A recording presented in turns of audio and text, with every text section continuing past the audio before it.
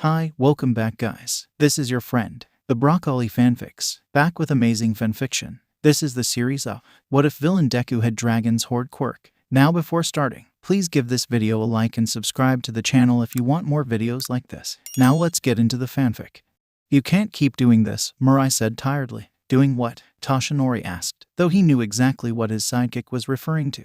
Mirai glared at him, his yellow eyes were particularly piercing. Yes, you saved them. He jumped ahead in the conversation. But then you spent over an hour coughing up blood. Shio had to come and heal you. So what was I meant to do? Just leave them to die? I couldn't do that. The number one hero countered fiercely. You could have called in backup. You could have distracted the villains. You didn't have to rush in and fight them. You still haven't fully recovered. Mirai growled. You could have called me, he added. He would have thought of something. No, Toshinori rejected that course of action. He shook his head. No, I could not have left them. They need a pillar, he stated softly. Sasaki huffed and then rose. Toshinori watched as his sidekick came close and then slapped his arm. It was a shock when the next thing he saw was glowing purple eyes. His sidekick twitched and All Might expected him to come out of the vision quickly. He didn't though. He kept twitching, and from the length of time Mirai was remaining in his quirk, Toshinori knew he was looking at as much of his future as he could. It didn't matter. He knew he was injured. He knew he was on borrowed time now, and that just meant he had to step up his work. He had to be there for people. And he had to find a successor. Just because All for One was gone didn't mean that One for All had to die. He had time yet. He could search for the perfect successor, and while he was doing that, he would still carry on his work. Mirai twitched again. The purple rings and patterns in his eyes expanded and contracted as he searched through the future. Toshinori waited. It would be nice if Mirai could see his successor. But he doubted the man would tell him even if he did. He twitched again. He really was looking into as much of the future as he could. All Might knew what every twitch meant. It meant that Mirai was shifting his focus, searching through years, or events stretching into the future. All Might got up and gently pushed Mirai down into the chair he was sitting in. While his quirk was active, his sidekick was conscious, but when he got involved in his vision, it was as if he was in a trace. As such, he could be moved. It looked like Mirai was going to use the full hour of his quirk, so after settling him more comfortably, he noted the time and picked up his laptop. He had paperwork to do, and just before Mirai came out of his vision, he'd make some tea. Ted, Izuku gasped for air as he slid down the wall onto the bench that was against it. He was training with Kurogiri with the new quirks that his dad had given him. It was going well, but he was exhausted. He had no idea Kurogiri was this fit. And the man had any number of good suggestions on how Izuku could combine his quirks. The Misty Man had simply laughed off his compliments, indicating that he'd spoken to his dad about possibilities. Izuku pulled out his phone as he tried to take deep breaths. It felt good to be doing something, even if that something was just exercising. The motion took his mind off events. But there was something he'd been meaning to do today before he began training. Kurogiri had gotten him down to the training room before he had. Knock, knock, he sent the message with a grin. Hopefully Himiko would be awake. Who's there? Izuku grinned. She was awake. Ivana, he sent back. It wasn't the best joke, but it was the thought that counted. Ivana who? Ivana suck your blood, Izuku replied. He snorted softly at her response. At least she liked the joke, but before he could reply, he saw that Himiko was typing again. It's not fair that All Might is back when your dad is still injured. Izuku's eyes widened at the statement. Hitoshi understood and Ochako didn't quite get it. Himiko knew society wasn't good, but he hadn't realized exactly how much she'd felt his pain. It's not, he typed back, but there is nothing that can be done about it for the moment. He was beginning to understand more now of why his dad said society needed to change, and why his dad would need his and Tamura's help to do it. It's still not fair, she insisted. Izuku felt warm at that. He smiled gently at his phone, but before he could form a reply, Kurogiri returned, his yellow eyes expectant. Gotta go, he sent to Himiko. More training to be done. Practice hard. Her response was almost immediate, allowing Izuku to see it before he put his phone down again and got up. After a quick drink, he was ready to go again. Ted, Mirai came back to himself with a gasp as his quirk deactivated. It wasn't often that he used the entire hour to see the future. Mostly he just needed a hint about something specific. The smell of tea reached his nose. He recognized the scent. It was one of the ones he had for restoration. He felt a burst of thanks towards the man who had to have put it there. And then he recognized that he was sitting. Another burst of thanks. Sir Nighteye blinked, moistening his eyes as he shifted to pick up the tea. The movement brought the attention of All Might, who looked over at him. You're back, he murmured, closing his laptop screen. I am, Mirai replied, trying to get his thoughts under control. He'd seen so much. It was always difficult when he looked that long into the future, both in time of quirk activation and in years. Drink up, Toshinori said, despite the fact they had been discussing his fitness to work an hour ago. and that Mirai didn't agree with his course of action, the number one hero was still caring. That was the reason he was number one. Sasaki's mind reminded him, even as he took up the tea and sipped at it. It wasn't cold, which meant that All Might had made it fresh, already knowing that Sir Nighteye was going to use the entire hour his quirk afforded him. The warmth spread through him, but that was superficial. The herbs worked to calm him, but Mirai could still feel his heart racing at what he had seen. He sipped the tea slowly, trying to order his thoughts, and for one of the few times in his life, he wanted to use his quirk again. Not on Tashinori. There'd been a spectator in All Might's life. He hadn't noticed him at first. All Might's battles always had spectators, but eventually Sir Nighteye had picked him out despite the changes of hair and eye color. There was something in that child's eyes that stood out from the crowd. But he hadn't been present at Tashinori's death, so perhaps he was just a particularly enthusiastic fanboy. So, what happens? All Might asked. You die, slipped out before Mirai could decide what to lead with. Yagi gave him a look. It was amused. Everyone dies, he said sagely. Not like that. Not as. He wasn't sure what to call what he'd seen. It felt like it was the opening move to something, but what he had no idea. And with his quirk, until he knew who else might be involved, and who survived that event, he would not be able to see what All Might's death was the starting point for. No, Mirai shook his head. No. You don't die peacefully. It's he didn't want to say. It was brutal. So who kills me? There was a kind of morbid curiosity with the question. Mirai's mind pulled up the memory of the events. It was toned in that way all the memories that came from his quirk were. There was the impression of teeth. They weren't human teeth, or at least, not normal human teeth. They were pointed and sharp, and by the time All Might died, they were stained with blood. They were attached to a huge creature. I don't know, Mirai replied. I've never seen. He paused. He wasn't sure if the creature was a transformed human or something else. Them, before. I didn't recognize them as human, but they could be transformed. Everyone dies, All Might repeated. Not like that, Mirai insisted. Tashinori gave him a look but then nodded. There was no point in arguing again. What else did you see? He asked instead. At the question, Sir Nighteye took a deep breath, pushing All Might's death from his mind temporarily. He also pushed aside the knowledge that everything he'd ever seen had come true. You are going to get a fan, he chuckled. What about a successor? I wasn't focused on that, but there are several people who could be, Sir Nighteye said. Really? All Might seemed happy about that fact. He ran his mind back over what he'd seen. There weren't that many teenagers in the mix, though they became more prolific near the end of Tashinori's life. In his mind's eye, he saw a progression of faces, but Mirai didn't recognize any of them. Still, he knew that was a few years in the future, so that wasn't surprising. You are interacting with people of the appropriate age group, he confirmed. Yagi nodded slowly, still pleased at that, before his expression clouded. Did you see any evidence of him? He's dead, Mirai objected. And the body was in some lab being cut up for experiments. Hardly the most dignified end. Did you see any evidence of him? Tashinori repeated, his voice chillingly quiet. You mean his son? Sir Nighteye asked. There had been something. Just one battle where? No, it couldn't have been all for one. He was dead. Except, Sir Nighteye knew his visions. They did not lie. And they did not change. The man Tashinori was fighting had all for one's build. His suit, his quirks, but not his face, because that was covered by a black metal helmet. And Mirai didn't know what that meant. He needed time to think about that one, to pull the memory up and examine it all. All Might just gave him a look. Mirai knew better than to say anything about it. It appeared the number one hero still believed it was his fault that Tsukachi's mission had failed.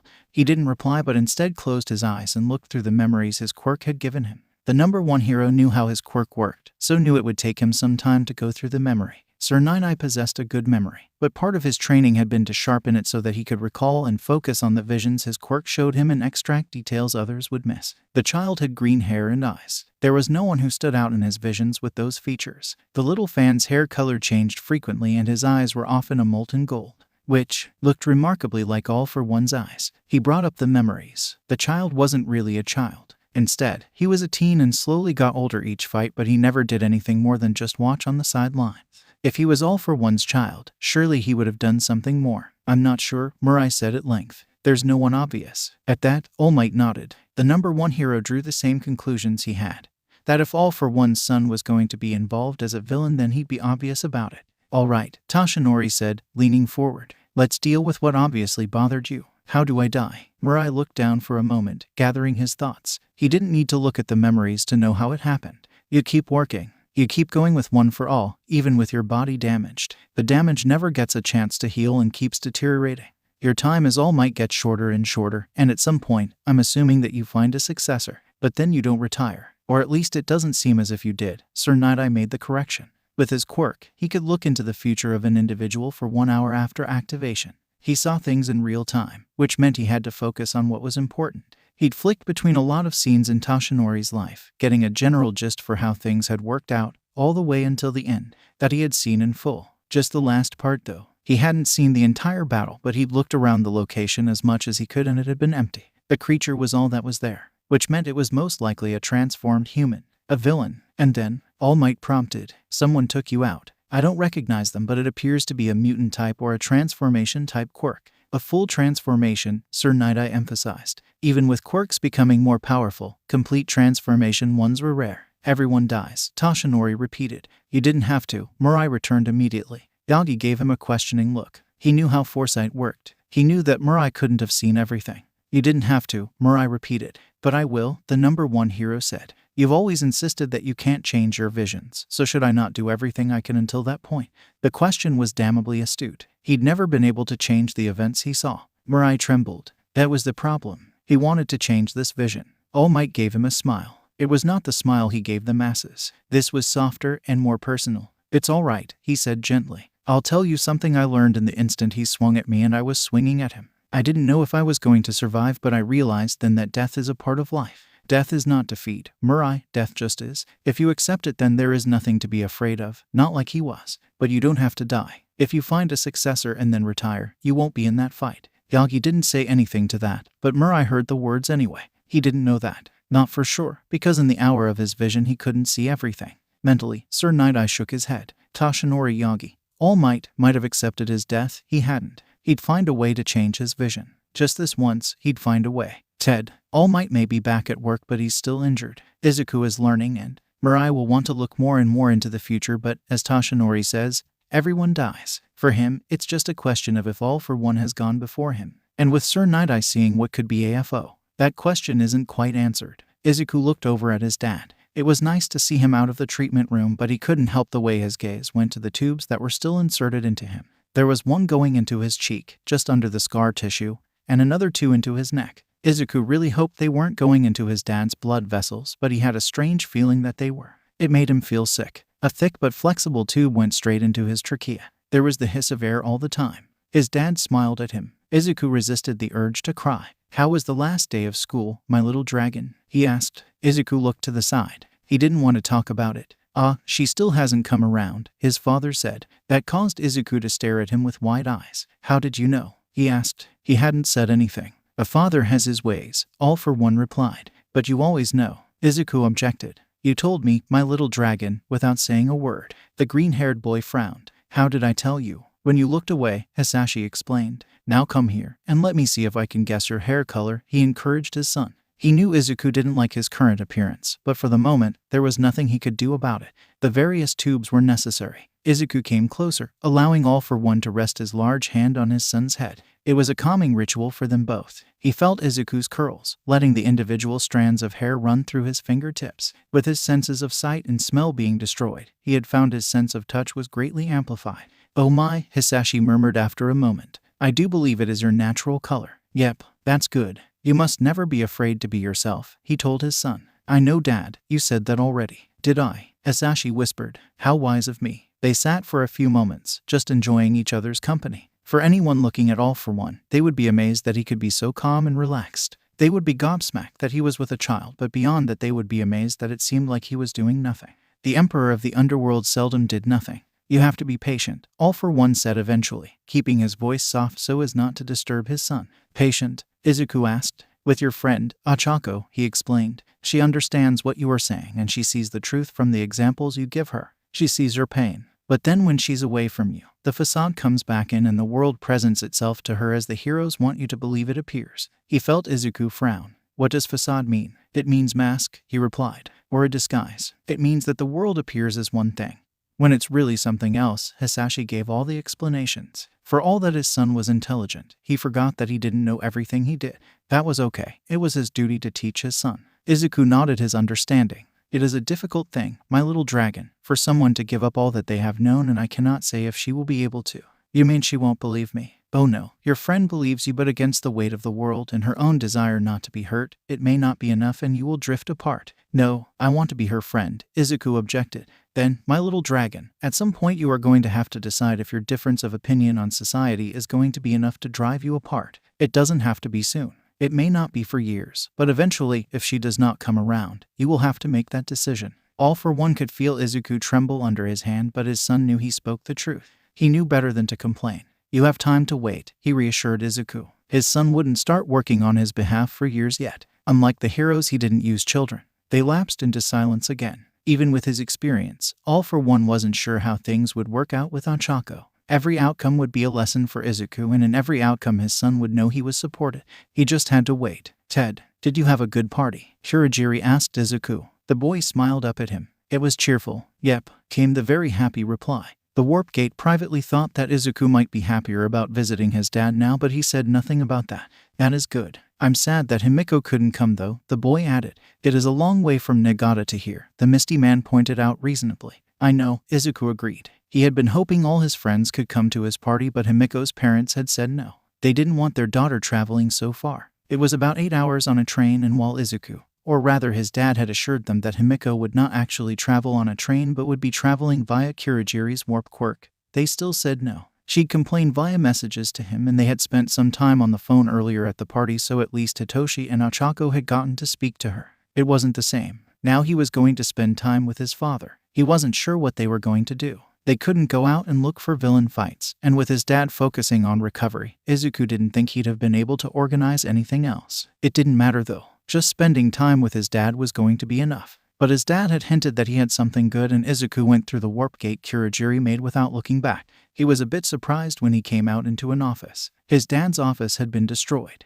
This one was different though. It was smaller, more personal. My little dragon. His dad greeted him, indicating that he should come close. Izuku raced over and gave his dad a hug. Happy birthday, Izuku, Hasashi said. You're 10 now. Such a big boy. He sensed Izuku grin at him and felt a stab of anger at All Might, which was quickly shoved aside. His son didn't deserve to feel his anger. Izuku laughed. It was a nice sound. I've got an unusual present for you this year, my little dragon, All for One said. Actually, I've got 2 presents. Izuku knew better than to squeal, but he could feel his son quiver in happiness. One present you are going to have to wait until next weekend, he told Izuku. Is it a quirk? Hasashi chuckled. It is a quirk. What does it do? Izuku immediately demanded. It's a secret, but you will be getting it off the current owner. At that, Izuku blinked. All for One could tell in the way Izuku moved that he was confused. He sighed. It's a little bit of a misnomer to call it a present, he said finally. But you know I helped people with their quirks, my little dragon. I cannot really do that now, but you can, for me. At that, Izuku gasped.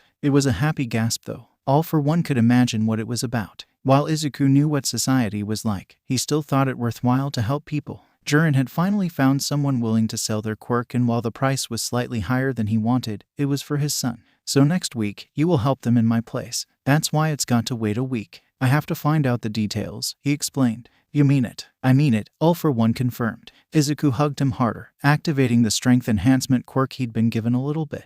It was a good thing he was robust. The second present is for now, but is a bit different. What is it? Izuku asked. He was still easily distracted. At the question, All for One sighed softly. I know you don't want to replace me, Izuku. No, his son almost growled, remembering their previous conversation. But I want you to be skilled in business, as I am, he continued, ignoring Izuku's distress. If his son listened, he would learn there was nothing to fear. That way you can replace me as the manager of my businesses, he finished. That seemed to get through to Izuku. He felt his son jerk as he said the last words. Manager? Izuku asked. I've been working, my little dragon, but I can't do as much as I used to, All for One explained gently. As such, when you come of age, I want you to be able to step into some of my roles. In that way, you will replace me, and there's nothing bad about that. But I don't. I can't. My little dragon, it won't be for years yet. I have appointed people to run the companies, until you can. They are doing that now, so I don't have to work as much. But I would like you to take over. In another 10 years or so, he tacked on to the end. He felt Izuku relax at that. For now though, I want to begin teaching you about those companies. How is that a birthday present? Izuku asked, confused. All for One laughed. Because I'm going to give you 2 lots of birthday money today. And we are going to invest one together, and the other you are going to invest by yourself. Then in 5, 7, and 10 years' time we are going to look at the 2 investments to see what has done best. Oh, Izuku said softly. He knew about birthday money. Most of his friends wanted it for theirs. He never really needed it because he had everything he wanted, and if he needed something, Kurogiri got it. So he hadn't really needed money that much. Plus, he had some for when he wanted to buy something, so it wasn't a big deal. I will teach you how to invest, so that you can do it for yourself, All for One continued. And it doesn't matter what you invest in. You can invest it in research, a company, or anything you want. While we will compare, it's not a competition, and I remember my first investments. He snorted. Some of them had been spectacularly bad. He hadn't known anything then, but he'd learned, just as Izuku would learn. Were they bad? Izuku asked, his amusement evident. I didn't have anyone teaching me.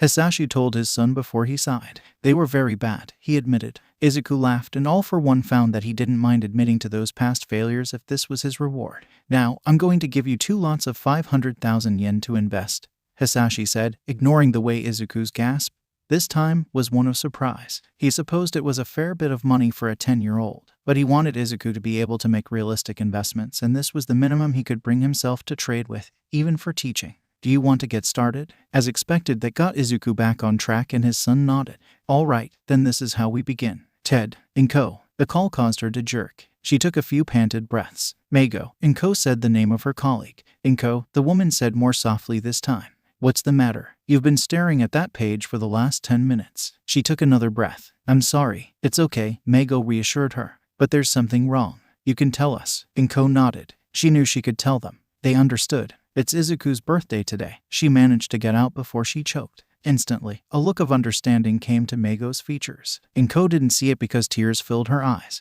Her other co-workers, Setsu and Yum, also understood, and Inko didn't hear when Yum got up and bustled off to the kitchen. He's been gone longer than I have had him, and she couldn't complete the sentence. Meigo embraced her. It's okay to cry, she told Inko. It happened to them all on occasion. Yum had cried on her wedding anniversary, and Setsu on the anniversary of the day her brother had been declared legally dead. Inko sniffed. She gasped for air. I just want him back. Yum came back with tea. She put the hot cup in front of Inko. Drink it. She didn't take the cup. Instead, Inko pulled a handkerchief from one of her pockets. The small pieces of fabric had become her constant companions over the years. She wiped her eyes and blew her nose before taking the tea. It was bland stuff. Their work didn't provide anything robust, but she needed the warm drink. She took a deep breath, feeling the liquid settle in her stomach. I just want him back, Inko repeated softly, without tears. And I just can't believe that this helps, she added, gesturing towards the document she hadn't been reading. It helps, Setsu said immediately, not focusing on her loss. But we never, Inko didn't complete the sentence. They never found anyone. Even if we don't find people, Yum said gently, our findings close off avenues of investigation, and that is valuable. I know it doesn't seem that way, but for every avenue we close, it means that we are one closer to the truth. And that truth may not always be nice, but at least it gives closure. Inko took another sip of tea before she nodded. She wanted Izuku back, but if she couldn't have that, she at least wanted to know what had happened. Even if he was dead, then at least the wound in her heart could. It wouldn't heal, but it wouldn't weep for the unknown. It would have closure. That's really what she wanted, what she needed. She nodded at the ladies surrounding her. All right, then let's close off another couple of branches of investigation, Inko said, giving a wan smile. The others smiled and nodded and didn't push for anything further. They all had their own pain. The mask was functional, barely, All for One reported to Kyudai. The doctor nodded but didn't say anything. There wasn't really anything he could say to it. Mechanics wasn't his specialty, especially biomechanics. But at the moment, he was all for One had. Bringing in healers to save his life was one thing, but bringing in others right at the moment would not send the right signals. Hisashi would have to make do. Did Tartaro's dogs come back under control? Garaki asked instead. That was why Hisashi had gone to Kyoto. All for One chuckled. Kyudai took that as a good sign. Now, doctor, can I expect any improvement? Garaki took several deep breaths as he thought. When All for One used that tone, he knew that the man was serious and expected a serious answer. It is unlikely, he began. Over time, you will adjust and I can moderate the drug dosages. However, your reliance on a respirator is going to be permanent. Without your nose and sinus tissues, the air you breathe has to be filtered, or you will risk complications, with the most obvious being infections of the lungs and respiratory tract. With your eyes, I can try a transplant and have been preparing to grow the tissues. But before I can go ahead with that, I will need several high-intensity scans of your head to determine what parts are there. If the optic nerve is not there, then it will not matter if I implant eyeballs. They will not be functional. So, unless I can get access to one of the Commission's better healers, transplants are the best option. All for One summarized. Possibly, Kyudai was compelled to point out. Though he longed to ask if the Commission's healers were really that good. He suspected they weren't. and he suspected Sensei knew that. He sighed. The regeneration quirk has taken your injuries as a template. It's possible if you are healed, that it will simply revert the healing. You may need to give it away before you are healed by one of them. The way Hisashi shifted his head spoke volumes. I cannot say for sure, Garaki admitted. All for One tapped one finger. Would any of the techniques used to create the prototypes be of assistance? That was a good question. Potentially, but in order to rebuild your tissues, you may need to die, Kyudai said after thinking about it for a few moments.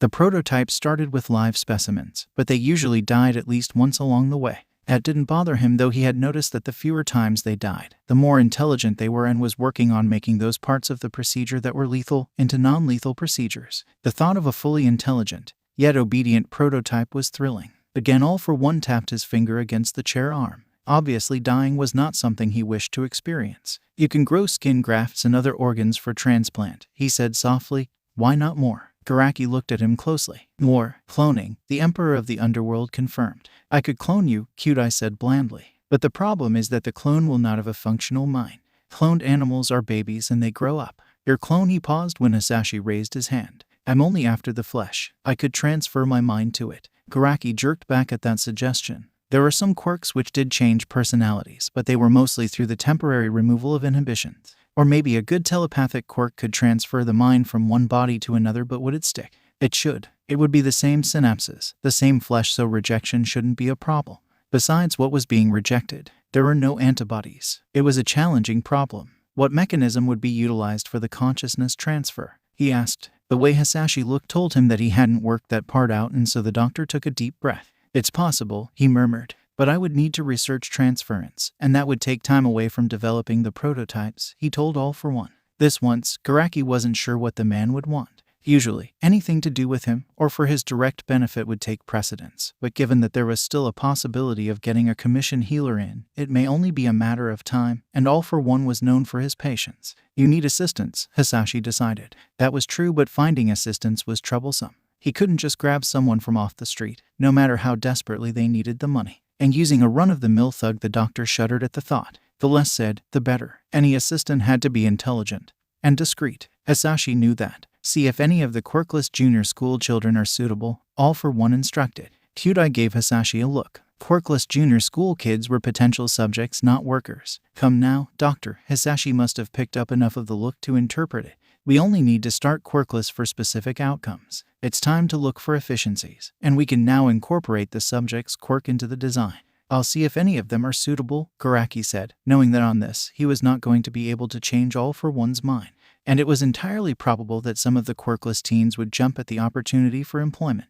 With their history, some wouldn't even object to seeing quirked people used in experiments. It would be a matter of finding the right candidates. Keep them away from Izuku, All for One instructed. Garaki nodded. All for One took a deep breath, timing it with the respirator. Now, a theoretical question. Izuku absorbs quirks, merging them into his own? Yes. It was rhetorical, but Kyudai nodded again. Can he absorb the same quirk twice? Hisashi asked intently. That was a very good question. He can absorb the same type of quirk, the doctor said aloud as he worked through the problem in his mind. But even as he did that, he was drawing a blank on the answer. But I am not sure if he can absorb the exact same quirk twice. If he could, though, the implications were stupendous. All for One was physically an immensely strong man, even without a quirk. With quirks, he was equal to All Might, but he did that by layering different quirks together. A basic strength enhancer, then several reinforcement quirks and a few others to match the number one hero. But if Izuku could take in the same strength quirk multiple times for the same effect, they would simply multiply on each other. And the doctor shivered. The implications, the things Izuku could do, even if taking in the same quirk had a lesser effect. It all depended on how much reduced the second copy of the quirk was. If the effect was linear, or exponential, or any number of reduction shapes, that would still be useful. He could take in the same quirk until the return wasn't worth it. But then, Izuku could layer a second quirk on top of the first, much like his father did, except the second would be layered over a vastly stronger base. Izuku has the 3 quirks I had you copy: regeneration, shock absorption, and a basic strength enhancer. Make another copy of the strength enhancer and we will find out. All for One instructed, already anticipating Kyudai's line of thought. It has to be named Singularity, the doctor blurted. Izuku's quirk was still not named. And here I was thinking that a derivative of All for One would be best, Hisashi said softly. There was a note of amusement in his tone, suggesting that he was playing. Such as? Kyudai asked. All for me, the Emperor of the Underworld suggested with a laugh. Garaki chuckled at the suggestion. It was accurate. Perhaps we should ask Izuku, Hisashi continued. At that, Kyudai sighed and nodded. Yes, perhaps we should, he said, so that All for One wouldn't have to rely on his sight quirk. There may come a time when he needs to tell someone its name, he continued. Izuku's quirk was not going to go down on any registry, but sometimes it was necessary for the name to be known. I'll discuss it with him, Hisashi assured the doctor. In the meantime, start copying the strength quirk with that new procedure and find yourself some assistants. I think, for the moment, we can guarantee their loyalty without reinforcement. I'll check the registries anyway, Garaki indicated, translating his boss's statement.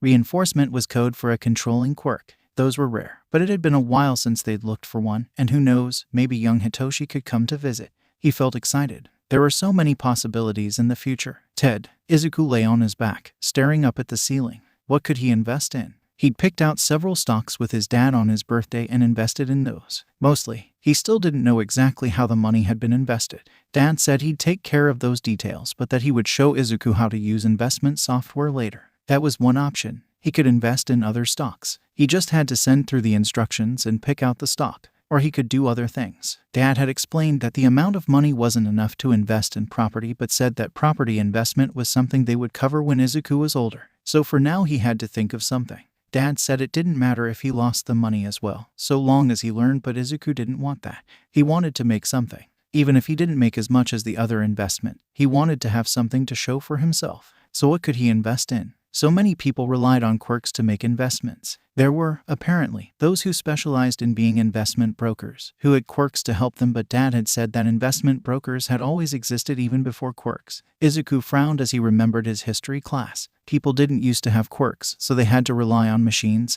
and each other. They had to rely on what they could build themselves. They didn't rely on quirks, he whispered to the ceiling. Saying the words aloud was an epiphany. He'd already been seeing that you couldn't rely on quirks completely, especially ones you didn't know. And he'd seen it in villain and hero fights from people who did know their quirk and what it could do. When they were tired, when something didn't go to plan, things just didn't always work out. But what if there was something different? What if there was something you could rely on? Pre-quirk humans had that. He had that to some point. People drove in cars and they could rely on them. His dad was relying on a respirator at the moment, but what if there was another device? Dr. Kyudai had made a mask, but Izuku knew he wasn't good at mechanical things. Maybe he could get something better. Except, Izuku took a couple of deep breaths. He couldn't just go to a company and ask them to make it. That wouldn't work. There'd be too many questions, and the only companies which would make something like that were support companies. And he couldn't risk that. If someone made the connection, Izuku forcefully shook his head. He was not going to lead them to his dad. He wouldn't let that happen. For an instant he thought about what might happen if the heroes raided here now. He was no longer 6. Kurogiri had been teaching him. He'd definitely make them regret it. He wouldn't let them hurt his dad. Kurogiri would probably tell him he was being overconfident, but he'd find a way. That wasn't what he was meant to be thinking about. He knew what he wanted to invest in, but how did he go about it? Did he research companies and do that? Or pick out an established support company? Except, if he did that, he might make money, but he wouldn't get what he wanted. He had to find someone who could build it for him. He needed someone who could build things. Izuku rolled over and pulled his phone out from under his pillow. He tapped the screen and opened his contacts. He had met someone who could build things. Sure, he hadn't been able to use the finder, but it didn't rely on a quirk. It wasn't hard to find her contact details on his phone.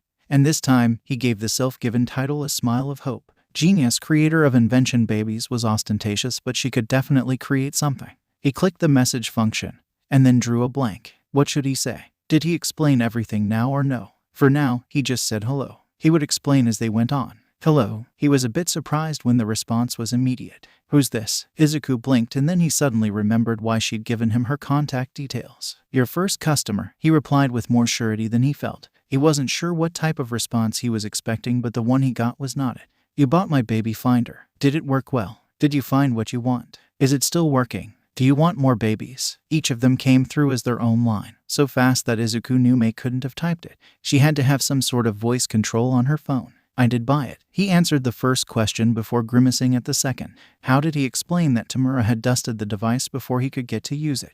Maybe he'd just skip over that one. I did find what I was looking for, thank you. Another question to skip. Yes, I do want to talk to you about more items. He pressed send. For a minute there was nothing from her. If Izuku had been in Kyoto, he would have seen what Mei's parents could. Their daughter had been giggling a moment before. Now she was just staring at her phone, her eyes wide in shock and completely silent. "Do you mean it?" came the reply eventually to Izuku. "Yes," he typed back simply. "Oh my god, I'll make you the best babies. Do you want something to put out a fire? Or something to find hidden items? Or a baby to do the washing? Take out the garbage, dust in high corners?" Izuku got the feeling that the questions would have kept coming, but something stopped Mei from typing, and with the next text from her, he figured it was probably her parents, who were advising her on what to say. "Wait, I should ask you for what you want and wait for a reply," she sent to him, and then there was nothing further. "Thank you," Izuku typed for whoever had given her the advice. It was a bit daunting to have to reply to the barrage of questions and suggestions. "I don't want anything like that now, though maybe in future," he added. "Something that could vacuum up dust better than their current vacuum would be welcome, especially if it could get into small cracks and crevices, since Tamura had dusted a lot of controllers lately, and dust wasn't good for his dad's breathing. My dad got caught in a hero raid and has suffered permanent injuries. He's going to be on a respirator with oxygen for the rest of his life, but the current ones are too large to carry around. I wanted something smaller and portable that he could wear," Izuku wrote, not really knowing where the words came from, but knowing that's what he wanted. There was a bit of wait before the next reply. "I don't know how to make something like that." It was only words on a screen, but it appeared painful. "Could you learn?" Izuku sent back. When he didn't know something, Kurogiri and his dad encouraged him to learn. "I can, but that would mean I can't make you a baby immediately." "That's okay," Izuku replied. "This was an investment. I can pay you something so that you can experiment," he typed to her. "You mean it?" "First." Izuku smiled at the name. "I mean it. How about 10,000 yen for now, and we can discuss it as we go along." "Where did you never mind. You have a deal?" "First, I'll look into respirators." Izuku closed his eyes and nodded. He was pretty sure his dad needed more than a respirator, but that would help, and it was a worthwhile investment. He closed the messaging app and then flicked back through the transactions on his phone. He didn't make many, so it was easy to find the one for Mei. He pulled it up and adjusted the sum before clicking send. He wouldn't make money from this investment, but Dad had explained that investments weren't really about making money. They were about getting things you wanted or needed. Dad needed the respirator, and Izuku wanted him to have it. So, that was a good enough investment for now. Ted, Izuku is learning to be a politician when he talks with Mei. Answer the questions you want to answer, and ignore the rest, or answer the question you hoped they would ask. So we will see how things go on with the investment and AFO's plans for healing himself. So, for those who thought that Izuku might invest in a support company, yep, he has, in a manner. He's investing in a baby startup company, but even though he's in training to be AFO's most trusted lieutenant, he's still a nice boy who wants to help people. So in this case, he's going to help out Mei, who will help him out. AFO, if, when he finds out, can get behind that. You are, after all, allowed to help out family and business associates. He's the family. Mei is the business associate, so AFO can be assured that Izuku has taken his lessons to heart. Izuku was feeling both excited and nervous. Today was the day he'd get to help someone. Kurogiri had insisted that he dress in his best clothes today, and so he was wearing a suit and tie, and his curls had been slicked back with a copious amount of styling product. Where Kurogiri had gotten the suit from was beyond him, though the Misty Man had tied his tie for him. He still didn't know how to make a proper knot. The Misty Man had instructed him to have black hair and black eyes today, and then they had waited in the bar until Jiren had arrived. The broker even looked neat and tidy, and after a short conversation with Kurogiri, the warp gate had opened and he'd accompanied Jiren through Kurogiri. It was a bit of a surprise when Kurogiri reformed behind them. "Yeah, didn't think I'd be allowed to take His Highness myself," the broker had commented. Kurogiri had said nothing, and Jiren had quickly gotten the point.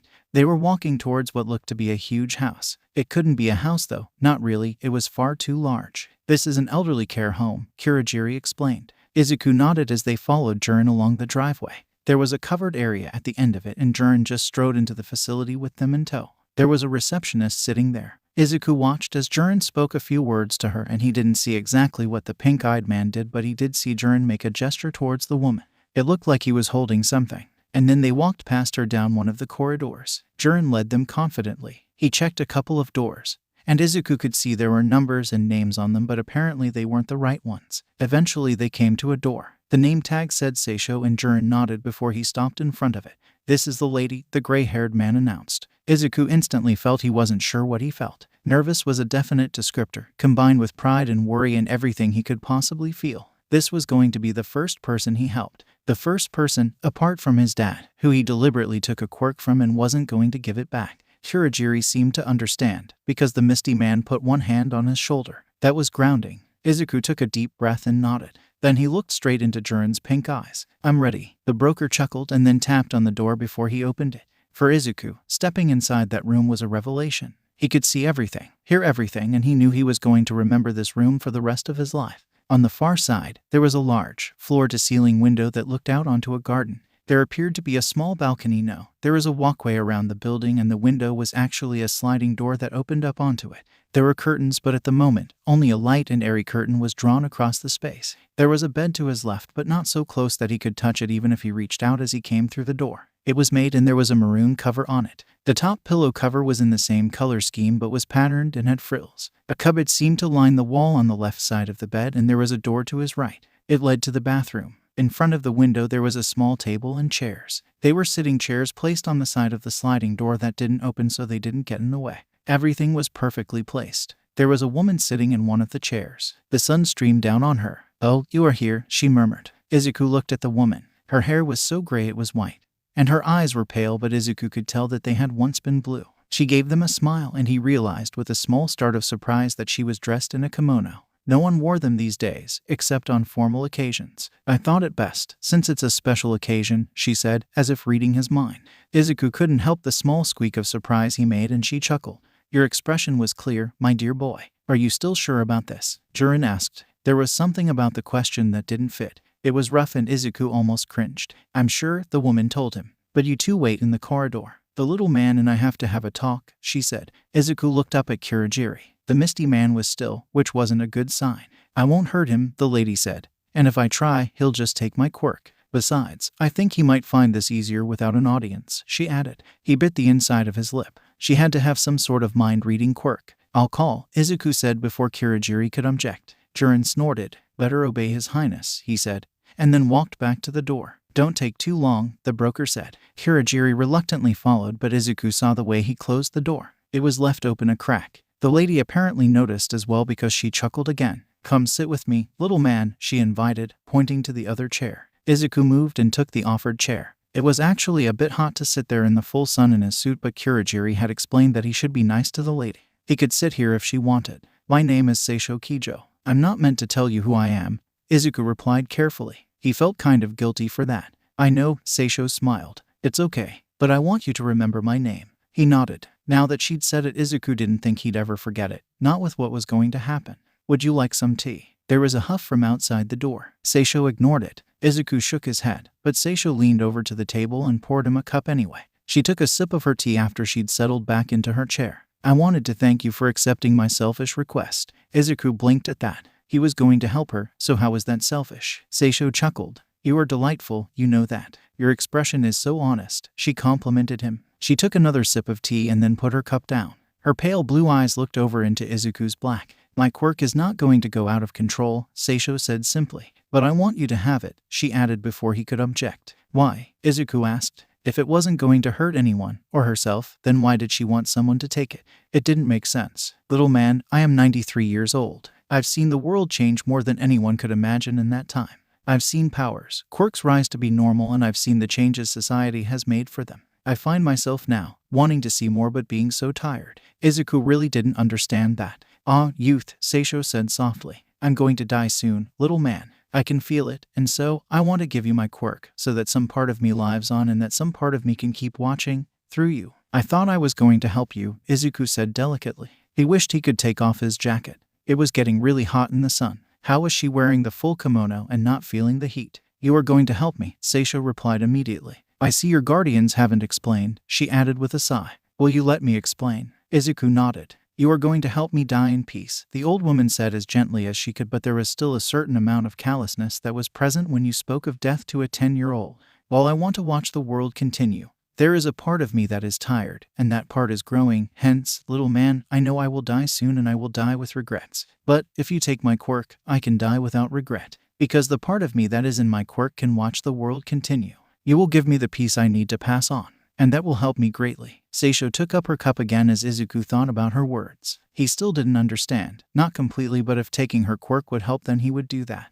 "Okay," Izuku whispered. He didn't really like thinking about dying. It still felt too raw. He could still remember seeing his dad in that tube. The blood smeared on the control panel at the bottom. The fear was, Dad is safe, Izuku reminded himself, forcing himself not to shake his head. He had to pay attention now. She gave him a smile. It was small, but Izuku could tell it was heartfelt. Thank you, little man. I'm sure in the future, you will take other people's quirks, especially if they are a threat to you, but my one, you take with my full permission and blessing. Seisho set down her teacup and they sat in the sun for a few moments. Now, is there anything I need to do? She asked, somewhat curious. Izuku shook his head. Are you ready? He returned his own question. The old lady took a deep breath and then smoothed the lap of her kimono. Yes, she replied. Izuku nodded and closed his eyes as he reached out with his own quirk. It wasn't quite the same as doing this with his father. She felt different. He felt different. Her quirk was an odd mix of yellow and green. It was almost like the too hot sunlight they were sitting in hitting a deep forest or soft moss. It was rather beautiful. He gently touched it with his quirk and tugged. There was a slight resistance, but not much. Izuku pulled it again and this time it came to him. Ah, there it goes, Seisho murmured with a contented sigh.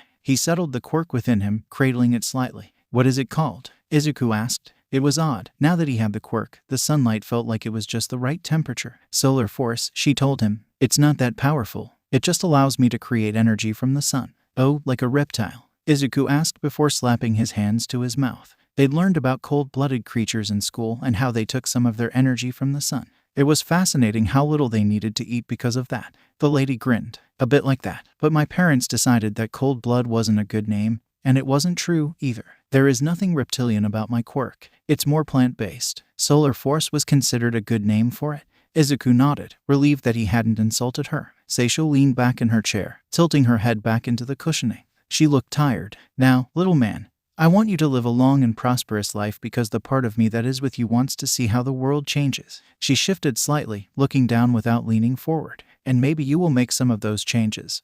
Little man. He gave her a tentative smile. Maybe. That got another chuckle. I want to rest now, Seisho said. Izuku immediately got up. He bowed at her and then turned to the door and walked as quietly as he could towards it. Just as he reached it and was about to slide it open, Seisho spoke again. Thank you. He nodded towards her, not knowing what to say before he turned away and slid the door open. Kurogiri was standing there. Jiren was leaning against the far wall. We're good, the broker asked. Izuku nodded. Then let's go, Jiren announced. Here? Kurogiri seemed surprised. Unless you want to speak to the receptionist, the broker replied lazily. She'll know we are gone and will allow people back into this corridor. The misty man sighed and then opened into a portal. A few moments later the corridor was empty. You lied to me, Sir Nighteye stated. He didn't slam his hands on the desk, or hiss, or engage in any other histrionics, no matter how badly he wanted to. Instead he fixed the commissioner with a bland stare. The man returned it, but the fact that he wasn't spluttering at the insult or otherwise taking offense told Mirai that the commission knew exactly what he was talking about.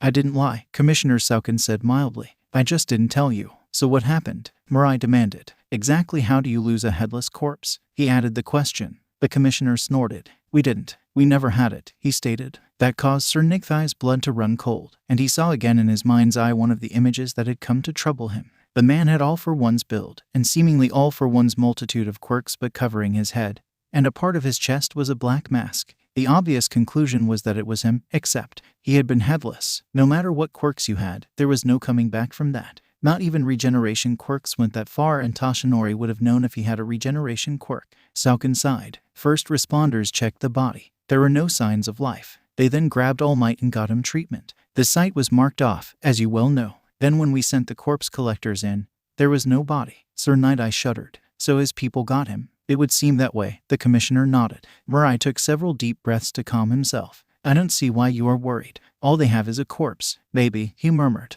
Realization dawned on the commissioner's face as he no doubt recalled what Sir Nighteye's quirk was. What have you seen? He demanded. All Might, without his quirk, fighting someone who could have been him. Could have been. The height was his, the build was his, the suit was his, as were the multiple quirks. However, there was a black metal mask covering his head and shoulders. The commissioner worried his lip as he thought. A clone perhaps, or a puppet. He offered the alternatives. The thought of the figure being one of them had occurred to Sir Nighteye as well, but human cloning was illegal. It wouldn't stop All for One, came the immediate retort from his mind. He wouldn't allow himself to be cloned. That argument felt better to him. He is no longer calling the shots. The statement from the commissioner was enough for Mirai to know what they would be trying if they had All for One's buy. They would be desperately trying to extract his quirk. And if that meant cloning the man, that's what they would do. They had blood, so they could still be attempting that. He made a mental note to truly check. The world did not need another All for One. He's not, but if there is anything of him, Sir Nighteye didn't finish. He didn't need to. The commissioner understood. Let's say the person in your vision was him. He could not be fully functional, Sauken said matter-of-factly. They pulled brain matter out from All Might's hand, so at the very least, he has a traumatic brain injury. Sir Nighteye ran through the rest of his visions. He'd done this already, but another check never hurt. Except, he could not find that man again. One battle was all he'd seen. He could look into Toshinori's future again and look further, but that was chancy. His visions were in real time. And even with All Might being on limited time, that was more events than he could observe in an hour. I'd feel a lot better he didn't finish. He'd feel a lot better with a body and a cremation, but the commissioner wouldn't have allowed that. Even so, no matter what the commission had planned, he'd feel better with the body under their control. What have you told him? Commissioner Sauken asked, not bothering to fill in the half-sentence Mirai had uttered. I haven't, Sir Nighteye told him. He's already pushing himself. He does not need to know that All for One might have survived. Sauken nodded and Mirai frowned lightly as he recalled something else. You haven't gotten his assets. The commissioner was a consummate politician, but All Might's sidekick was watching for a reaction. The slight souring of his expression was enough to tell him everything he needed to know. He was slightly curious to know what had gone wrong, but not so much that he could ask. There were a number of things that might have happened, including All for One having proper paperwork to deal with his assets in case of death or misadventure. The man was arrogant enough to believe he wouldn't need those arrangements, but thorough enough in creating his alias to actually have them. It was almost like a posthumous stab at them. That would be like All for One. Mirai sighed audibly. I will not tell All Might, he told the commissioner, but in return, you will keep me apprised of anything that might be him. For a moment, he thought the commissioner might reject the deal. Then the man released his own sigh. The commission could not afford for the number one hero to be against them. They might control a lot, but All Might had enough popularity that he could go against them. That is acceptable, he replied. Sir Nighteye nodded and then rose and left. There was really nothing more to say. Ted, Karaki looked at the vial. It was clear in the liquid, and it was clear. It was the latest batch of strengthening drugs he'd made for Sensei. The man had recovered, but he wanted more. More speed, more stamina, more strength. He didn't seem to understand that when you were injured that badly, just breathing should be considered a victory. Sensei understood that some things would take time and that he would get stronger as the years went on, but he was not content with that. He wanted everything now. Kyudai knew what Sensei wanted. He wanted to turn back the clock, or transfer to a new body, or something to bring him back to his prime. Getting old was not something the man accepted. Being feeble was definitely not something Sensei would tolerate. That's why Garaki was working on drug combinations to make him stronger. But these were powerful drugs, and in combinations that weren't tested. It would be easier if Sensei would allow him to use that new drug, the one that activated quirks, but while that offered stunning possibilities, even Garaki could see dangers there. He didn't need the blood-freezing look the man had given him. He may not have eyes, but Sensei knew how to use his presence effectively. He just hoped this cocktail was effective. He was running out of combinations. Ted, Kurogiri looked down at the letter in his hand. It was on the letterhead of Hoween, Mori and Nishimura, signed by Watanabe and addressed to Hisashi Rigi. It had been forwarded, via several very roundabout ways, to him from JBQC. It advised Hisashi that as the government considered him officially missing, he had 7 years from the date of his fight with All Might before they would be legally obligated to action his will. Sensei, he prompted. All for One seemed pensive once he read the letter. He nodded slowly to acknowledge that he'd heard. Forward them a payment from my personal account, he instructed, and I believe I will send Izuku to speak to them before the time limit is up, if I cannot do so myself. The misty man nodded. That made sense. He already knew that Sensei was seeking other means of healing, and All for One would not wish to appear so weakened, even to his lawyers. There was time before they had to act. We'll just have to make sure Inko does not visit them, Sensei murmured. At that, Kurogiri gave his boss a sharp look, even though he knew the man could not fully see it. Was Inko still a beneficiary? That could be difficult to solve. Do you? He didn't ask the full question. Did Sensei want his wife taken care of? No, he said immediately, waving one hand to dismiss the matter. I do not wish to deal with the inevitable investigation at the moment. Ah, that made sense. Inko's death, if it was anything but completely accidental, would likely attract attention and investigation, which would no doubt confuse those who knew her, but would happen anyway. I will set a reminder, Kurogiri indicated, if it was getting close to the time limit, and Sensei was not healed, he would remind the man that something had to be done. Very well. All for One allowed, and the matter was dismissed. Ted, while he couldn't see them in the traditional sense, All for One still liked to inspect the prototypes. It was genetically programmed into them that he was their master, but allowing them to see him reinforced that, so there were benefits to visiting even when he couldn't actually see the progress. This one is functional? He asked. Yes, the doctor said, though Hisashi detected a note of, what was it? Annoyance. The doctor was annoyed at something. Like the last one, All for One probed. Yes, Cute Eye answered, apparently realizing his tone had been detected. All for One didn't turn towards him. He destroyed the last prototype, which had been both necessary and unnecessary. Necessary to work out his anger. Unnecessary because it did destroy valuable research. How independent is this one? It will fight, Garaki said, but it will need direction to be told who to fight, he added. Acceptable, All for One said. Can you make others more independent? These things were foot soldiers. They did not have to be completely able to think for themselves. There was meant to be someone who controlled them. I believe so, the doctor answered immediately. But I think it would be best done via fixation. Fixation, yes. The higher cognitive functions of the human mind are destroyed by the action of multiple quirks. It's not that surprising. The body detects the second quirk and treats it as an infection. The body's temperature rises but the quirk does not leave. And so eventually the mind is compromised. While I can ameliorate the effects somewhat, I believe if the mind is fixated on something, a concept, an event, even an emotion, then that fixation will survive and some cognitive function will be retained with the fixation. All for One gave the doctor a look. That's the theory, Garaki admitted. You may look for a suitable candidate to test it upon, Hisashi said. He saw the doctor nod. Gigantomatia, All for One called. His bodyguard moved and from the slight flinch Cute Eye gave, the doctor had forgotten that the huge man was there. My lord, this has been put off for too long. Take the prototype to Nagata. At the word Nagata, Gigantomasia's expression changed. He grinned, showing his teeth and an unholy light lit in his eyes. I believe you know who needs to be collected. All for One said. I do, my lord, but the giant's expression altered. He seemed distinctly disappointed but resolved. I cannot leave you unguarded. Garaki saw All for One's expression and was controlled enough not to laugh, but it was a near thing. I will be safe enough here, Hisashi countered. Gigantomatia said nothing. All for One was meant to be safe at work too, but that had not happened. The giant man knew it wasn't his fault the heroes had found Hisashi, but he probably felt it was his fault that he was not on hand to protect him. All for One sighed, recognizing that Gigantomatia would not say anything but was going to continue to object. He sighed. I will have the doctor configure several prototypes for protection and have a come to you with Kurogiri waiting, he offered. The huge man thought about that for a moment before he nodded, his smile once again turning predatory. I will bring them to you, he announced. No, I wish the prototype to take them. You are accompanying it as an observer. I wish to know how functional it is with simple instructions. If it cannot perform, then you will take over and bring both the targets and the prototype back. Gigantomatia listened carefully and then nodded. He flexed huge fingers. It will be done, my lord. All for One smiled. Cute Eye didn't like it, but at least it wasn't directed towards him. Prepare. Hisashi paused for a moment. 2 tanks. I want to know what it takes to awaken a quirk, he instructed. Garaki nodded. Will there not be 3? He asked. There are 3 involved. 1 held back, Hisashi explained, so we'll form the base of a prototype instead. The doctor nodded as he understood. That was All for One's mercy. Prototypes lost their mind. It was perhaps a harsh mercy, but it was a mercy. If this test is successful, I believe they will then move from prototype to production. Do you have a name for them? All for One asked. Cute Eye chuckled. To anyone unfamiliar with the prototypes, the main feature was their exposed brain. Except, for all that it was exposed, they did not truly think. Nanashi, he said the word. Brainless, Hisashi translated with a chuckle. The statement wasn't quite true since the prototypes obviously had brains, but he knew what the doctor was implying.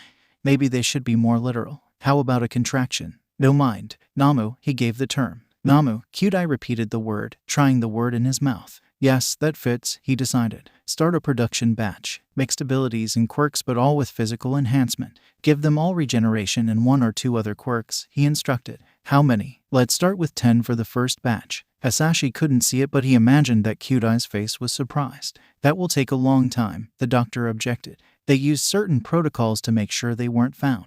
One of them was about power consumption at the warehouse. For the last 100 years or so, the power companies routinely monitored for properties which consumed too much power. It was a holdover from previous times when that information could be used to find criminals and illegal hydroponic operations.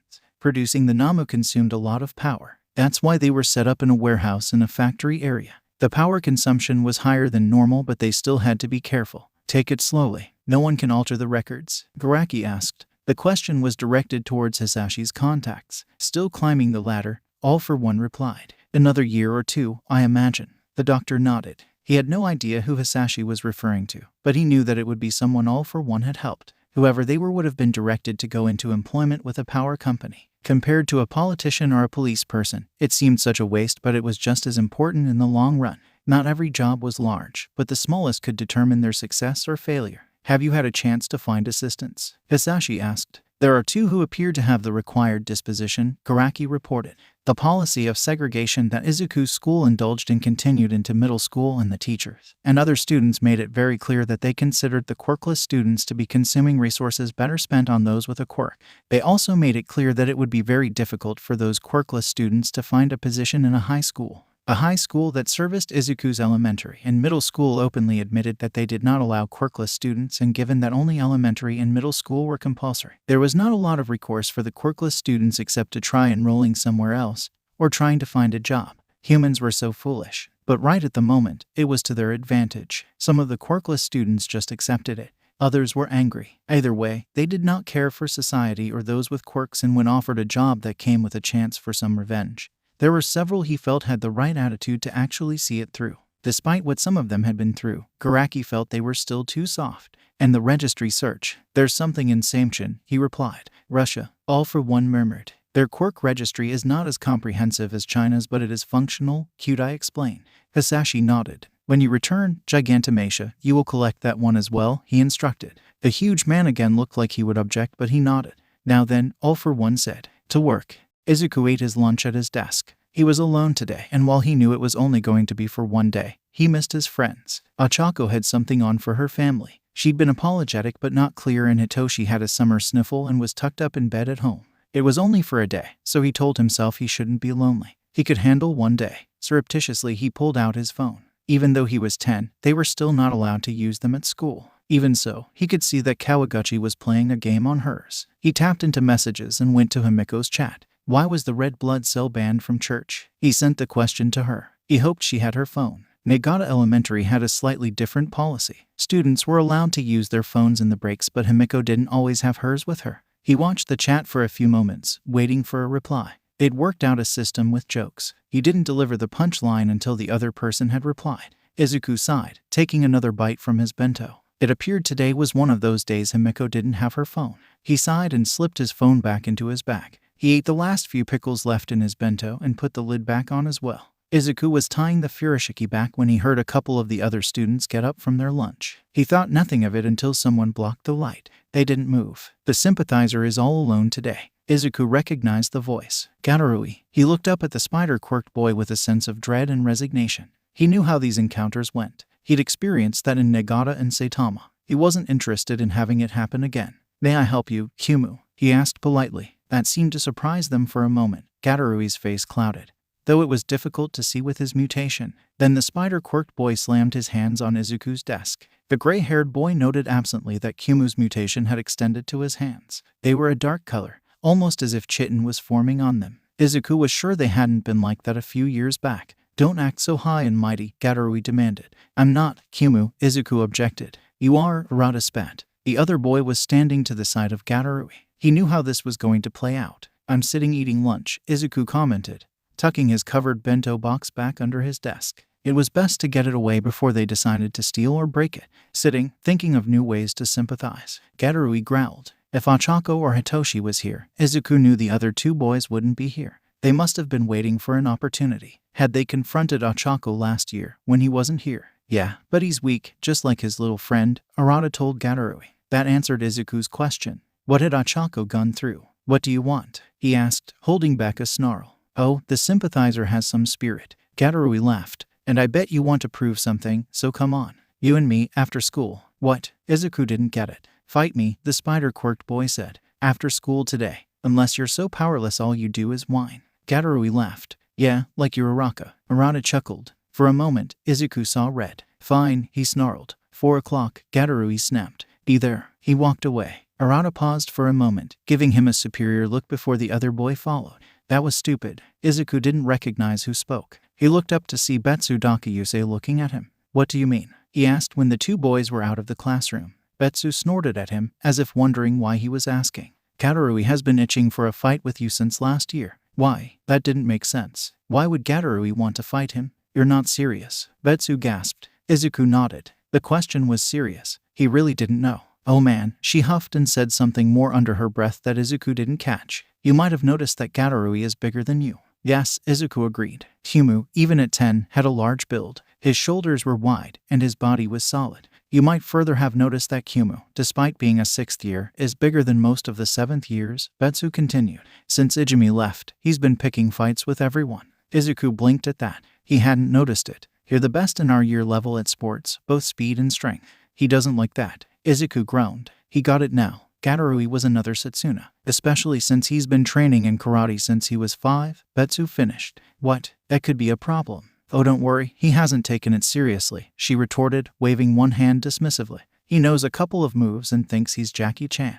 Who's that? Look him up later, Betsu grumbled, annoyed that her joke had fallen flat. It wasn't funny when you had to explain. Izuku groaned again, and put his arms on his desk as he slumped over. Thank you, he said to Betsu, though the words were sort of muffled. He didn't see the way she grinned at him. I'm kind of looking forward to it, she told him. Probably everyone who had noticed was looking forward to it, Izuku realized. He huffed to himself. He could not show up. He hadn't really made the challenge, but he knew if he did that then Kuma would think he'd won. And then he'd be insufferable. He had to show up, but he didn't have to fight. No, that wouldn't work either. Gatorui would beat him up anyway, which meant he had to go and fight. He could use his quirks. That would be easy, but inwardly Izuku grumbled. If he used any quirk other than fire breath, that would cause attention, which would then be written up officially, which would then bring the heroes. He couldn't do that. Or at least, he couldn't use anything other than fire breath and against someone who knew how to fight. Darn it. He knew how to punch. Kurogiri had taught him that, but the Misty Man hadn't taught him how to do anything more. Though, Izuku supposed he could dodge well. Training with Tamura ensured that.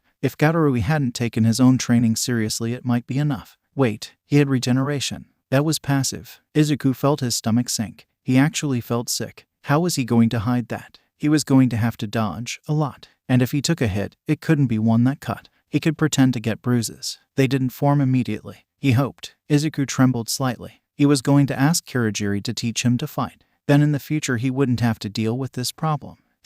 Despite what Betsu had said, Izuku was rather thankful there were only a few spectators. He silently gave thanks to after-school activities and everything else that meant people couldn't be here. He briefly wondered where the teachers were, but he knew they would only get involved if they were going to be impacted. Gatorui was here, as was Arata. There was a small group of other students around them. Betsu was off to the side, and Izuku thought she was standing with Seicho Gase.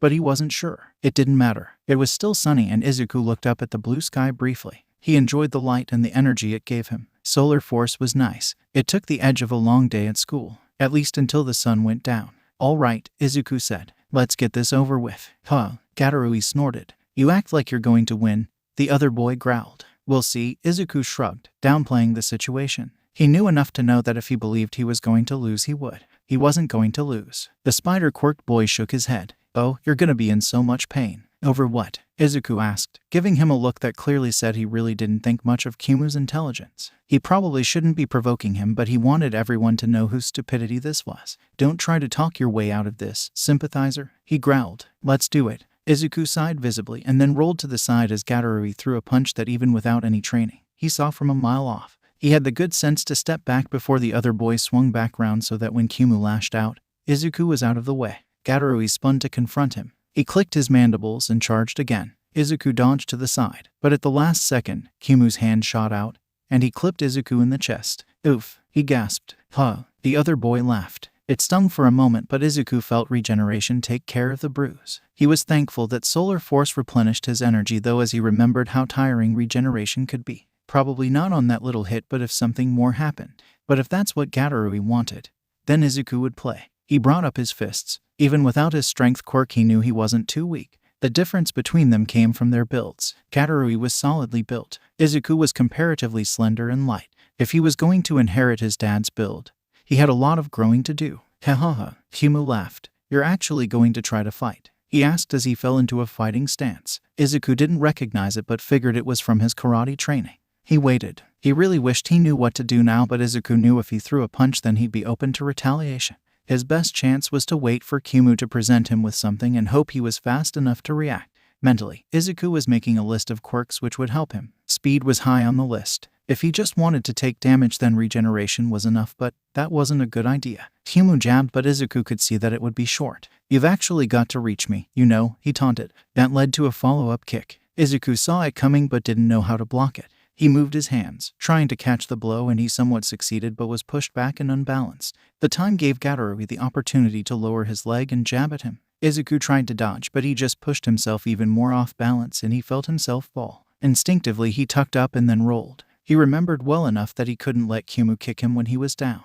That's how his rib got broken. Thankfully, the larger boy didn't seem to want to do that and Izuku sprung up and just managed to dodge a follow-up kick. He took a deep breath and thought about his options. 1. He could let Kumu beat him up. It would hurt, but he'd heal. Except that would mean that Gatorui thought he was better than him. It wouldn't really mean it, but the other boy obviously equated physical prowess to worth. No, he wasn't going to accept that. 2. He could run away. He didn't have a speed quirk, but he was pretty sure that he was faster than Gatorui. The chitin that was his head had to be heavy and Izuku wasn't sure if he could breathe with the same efficiency. No, that wasn't an option. It would almost be worse than letting himself get beaten up. So 3. He could fight and let regeneration heal the damage. Inwardly, Izuku nodded to himself. Unless he stood up to Kumu and actually showed the other boy that he wasn't going to be pushed around, then this would happen again, or there'd be that stupid superiority. For a moment, he let himself contemplate option 4. He could take Kumu's quirk. He wasn't sure what would happen if he took a mutation-type quirk, but no, that wasn't an option. He couldn't. He could, but there were people watching.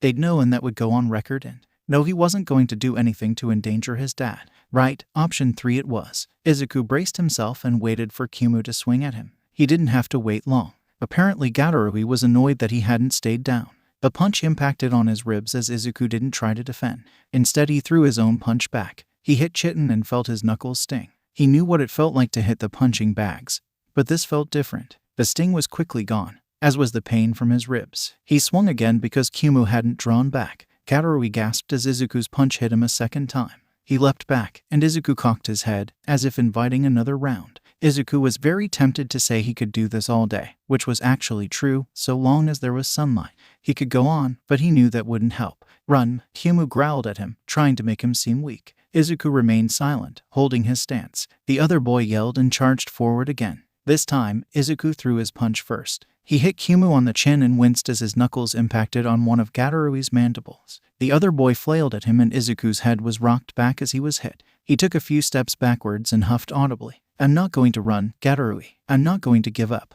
And we can continue hitting each other, but I won't be changing to what you expect. And you won't be changing to what I expect, Izuku said, checking his hand to see if he'd cut it. He didn't think he had, because while regeneration was fast, it wasn't that fast. I don't want you to change. You act all high and mighty. You think you're better than us. So what? Izuku frowned. You just want to beat me up. The spider-quirked boy screamed and charged forward rather than answering. It was pathetically easy to sidestep him and stick out one leg to trip him. He actually sprawled in the dirt for a little. I'm out of here, Izuku said and turned away. There was a notable silence from the spectators and even Arata said nothing as Izuku walked away. Thankfully, no one followed. When Izuku was out of sight, he sighed heavily. Gatorui would want a rematch. He could avoid it for a while, but not forever. And if he had to fight Kumu again, then he needed some way to cover up the fact that he had regeneration. He had to learn to fight. Who could teach him? Now that he thought about it, Kurogiri was already teaching him how to use his quirks and he'd never seen the Misty Man fight, which really only left Gigantomachia. Izuku had never seen the giant fight, but he knew he had to be able to. Izuku nodded to himself. He'd ask tonight. He had a feeling he'd need the knowledge sooner rather than later. Ted, these are 10-year-olds fighting. While Gatorui might have had some training, as Betsu said, he didn't take it seriously and Izuku isn't going to use his quirk if he can avoid it. The teachers would notice multiple quirks, and while that may take a while to get back to the heroes, he won't risk his dad. So not a huge battle filled with kicks and punches and lots of quirk power, just a bit of a school Barney. Nothing serious. Little Lord, Gigantomachia greeted Izuku happily when the boy appeared through Kurogiri's warp gate.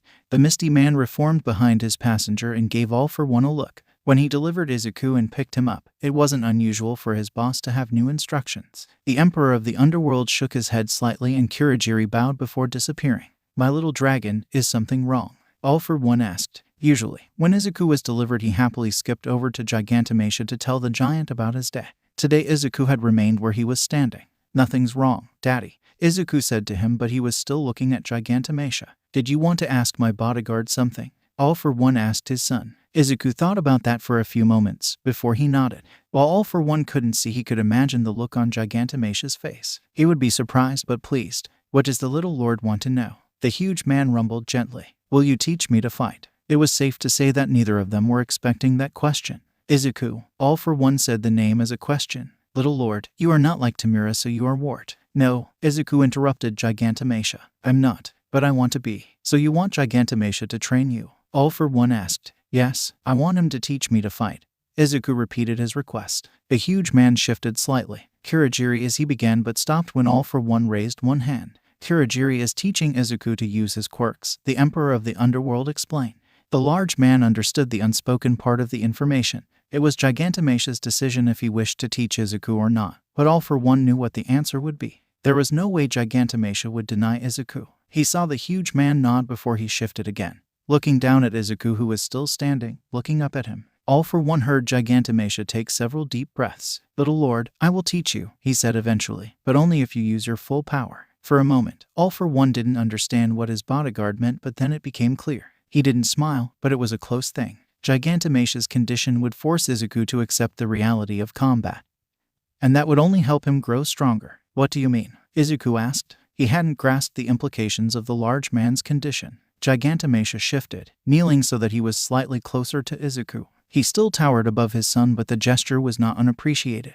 You must use your quirk. When you fight me, even in practice, you must take a quirk. But Izuku objected, but All for One could tell he wasn't quite sure what he was objecting to. When you are in battle, little lord, you cannot hesitate. You can take their quirk, so you should do it. This is your greatest advantage and you should use it. Izuku said nothing. All for One could tell that he was thinking. If the quirk is not useful, Izuku, you can give it back, All for One reminded his son. Or if it is useful, you can keep it since you won it in the battle. But I won't have earned it, Izuku said. In some fights you will, Izuku. Don't limit yourself by society's expectations, All for One explained. The battle is not about honor, little lord. It is about victory, and you must do what you can to gain victory by any means possible. You have the means, so you need to use it, Gigantomachia added. Izuku nodded, but it was easy to tell he was still thinking. All for One decided another small push would be needed. It was essential that Izuku be able to take quirks even from those who didn't want him to. They had been gentle so far, but if introducing the concept as part of a battle strategy would help, then he would back that.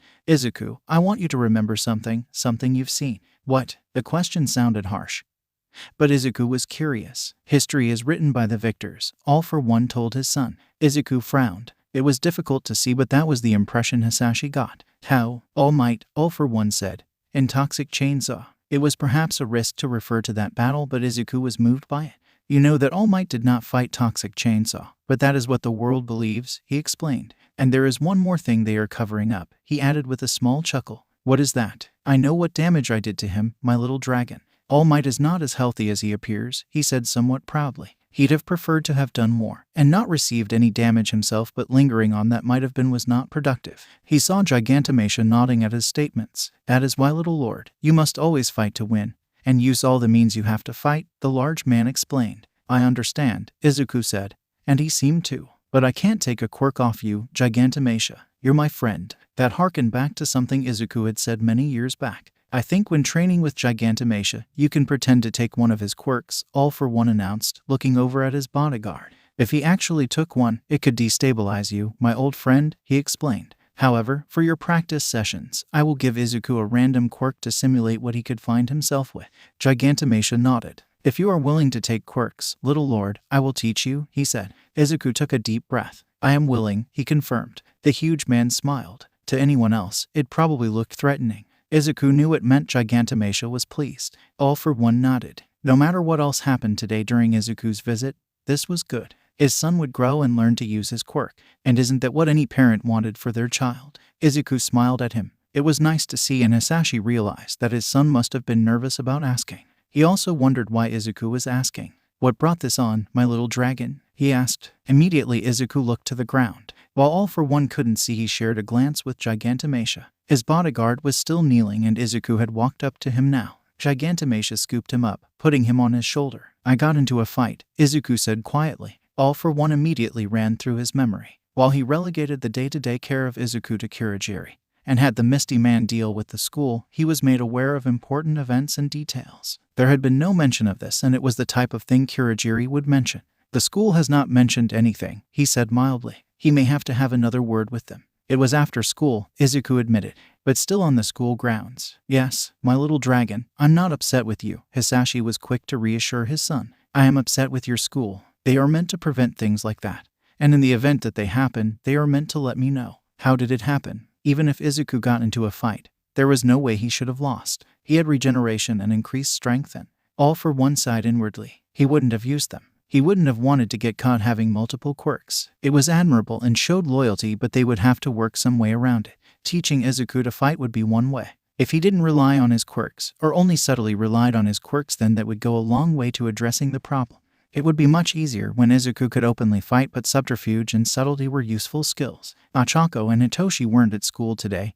Izuku said, "Is everything all right?" Hisashi asked. He didn't care, but the question was expected. Ochako had family things and Hitoshi has a bit of a sniffle, his little dragon told him. "I was eating lunch when Gatorui came up. Betsu told me he has been wanting to fight me for a while." All for one translated the statement. This Gatorui was obviously the one Izuku had fought, but he didn't know who Betsu was. Izuku seldom mentioned anyone from his class. "So what happened?" he prompted. "I wanted to say no," Izuku said, "but they'd been bullying Ochako while I wasn't there and I got so angry." Hisashi nodded. Izuku's loyalty to his friends was to be commended, at least for now. Hitoshi wouldn't betray Izuku, but Ochako might yet hurt him. For now, the girl child had done nothing, so he had done nothing. And with him helping her parents, it was possible she wouldn't do anything. She didn't have to become a villain to help out Izuku in future. He would need friends. Then I remembered that if I fought and got a cut, regeneration would take effect and they'd know. "So why didn't you just not go to the fight?" All for one asked. He couldn't keep the amused tone from his voice. "They heard Ochako,"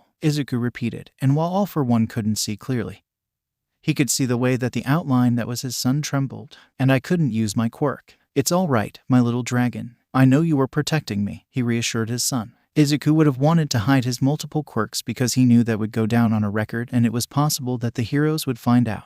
As far as he knew, they still believed him to be dead, but it was better safe than sorry. "Although, my little dragon, there is a way of winning a battle without fighting," All for one said. "What? How?" Izuku demanded. "I know you wouldn't have taken his quirk for the same reason you didn't want to have regeneration revealed," Hisashi said. "But I have noticed there is a difference between our quirks. Do you know what it is?" "You need to touch someone to take their quirk," Izuku asked. All for one smiled at his son even as he shook his head. "Not that difference." "I don't know then," Izuku said without thinking about it, but Hisashi could tell that he was trying to work out what any difference between their quirks had to do with fighting.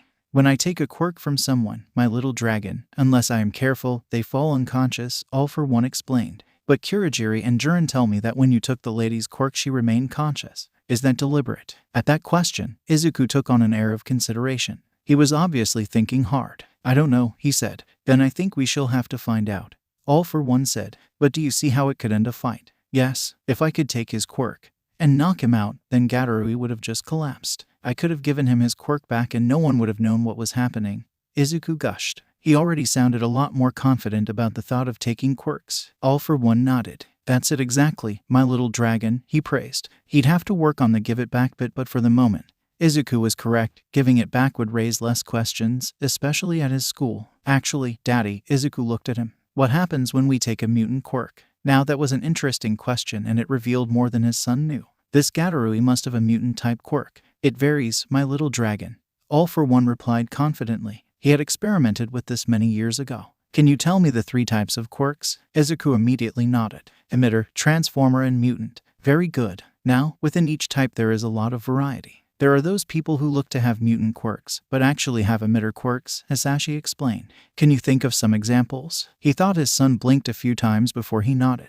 "Kurogiri," he said. "Tell me how." "Kurogiri looks to have a mutant-type quirk but actually has an emitter quirk." "Exactly," All for one replied. "So, that's why I say it varies. You don't always know what type of quirk they have. Mutant-type quirks are not impossible to take. You have taken one once, you know." "I have." Hisashi smiled. "Regeneration," he told Izuku. "That is a mutant-type quirk. And I actually have a copy of Dr. Garaki's quirk, and it is a mutant-type quirk." "It is." He nodded. "But those quirks are what I call hidden mutant-type quirks or emitter mutant types. They are mutant-type, but they leave no evidence on the owner's body, like a lot of emitter-type quirks. Other mutant quirks are more obvious. When you take one of those, the effect varies. It depends on how much of the quirk relied on the visible mutation," All for one explained. "So, for someone with a tail, they'd still have the tail, but what would I get if I took their quirk?" Hisashi could hear the frown in Izuku's voice. "The person has a mutant-type quirk that gives them a tail," he clarified. "Yes, I don't see why you'd want that quirk, but you would get the ability to manipulate a tail," he said.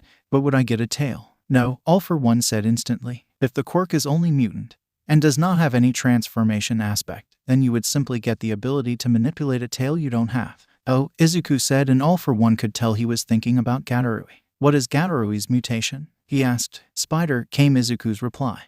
If you took his quirk and kept it, he might then suffer physical complications, All for One said. What do you mean? Someone with a tail would suffer minimal complications from the loss of their quirk, because their body would be able to handle having the tail, especially if it is a tail that comes from another mammal. But a spider-type quirk is mixing arachnid characteristics with a mammal. There could be medical complications if you kept his quirk. Then I can't take it, Izuku cried. It would take a while, my little dragon. You could take his quirk to end the fight and give it back and there would be no harm, he reassured his son. We can take mutant-type quirks, but sometimes they aren't worth it, except for the other effects, he explained. Izuku nodded, apparently comforted by the knowledge that he wouldn't do permanent damage immediately. So, if you get into a fight with him again, All for One prompted. Izuku shook his head. First I have to learn to take quirks like you. Then, if we get into a fight he didn't finish. All for One chuckled. Gigantomacia echoed his sentiment. His son was so precious. Exactly, Hisashi praised. Izuku smiled down at him from Gigantomacia's shoulder. He couldn't see it but he knew it was blinding and that his son was happy and for a moment, all was right with the world. Sorry, Izu. Why was the red blood cell banned from church? The text from Himiko made him smile. She might not have had her phone yesterday but she had answered now. Because he said God's name in vain. Izuku sent back with a grin. Hehe. Himiko messaged him. I might not be able to answer quickly for the next bit, she added in a new message. Is everything okay? Izuku had typed the reply before he even thought about it. There was a bit of a break before she replied. You know I like blood, Izu. Of course you do, it's for your quirk. My parents are worrying, Himiko sent to him. Because you like blood. Yes, that didn't make any sense. Transform didn't work without blood so that's why Himiko had to have it. And her quirk made her like it. Which was good, because it was kind of gross otherwise. There wasn't anything wrong with her. There's nothing wrong with you, Izuku replied, repeating his thoughts for her to see. Oh, Izuku sighed. We'll talk when you can then. He sent the question. Of course, Izu. He really hoped Himiko would be okay but he knew there wasn't anything he could do except support her in text. Izuku resolved to look up some more blood jokes. It was the least he could do. Ted, eating his lunch today was different. Achako and Hitoshi were both back at school. They'd met today in Achako's classroom, since it was pouring outside. The nice weather of yesterday had given way to rain today. He'd gotten a few odd looks this morning from a variety of people. There hadn't been too many people present yesterday but word had spread. He huffed. He could tell from the way Achako and Hitoshi were looking at him that they'd heard as well. Why don't you just ask? Izuku prompted them. Achako and Hitoshi shared a look. What happened? Achako finally asked. Her brown eyes were wide with worry. The classroom wasn't full but Izuku could feel the way the other kids were listening in. Gatarui was being a dick, he said bluntly. Achako's eyes widened. I only swear when I mean it, Izuku said mildly before she could ask. Hitoshi chuckled. So he was being a dick. And you beat him up? The purple-haired boy asked. I did not. Izuku defended himself. He challenged me, he added, giving Achako a pointed look. She looked at him quizzically, trying to interpret it. All right, Hitoshi allowed. You beat each other up, except you look pretty good. Izuku had thought about what he wanted to say about not having bruises. Gatarui didn't have any but that's because Chitin didn't show them. He didn't like lying to his friends but protecting his dad was more important. He shrugged. Tamura hits harder, he announced. Tamura is 14, Hitoshi pointed out. Yeah? Izuku asked, confused. The teen was older but what did that have to do with anything? Hitoshi blew a breath out. You're impossible, he growled but Izuku could tell it was half in jest. Achako, Izuku said, looking back to his other friend. She still looked worried for him and he thought he could see tears forming in the corner of her eyes. I promise you, he didn't hurt me, Izuku reassured her. But he wanted to, she said, reaching up to wipe the tear before it fell. Izuku looked at her. He had white hair today and knew he looked a little bit like his dad. It kind of made him happy to be that way. Well, I wanted to hurt him, he admitted. What? Why? Achako was shocked by his admission. Even Hitoshi looked surprised. Because he hurt you, he answered her question. He hasn't, she objected. Izuku just kept looking at her. He hasn't, Achako repeated. He recognized the irony of his words even as he said them. His friends didn't know he was lying to them. Don't lie to me. He made sure the statement was soft, not challenging. Achako sighed heavily. She looked to the side. It told Izuku he was right. It wasn't much, she admitted. When you moved to Nagata, it was mostly Ijimi, she told them. Who's Ijimi? Hitoshi asked. A dick, Izuku said. He was in the year above us but Gatarui and Arata followed him around. Hitoshi nodded. He didn't know exactly who this Ijimi was but he knew his type. They shouldn't have done anything. The teachers should have stopped them. It wasn't that bad, Achako defended. Izuku gave her a look. It told her he didn't care if it wasn't that bad. It shouldn't have happened. She huffed. Little dragon, they shouldn't call you a sympathizer, but they do. People do lots of stupid things, she added. Izuku sighed. If they do anything again, Izuku paused, not quite sure what he'd do. If he beat up Gatorui then he'd get punished and that wasn't good. Hitoshi chuckled. You'll do what? He sounded interested. I don't know, Izuku had to admit. Hitoshi winked at Ochako when she giggled at Izuku's dilemma. How about if they do anything? I make them turn themselves into a teacher. Hitoshi offered the alternative. But then you'll get in trouble. Ochako objected, though she sounded pleased that they would stand up for her. Not that much, Hitoshi shrugged. After all, I might have used my quirk but I didn't force them to lie, he explained. Izuku shook his head. I doubt it would work that way, he said realistically. In fact, he was sure it wouldn't work that way. He was positive that the teachers would overlook whatever Gatorui or Arata admitted to because they wouldn't see past the fact that Hitoshi had used his quirk to make them confess. Ochako gave them both a wan smile. How about we ignore them? Besides, we know they are too cowardly to do anything if we are together, she added.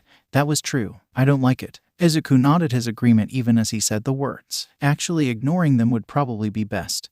Hitoshi agreed with Ochako. Acknowledging them only validates their opinions, and we all know their opinions suck, he said. Izuku laughed at that. Hitoshi had obviously been reading some online forums to have an opinion like that. He wondered who he was quoting. It was true though. All right, we'll ignore them, he agreed. Just so long as they ignore us, he added the condition. Ochako and Hitoshi shared another glance before they nodded.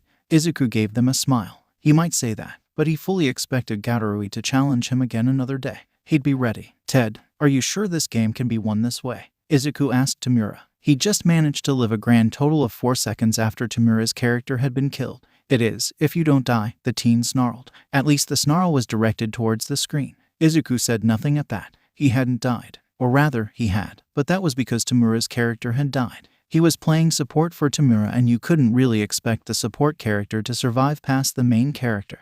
If you are sure, how about we both play attack characters then? Izuku suggested. Tamura actually paused from loading the last game save. Thankfully, they hadn't gotten too far into this game, so restarting with him as another attack character wouldn't take too long. Izuku thought about the character lineup. How about I change to Waka? He remembered Tamura had rejected that choice earlier because the character was too nice and traditionally Waka was played on the good side. This game didn't have heroes, but there was a definition good and bad side. The teen thought about it for a few moments. He was reluctant to change, but they simply hadn't progressed as far as he needed to, and perhaps having a double attack would be okay. They could always just max out potion buying instead of having a support character. All right, he agreed. At least we'll get through the start more easily, Izuku said, waiting for Tamura to take them back to the menu. As player 1, Tamura had most of the control that way. PFT. I think we are close enough still that you can change character, he said, trying to remember what he'd seen online. Really, Izuku didn't have to feign excitement at that news. The beginning of this game had too many cutscenes that slowed it down. Yeah, Tamura confirmed his words as he took them back to the menu and clicked through to settings.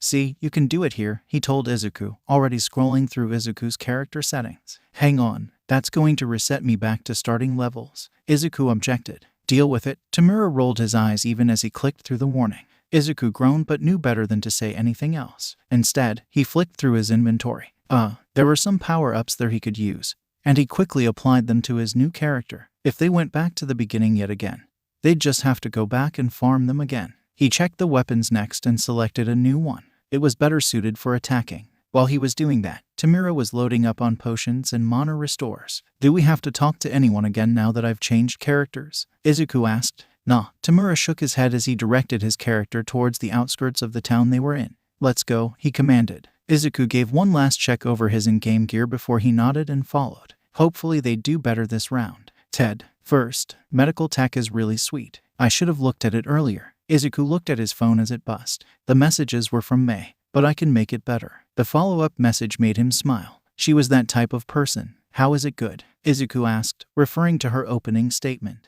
All the pumps are so efficient. And the redundancy. He didn't really understand what she was talking about but knew enough to know that he should be impressed. How can you make it better? I can make it smaller, and I can definitely give them better battery life. The smallest ones go on your back. A picture accompanied the text. Look up portable respirator if you want an image. Then you've got all the cables. They get in the way. Izuku looked at the image. The filtration tube ran from the unit to the back of the head into a helmet-like device with a clear faceplate. He could see how it would get in the way. I can do better. Could you build it into a helmet so that there is no tubing?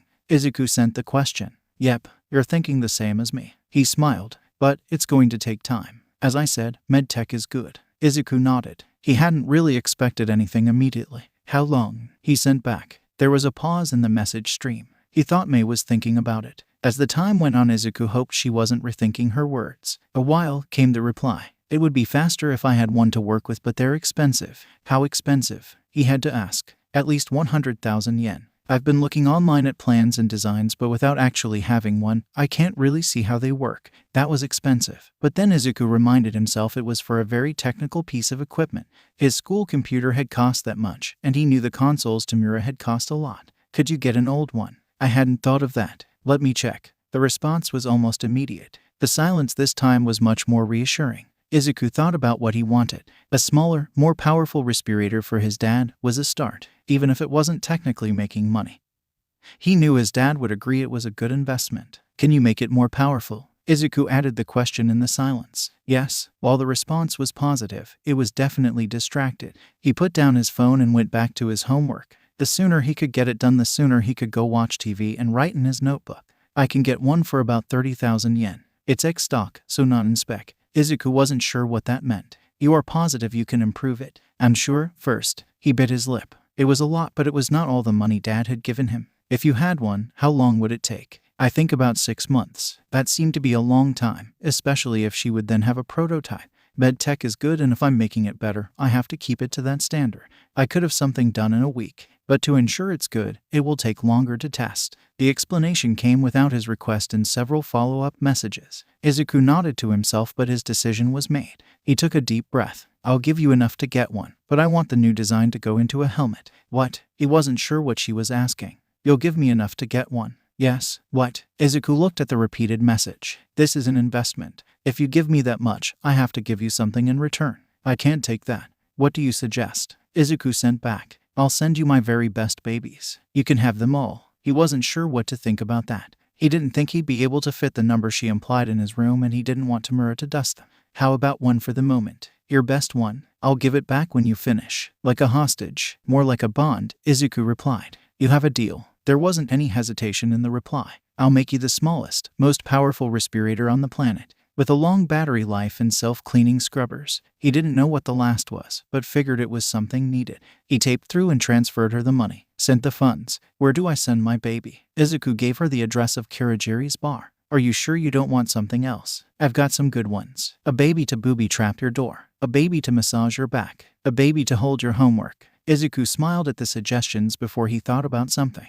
Do you have anything that mimics sunlight? No, but I can make something. Can you make it small and wearable so that the light is released onto skin? If he could get something like that to wear, then he could give himself a boost of energy even in the dark. You like your wearable tech? Yes, I can do that. Then how about you make that as well, and we'll call it even. First, Izuku sort of knew what she wanted to say. I really want that respirator for my dad, and you are the only one I can trust to make it. It will be the best you've ever seen. Thank you. No, first. Thank you. No one else has believed I can build things. But you made the finder. You are the first person who's ever bought anything. And the only person. Izuku looked at the message. He wasn't sure what to feel about that. I won't be the last, he sent her. I know I won't be the last, he reinforced the message. But you'll always be first. Ted. A bit of an around the grounds chapter this time, with Izuku catching up with all his friends. Obviously Ochako and Hitoshi in relation to the events gone by, and then Tamuraka's game playing is super important.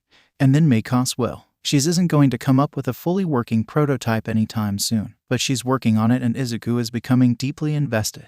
Yakuni to Tanahito, known as Yakuni to the few friends he'd managed to make at school, sat under a bubbling tank as he read the book in his lap. Given he was dressed in a t-shirt and a tatty pair of jeans, his choice of reading would surprise many. High school calculus was not what you expected a teen to read, except when they were doing homework or actually in school. Even then, one would expect most of them to attempt to skip reading it, except Yakuni was reading it intently, and he was actually working his way through the examples in the notebook that was balanced on his knee. It wasn't exactly the best study environment, but Yakuni knew that his employer, one Daruma Ujiko, didn't care if he studied, so long as he got his job done. In fact, the man seemed to encourage his learning and had taken the time to explain what he was doing. Yakuni knew it would revolt most people. He knew they'd have reported Daruma to the heroes, but he didn't care. What did it matter that a couple of quirk kids got dead? It wasn't like it didn't happen to people like him and no one gave a fuck just because he was quirkless. He might have been quirkless, but he'd gotten through elementary and middle schools with the highest scores. Of course, no one at his school would admit it, and the teachers seemed ashamed that he'd done better than the kids with quirks. He certainly hadn't been acknowledged as dux of his middle school. They'd told him, but they hadn't acknowledged him. He'd shrugged at the time.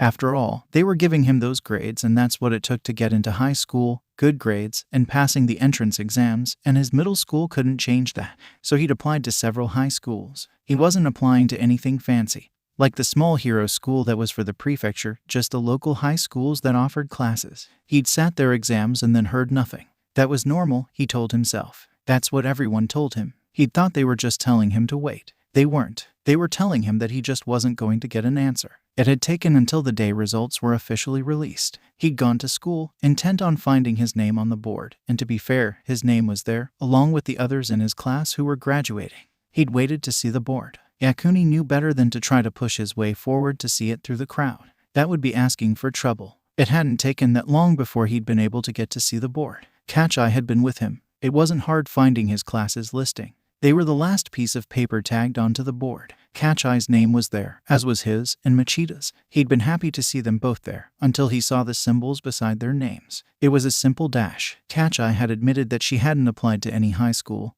and that she was here for moral support. He'd looked at his own name then, wondering what high school name he'd see there. Except he hadn't. There was no name. There was only a not accepted. That wasn't possible. He'd passed the entrance exams. He knew he had. Kochi had shrugged, as if she'd expected it, but she had tried to comfort him. It hadn't worked. He tried to find out more information, but there didn't seem to be any appeal or any way to ask questions. Eventually, he'd gone to the principal of his middle school. The woman had looked at him as if he was wasting her valuable air, but he was used to that look. She'd then told him that the not accepted was correct and wasn't a typo. None of the high schools had accepted him. Yes, he'd passed, but they had offered the positions they had to other students. She didn't have to tell him why. He knew. Quirkless, that was the only reason. In this world, that's all that seemed to matter. Not brains, not motivation, not skill, not willingness to learn. Just a quirk. It didn't matter what. Just something. All the hope he'd nursed through the years. All the work he'd done to ensure that he studied hard and earned his grades. Everything didn't matter because he didn't have a quirk. He'd looked for alternatives. He'd applied late to any high school anywhere that had that offer.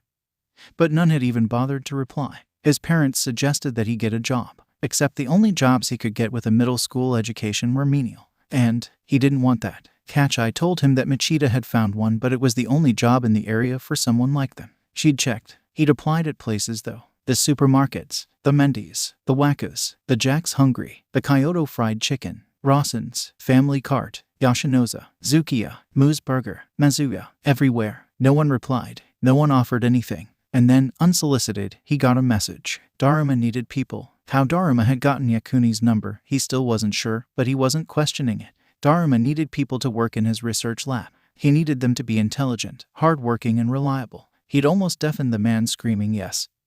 He'd work for him, given the dearth of jobs available. Working in a research lab, even as a lowly assistant that had to wash everything, was better than anything else he would ever be offered. And then he'd found out that Daruma didn't mind if he continued to study, and actually encouraged him to increase his knowledge by explaining what he was doing. This was as close to heaven as he could get. The man was old, and his research, well, Yakuni knew it wasn't legal, but he didn't care. It was research, and the man was obviously backed by someone well-funded. This wasn't the future he'd envisaged for himself, but it was a good future. He could live with it. He could live with Daruma's personality quirks. He could live with the fact that he didn't know where he was, and he could live with the fact that his contract included a confidentiality clause that was ironclad. None of that mattered because this was an opportunity, and he was going to take it. If a few quirked bastards fell along the way, then so be it. Yakuni took a deep breath and leaned back, closing his book as he looked up at the tube. It was bubbling, so he couldn't really see who or what was in it. That didn't matter. It was still operational, and lights on the control panel hadn't changed, so it didn't need attention. He got up. He had to check the others. This was barely work, but he knew it could change quickly if he wasn't careful, but everything seemed fine. He stretched, looking around the tanks. Yujiko had told him that there were several experiments going on, including some to copy quirks. The man had been nonchalant about it. Yakuni walked over to those tanks. Inside them was a mass of flesh. It wasn't identifiable as a human, but he knew it had to come from human DNA. Yujiko said he was working on trying to copy a quirk faster, and there had been a whole heap of technical information that had accompanied the explanation. Now Tanahito knew he only had a middle school education, but he didn't understand why the Dharma was doing it this way. The man was an amazing biologist, so surely he could simply clone the person. Given that Dharma didn't object to doing live experiments, Yakuni couldn't see why he'd object to cloning. There was a noise from the side. A door opened. "Sir," Yakuni called out so that Dharma knew he was here. "Yakunita," came the answering reply. It was a request for an update. "Everything is fine," he reported. "Excellent." Dharma appeared from between the tanks. The man paused at each one and looked up at the occupant. "They are going to be great," Yakuni said. "They will," Izuku nodded, reaching out to make a few small adjustments. "Sir, I have a question," he said, a bit tentatively. Dharma encouraged questions, but he didn't always have time to answer them. The man looked over at him, and Tanahito knew that Izuku was noting where he was standing. "I have time," he said, giving permission. "I was wondering why you were copying quirks this way. If you clone someone, doesn't it copy their quirk too?" Izuku nodded at his question. "Theoretically, cloning should copy a quirk, and while you do get something, it's not always the same and is always weaker. It has to do with the accelerated growth." Yakuni nodded. Dharma could probably tell him the technicalities of why that happened. "Does that work even if you allow the clone to grow naturally from childhood?" The man looked at him sharply. "I don't know a lot about cloning, sir, but all the information I've seen indicates that most clones are grown to the infant stage and then allowed to grow up in a natural environment." "Animal cloning?" Izuku asked. "Yes, sir," Yakuni nodded. He'd read about animal cloning from before quirks. The fact that Dharma immediately knew it was just proof of the man's abilities. "It would take a while, I admit, sir, to grow at a natural rate, but the quirk would form in due course when the clone was about 4. The memories he had of that time in his life were not good. He pushed them aside. He didn't need to be reminded again of what had happened then.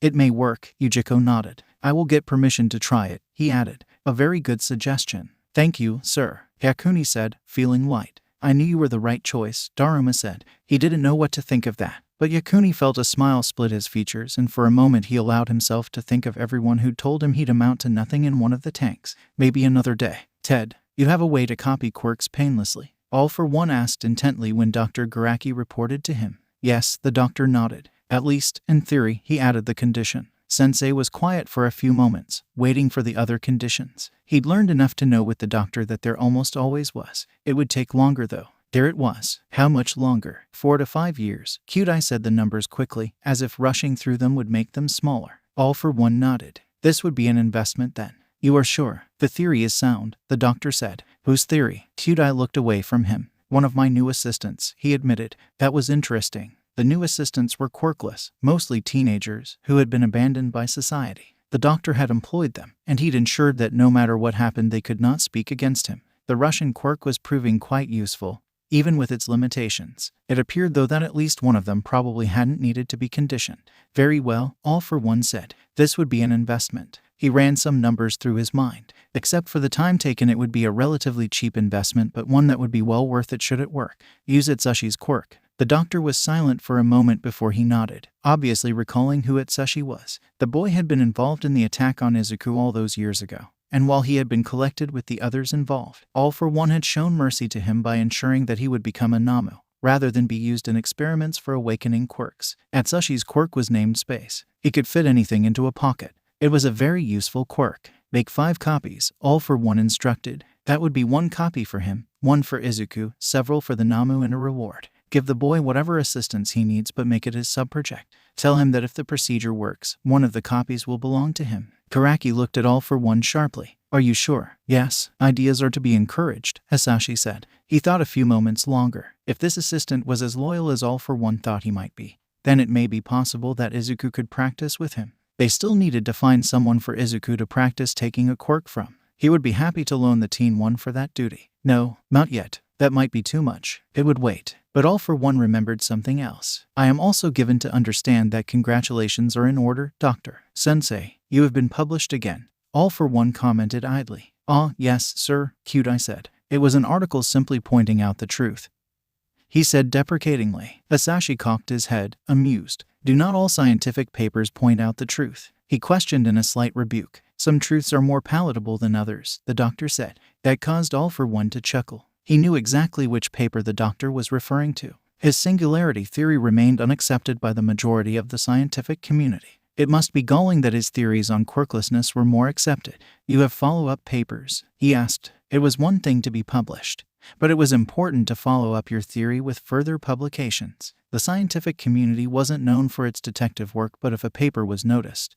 then it was important that Garaki's alias seemed airtight. More papers were one way to establish that. There were always some requests for employment in the comments after all, and he didn't need any of them finding out that Garaki was using an alias. Scientists could be vindictive and very persistent if given reason. I do, Kyudai assured him. One is already going through peer review. It analyzes several bloodlines, showing that those who have incorporated quirkless individuals into their family tree actually have more stable and developed quirks. Will you need to present? All for One asked. Publishing papers was one thing, but sometimes it led to invitations to present at various conferences. Kyudai could not afford that exposure. No, the doctor was firm. The publications I've submitted to do not run events. There was a note of longing there. The doctor would dearly love to present at a conference, or to submit his papers to the bigger journals. Patience, my friend, All for One cautioned. This had come up several times in the past. History will prove your theories, he stated. The doctor gave him a long look. Even though Hasashi couldn't see it, he knew what it was like. Singularity will be proven by the acceptance of your other theories,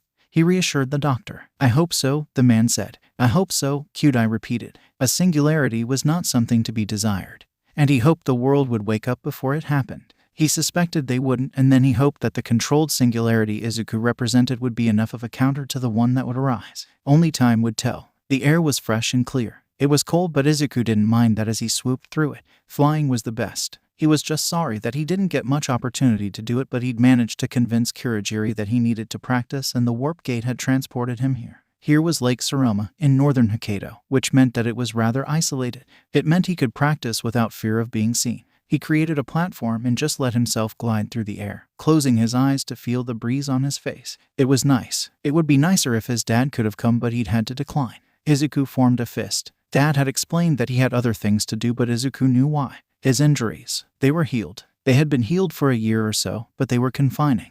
The heroes had hurt him so much, and Izuku missed the opportunities they had to be together, practicing his quirks. It wasn't fair. He screamed. It felt good, and Izuku flipped in the air, his eyes narrowing as he activated Night Cat, and he screamed again, diving towards the water. As he neared it, he leveled out and shot a jet of flame towards the water, strafing it. Steam hissed and billowed in his wake, swallowing the noise from his scream, but it quickly dissipated as it mixed with the cold air. Izuku pulled up, shooting into the air again. That's amazing. The voice was so unexpected that Izuku almost lost control of his quirk. He spun in the air and found himself face to face with a young man who was similarly floating in the air. Up, he said, and Izuku felt a burst of air boost him as he stabilized himself. Hi, the young man said with a friendly grin. He held out one hand. I'm Inasa Yurashi, he introduced himself. He had dark brown hair and black eyes. Izuku blinked. This was not what he expected. There wasn't meant to be anyone around, but there was. He smiled because it didn't appear as if Inasa was here to enforce quirk usage laws. If anything, he got the impression that Inasa was out practicing as well. I'm Izuku Chui, he gave his name, taking Inasa's hand. They shook, and Izuku could tell from the movement that Inasa was strong. What's your quirk? It's fantastic, Inasa gushed. For a moment Izuku panicked. He couldn't say that he had multiple quirks, but what could he say that explained flight and fire breathing? And Kurogiri always told him he couldn't go out in public with green hair and eyes. What color were they now? From the corner of his eye Izuku could see that his hair at least was white, but if he'd used Night Cat, he knew his eyes were green. It would have to be good enough. Is it some sort of transformation quirk? Inasa asked. He nodded. That was probably the safest explanation. It's amazing. You can breathe fire and fly. That's so great. Only if I can get the timing right, Izuku countered. Your quirk, as he paused, remembering the burst of air that he'd felt earlier. Inasa's quirk wasn't just flight, some sort of air control. He asked. Good pickup, Inasa praised. My quirk is named Whirlwind. I can control the air around me. That's awesome, Izuku gushed. It really was. Initially it seemed as if it was the same as Kali Imperium, but it was completely different. There are so many great quirks in the world. How far can you extend the effect? He asked. A bit, Inasa said with a grin. That's why I'm here, to practice, he added with a laugh. Izuku shared the laugh. Me too. I'm training to get into UA, Inasa said. Izuku felt the mirth drain from him almost instantly. UA meant hero course, but then he frowned. How old are you? He asked. Inasa looked like he should already be in UA. I'm 10. What? You're the same age as me. Izuku was flabbergasted. Inasa was tall, way taller than him, and he seemed much older. The other boy laughed. Apparently, he replied. Though you don't like UA? He asked. Izuku sighed. He looked off to the side, admiring the scenery for a few moments as he thought how best to explain. I'm not that fond of heroes, he said carefully. My dad was caught in a battle a year or so ago and he still hasn't recovered. Ah, Inasa murmured, nodding. I'm sorry about that, he said. It actually sounded like he was genuine. It's not your fault, Izuku said immediately. I wish you luck, he said, turning slightly. No, don't go, Inasa said. We can practice together. Izuku cocked his head. You are trying to practice your timing and aim? Inasa asked. He nodded. He hadn't said he was practicing aim, but that would be later. Then we can help each other. I'm working on strengthening my quirk and creating smaller, more detailed projections. So I'll mark the water with a target for you with my quirk, and you try to hit it with yours. What do you mean? Izuku asked. How was Inasa going to mark the water? The other teen grinned and gestured towards the lake. He pushed one hand towards the water and Izuku saw a series of ripples appear on it. Oh, he said, rather stupidly. Inasa was using his air control to create gusts of air that then hit the water, making a marking on the surface. That was his target. Okay, he said. It would be more fun to practice with someone else. Can you make a line? He asked. He'd start with strafing runs and then move on to pinpoint blasts of fire if Inasa could stay long enough. The target shifted. Izuku laughed happily. Thanks, he said, lifting himself up and then diving towards the target. He took a deep breath to shoot out fire. He strafed the water, running down the target Inasa had provided and then onwards. Steam billowed up again and Izuku felt the warmth of it before the cold air again dissipated. Gonna need a longer target, he said. Inasa laughed and gestured. On the water surface the target extended. It was far longer than Izuku could use. He shook his head and smiled at the other boy. I'm not sure I can breathe out that long, Izuku admitted before licking his lips. But let's try. This was going to be fun. Ted, Izuku panted. He was sitting on a platform of air he'd made next to Inasa, who was currently laughing at his predicament. I can't. He managed to gasp the words. A pretty good effort though, the other boy said. The lake was still steaming, though it was quickly being consumed in the cold air. Too long, Izuku choked out the words. He forced himself to take deep breaths and in a relatively short time his breathing came back under control. Well, I just can't make that length, he said with a smile. Thanks for the target. His new friend shrugged. No worries. Want me to help you practice now? Izuku offered. You have been, Inasa objected. You've been making targets for me to hit, but I hardly think that's what you wanted to do for practice, he replied. Inasa looked slightly sheepish and Izuku knew he'd been correct. I wanted to work on my maneuverability, he admitted. Don't get me wrong. I wanted to work on controlling multiple air vectors as well. Izuku nodded and ran one hand through his currently white hair. He was defaulting to white hair with gold eyes now. It made him feel closer to his dad. I can help with that, he said, standing up in the air, much like Inasa was. You can? The larger boy asked. I can, Izuku confirmed as he pushed himself closer to Inasa. He looked into black eyes, letting a grin split his features. Inasa's expression changed slightly when he knew Izuku was up to something, but he didn't react fast enough. Tag, you're it, Izuku yelled and then shot away from the other boy. For a moment, Inasa didn't react, and then a smile crossed his features as he understood. He shot after Izuku. As he followed Izuku, Inasa realized he was faster, not by a lot, but by enough to make a difference. He grinned as he closed in on the white-haired boy, reaching out to tag him, except as he made the swipe, Izuku wasn't there. The black-eyed boy blinked. He'd been just there. You'll have to do better than that. The taunt came from his left. Inasa spun to see Izuku hovering about 20 meters away with a grin on his features. How did you? He didn't finish the question before Izuku shook his head. You'll have to work that one out for yourself. By the way, you're still it, Izuku added in a clear challenge. Inasa charged again. He was faster. He'd close the gap easily and then, it would be Izuku who was it. Izuku watched him for about 10 meters and then moved with Inasa following. Again he closed. This time he was going to tag the white-haired boy. He made sure he got closer this time and swiped at Izuku's back. It was surprising when he swiped nothing but air. Inasa spun, searching for Izuku and spotted him about 3 meters below him. How did you do that? He asked. It almost looked as if Izuku had fallen the distance, but there wasn't the slightest evidence of discomfort. Do what? Izuku asked cheekily. Did you fall? That got him a laugh. Nope. Come on, you're still it. This time the brown-haired boy let himself drop. His arm was extended to tag Izuku as he went by, but for a third time, Izuku wasn't there. Except this time, Inasa saw what he did. How? The smaller boy had dodged him midair, showing an ability to change directions much more sharply than Inasa could. Keep coming at me, and we'll see if you can't work it out for yourself, Izuku encouraged. It wouldn't do you any good for me to explain it, as our quirks work differently. That made sense. He could already tell that Izuku didn't use wind gusts to keep himself aloft. However, he stayed aloft. It was effective because he could literally turn on a yen. It was the type of maneuverability Inasa wanted. He charged. Izuku stayed close, but every time he went past, Inasa had to correct his trajectory, which meant he usually had to swing wide. There was a limit to how fast he could turn. "You're getting better," Izuku told him as he continued to dodge the swipes Inasa was making.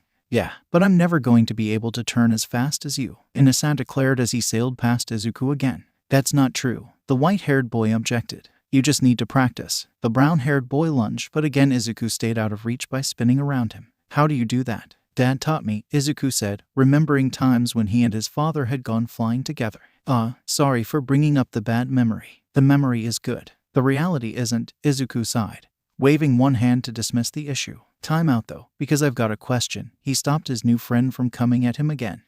What is it?" Inasa asked. "How are you doing that?" Izuku asked, gesturing towards the empty air under Inasa. "I'm using my quirk," the black-eyed boy replied, a bit confused as to what Izuku was asking. Still, Izuku nodded, before his eyes narrowed and it was obvious he was thinking about something. "Let me guess, you are using a single whirlwind to hold yourself in the air." Inasa felt his eyes widen. How did Izuku know that? He nodded. "I think that's why you can't turn that fast," he mused. "What? Wind doesn't change direction that fast," Izuku explained. "With your single whirlwind, once you get some momentum going, you have to curve your directional change. It takes time, yes." He paused, waiting for an answer. Inasa had to nod, still not quite sure where his friend was going with this. "What if you held yourself aloft with 2 whirlwinds?" Izuku asked. "Or 4, or 6. 6 would be best," he decided, speaking rapidly. "Then to turn you just shift the focus so that the direction changed. And if you wanted to change directions suddenly, you simply cut out the whirlwinds that you don't need." "Is that how you do it?" Izuku laughed. "Nope. I create a platform to stand on and push it around. Or I can walk on it," he added, stamping down to show that there was something beneath him. "That's how I visualize it anyway." "So how would making 6 whirlwinds help?" Inasa asked. "Instead of using 1, if you have 6, then you can adjust their strength, and that will allow you to shift directions faster." "I still don't get it," he said. "Okay, let's go down and I'll show you," Izuku said, heading towards the shore of the lake. They landed together and Izuku looked for a small rock. It was easy to find one. He held it up. "Can you hold this?" he asked. Inasa reached out and picked up the rock. "With your quirk," Izuku specified, shaking his head. Inasa grinned and pulled his hand back. The rock remained suspended in the air. "Now, I want you to create 2 more whirlwinds," Izuku said, and he held his hands up, fingers pointing towards the rock but from opposite sides. "That's done," Inasa said. The rock wobbled a bit but remained steady. "Now another 2, Izuku said, moving his hands around through 90 degrees. "Done," Inasa said. "And 1 more, from the top," Izuku requested. Again the rock wobbled but it held steady. Izuku grinned at him. "Now, move it to the left," he instructed, pointing. Inasa frowned as he concentrated, but then a smile bloomed over his features when the rock moved. "You're keeping the other whirlwinds?" Izuku asked. The black-eyed boy nodded, and Izuku looked over at him. He could tell it was taking all of Inasa's concentration to hold the rock. "Back to the right," he instructed. The rock shot off into the water, not to the right. "Duh," Inasa gasped, and breathed heavily. "That wasn't the right," Izuku commented. "I know," he agreed. "I get what you mean now though." "I just lost one of the whirlwinds," he said. Izuku nodded. "It will take practice," he said the words as encouragement. "How did you work it out?" Inasa asked, flopping back onto the ground. "What do you mean? How did you work it out?" "That, if I used multiple whirlwinds, I could turn sharper." Izuku shrugged. "I like quirks," he replied. Inasa nodded, before he jumped to his feet and bowed. "Thank you." "It's nothing," Izuku dismissed. "Thank you for practicing with me," he continued. They both burst out laughing at the same time. "You want to practice again sometime?" Inasa asked. Izuku grinned at him. "I'd love to, but I'm not sure I'll be able to," he had to conclude sadly.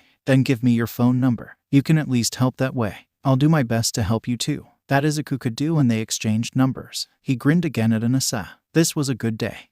"Kochi, can you spare some time?" Josei asked. The detective sighed. He knew what the question meant. If they could get away with it, his colleagues would have had him sit in on every interrogation, or have gotten him to conduct them. Knowing when someone was lying was a useful quirk, but sometimes it was tiring. "Who is it?" he asked before agreeing. Josei probably wouldn't want him because she'd brought in some small timer, but you never knew. His colleague gave her own sigh. "We've got a broker," she told him. Really, brokers weren't rare, but the good ones tended to remain really hidden. Brokers, the good ones anyway, dealt with anything you could imagine. There were specialist brokers who dealt people, but others focused on drugs, support items, weapons, and anything else that would make them a profit. There were even information brokers, though Tsukachi knew that those brokers were currently in a bit of disarray. One of the really big information brokers had been taken out when All Might fought All for One, and they hadn't recovered yet. It was a good thing for the police, since the villains were less informed, even a year or so on, but it wouldn't last. "Yes, really. It's Juin," Josei told him.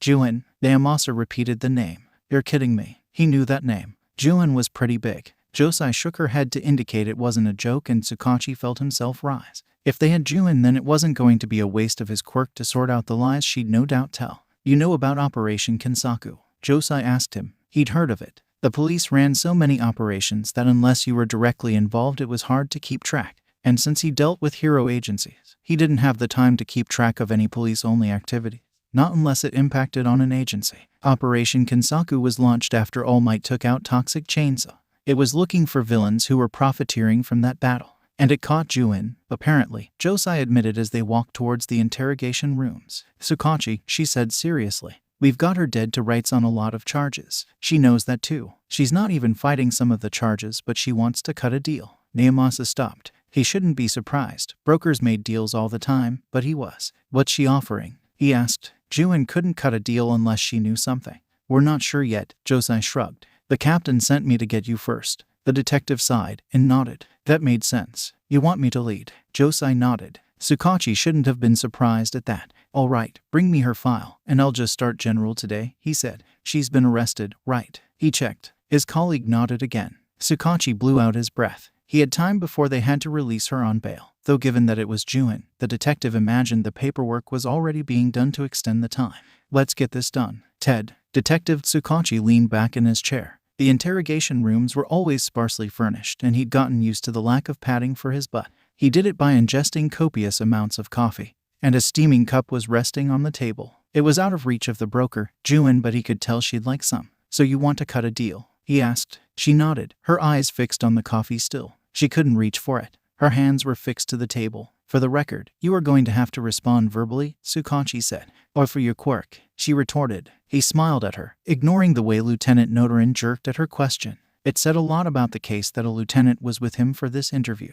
The higher-ups really didn't want any irregularities with Operation Kinsaku. A bit of both, he admitted. Yes, I want to cut a deal, Juin said, almost monotone. She wasn't lying. What would you propose for this deal? She looked at him as if she was making some sort of assessment, and then Naomasa saw her eyes shift to a point behind him. There was a one-way wall there. It looked like a normal wall, but it acted like one-way glass. There were several higher-ups there, watching. I want every charge against me dropped, Juin said, obviously addressing someone who was watching. Tsukachi didn't know who, but he didn't care. She actually meant that statement. Lieutenant Notorin slammed one hand onto the table. Not happening. Naomasa was sure he wanted to add some sort of denigration to the statement, but refrained because he knew he was being watched. Notorin had that sort of vibe. He waited a moment for someone in the viewing room to interrupt, but when they said nothing, he shook his head. You'd have to be offering something very valuable for that to happen, he said. And even then I'm not sure it's possible, but I'm sure we could discuss a reduction in sentence. He offered instead. Nope, Juin rejected his counter-offer. We're done here, Lieutenant Notorin said. Tsukachi remained sitting. Given that the brass hadn't said anything, he knew they wanted him to keep fishing. This was just the opening interview. So you want every charge against you dropped, he repeated her terms, ignoring the way the lieutenant glared at him. In exchange for what? For the information I'll give you, she replied easily. I'm glad to see at least one of you knows how the game is played, she added, giving the lieutenant an unimpressed stare. For us to even consider that, your information would have to be. Tsukachi paused, trying to think of an appropriate term. He'd never even heard of anyone demanding anything like this. Most of those who wanted to cut a deal acknowledged that a reduction either in the severity of the charges or their sentence was possible. Fantastic, he settled on the term. Oh, it is, she replied with a superior smile. But I want to make sure I'm talking to the right people. Plebs won't appreciate this information. So who do you need? Naomasa asked. So far, everything Juin had said was the truth. Or at least the truth that she genuinely believed. Someone from All Might's agency would be nice, but you'll do, since you are the police's hero liaison.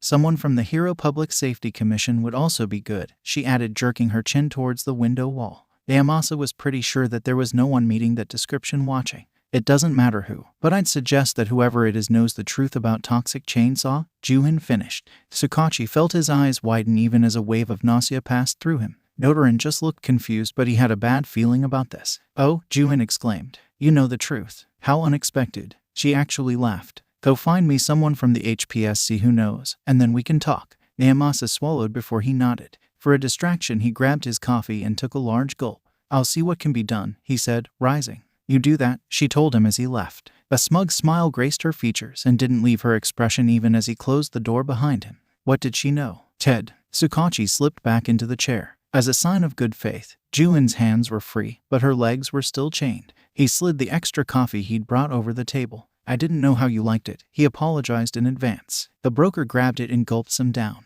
It's caffeine, she shrugged, looking at the other person in the room. Lieutenant Notorin is not able to make it today. This is Inasa was interrupted. I'm from the Hero Public Safety Commission, the man said shortly, and from his tone, that was all he was going to say. I don't need to tell you how this will work, Tsukachi said before Juin could say anything. In order for us to consider your proposal, you are going to have to give us something to prove that the information you have is worth it, he explained blandly. Juin smiled. It was confident and she took another gulp of coffee. Right, couple of freebies for you, to prove that the information I have is good, and then you can go and debate, she said, almost laughing. Inasa nodded. That worked. First off, I know that All Might did not fight Toxic Chainsaw in Mai, she said, her eyes hard. He fought All for One. At the use of that name, Tsukachi couldn't help the way he blanched. The guy from the Hero Public Safety Commission was either more controlled, or didn't know the man's name.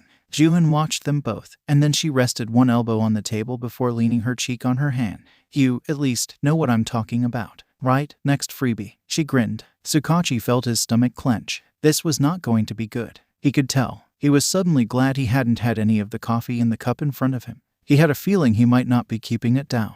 All for One survived, she said. No, Inasa gasped. Juin nodded. Yep, that information is free because you can find it out if you ask the right people, the right questions, she shrugged. His heart pounded. Yagi had fought so hard against All for One. He'd almost died. He could still die given the surgery and the wounds, and somehow All for One survived. Then a new thought occurred to him. If she was telling him this as a freebie, what the hell did she know that would cost them? He forced himself to take several deep breaths. All for One had to have been injured in that fight. He had to be, especially if it was enough to convince Sir Nighteye that he was dead. For all his faults, that man wouldn't hide that. The broker smiled at his reaction. She knew that he knew the gravity of her information. That's the last of the freebies. So let me tell you about the information I'm prepared to give you in exchange for the charges disappearing. She waved her hands, wriggling her fingers to indicate their disappearance. Inasa knew he didn't want to know what it was, but he knew he had to find out. He nodded, not trusting himself to speak. Juin's smile became vicious. I know where he is. The statement was a bombshell for him. It had taken Yagi years to track down All for One, and this woman was just sitting here saying she knew where he was and would give them the information.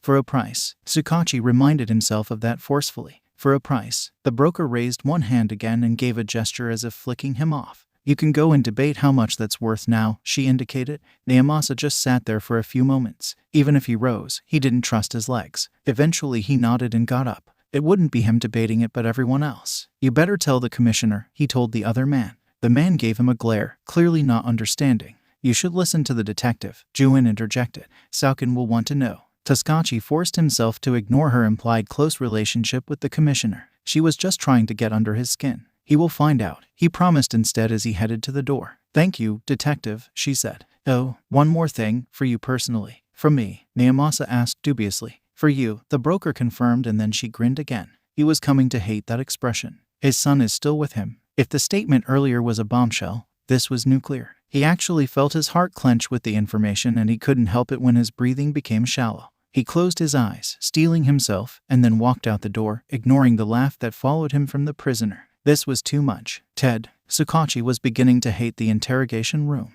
Every time he was there, Juin seemed to be even more amused. You at least bring me coffee, she said, accepting the cup he gave to her. He just looked at her for a few moments. You're not afraid of him, are you? I'm terrified, she replied, and to his quirk, it was the truth. So why offer him up? If she was terrified, then why do this? Why not just accept the charges and go to prison? Why make him an enemy? The broker heard all the questions he didn't ask. It's complicated, and the longer you debate, the more chance you won't get my information. Inasa winced at that. He knew what she meant. Even injured, All for One was bound to be a powerful man. And it would come as no surprise to him to learn that members of the police force were compromised. A few orders and Juin would be dead, or worse. There's a lot of shouting going on right now, he told her. It was even the truth. All Might was ripping the commission a new one. Juin had the grace to chuckle. Oh, I can imagine, she murmured. Tsukachi took a deep breath. How did you come by this information? He asked carefully, making sure she knew he wasn't asking for the information, just the circumstances that lead to her having it. You know I take on apprentices every now and then, Juin said, almost as if she was reminiscing. He nodded. She wasn't talking about a formal apprenticeship, but while heroes had sidekicks, villains had minions. The two groups served the same function, except the villain side had far less paperwork. and bosses that didn't value the minions' lives. It probably worked out in the end. When my last one left, he took my biggest client. All for one, Inasa almost spat the name. Yep, and frankly, I'm surprised he wasn't suspicious that I never fought to keep that account. Let me guess, good account, but lots of headaches?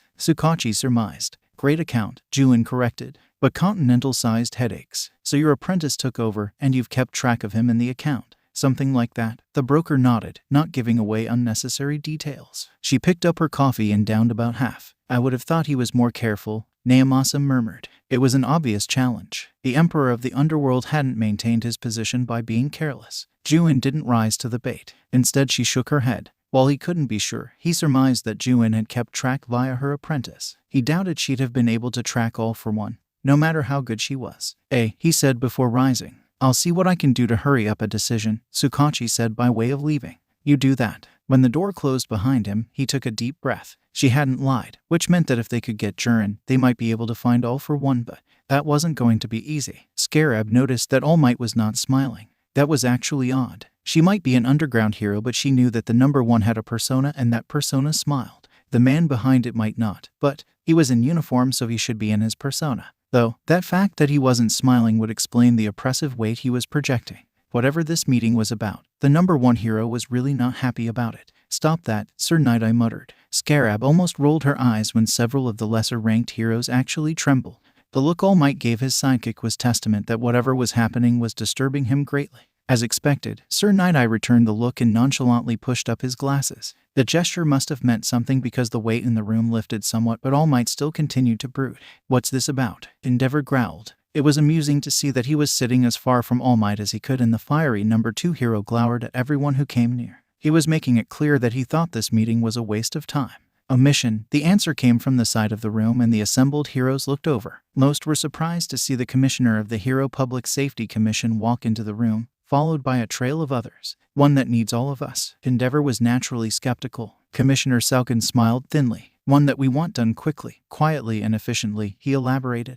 Because quietly is a quality the number one hero has in spades, Scarab muttered. The commissioner didn't hear her, but several of the heroes standing near her did. A few actually relaxed at the quip. Others were still tense from the obvious hostility in the air. Most of you have heard about All Might's capture of Toxic Chainsaw, Commissioner Salkin continued. Scarab didn't hear any more. Fuck. The word was quiet, but if the commissioner was leading with that then. She released a string of profanity in her mind, looking intently at All Might again. Toxic Chainsaw was a cover story. She knew that better than anyone else, given that she'd taken out that moron.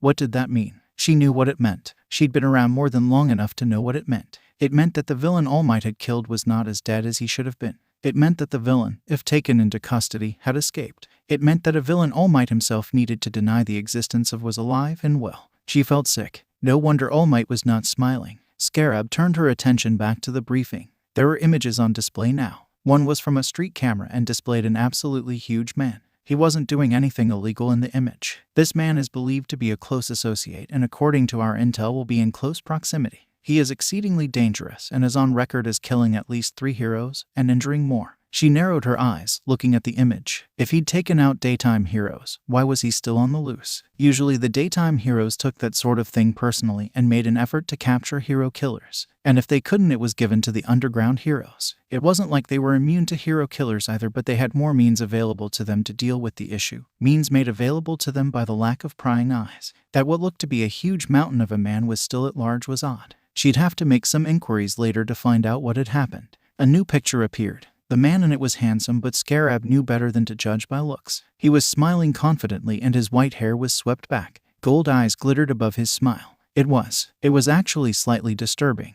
There was something about the image that she couldn't quite place. Even though it was just an image, the man seemed too confident. Scarab looked around. The pressure of earlier returned and she could see that All Might was tense. Okay, so this was the bastard who Toxic Chainsaw was covering for. She looked back at the image, committing his face to memory. He didn't look villainous, but Scarab knew that those people were often the worst. This man was dangerous. This is the primary target, the commissioner said. He is very dangerous and lethal force is authorized. That caused a stir amongst the heroes. It wasn't exactly a secret, but it certainly wasn't advertised, but there were times when a villain couldn't be captured.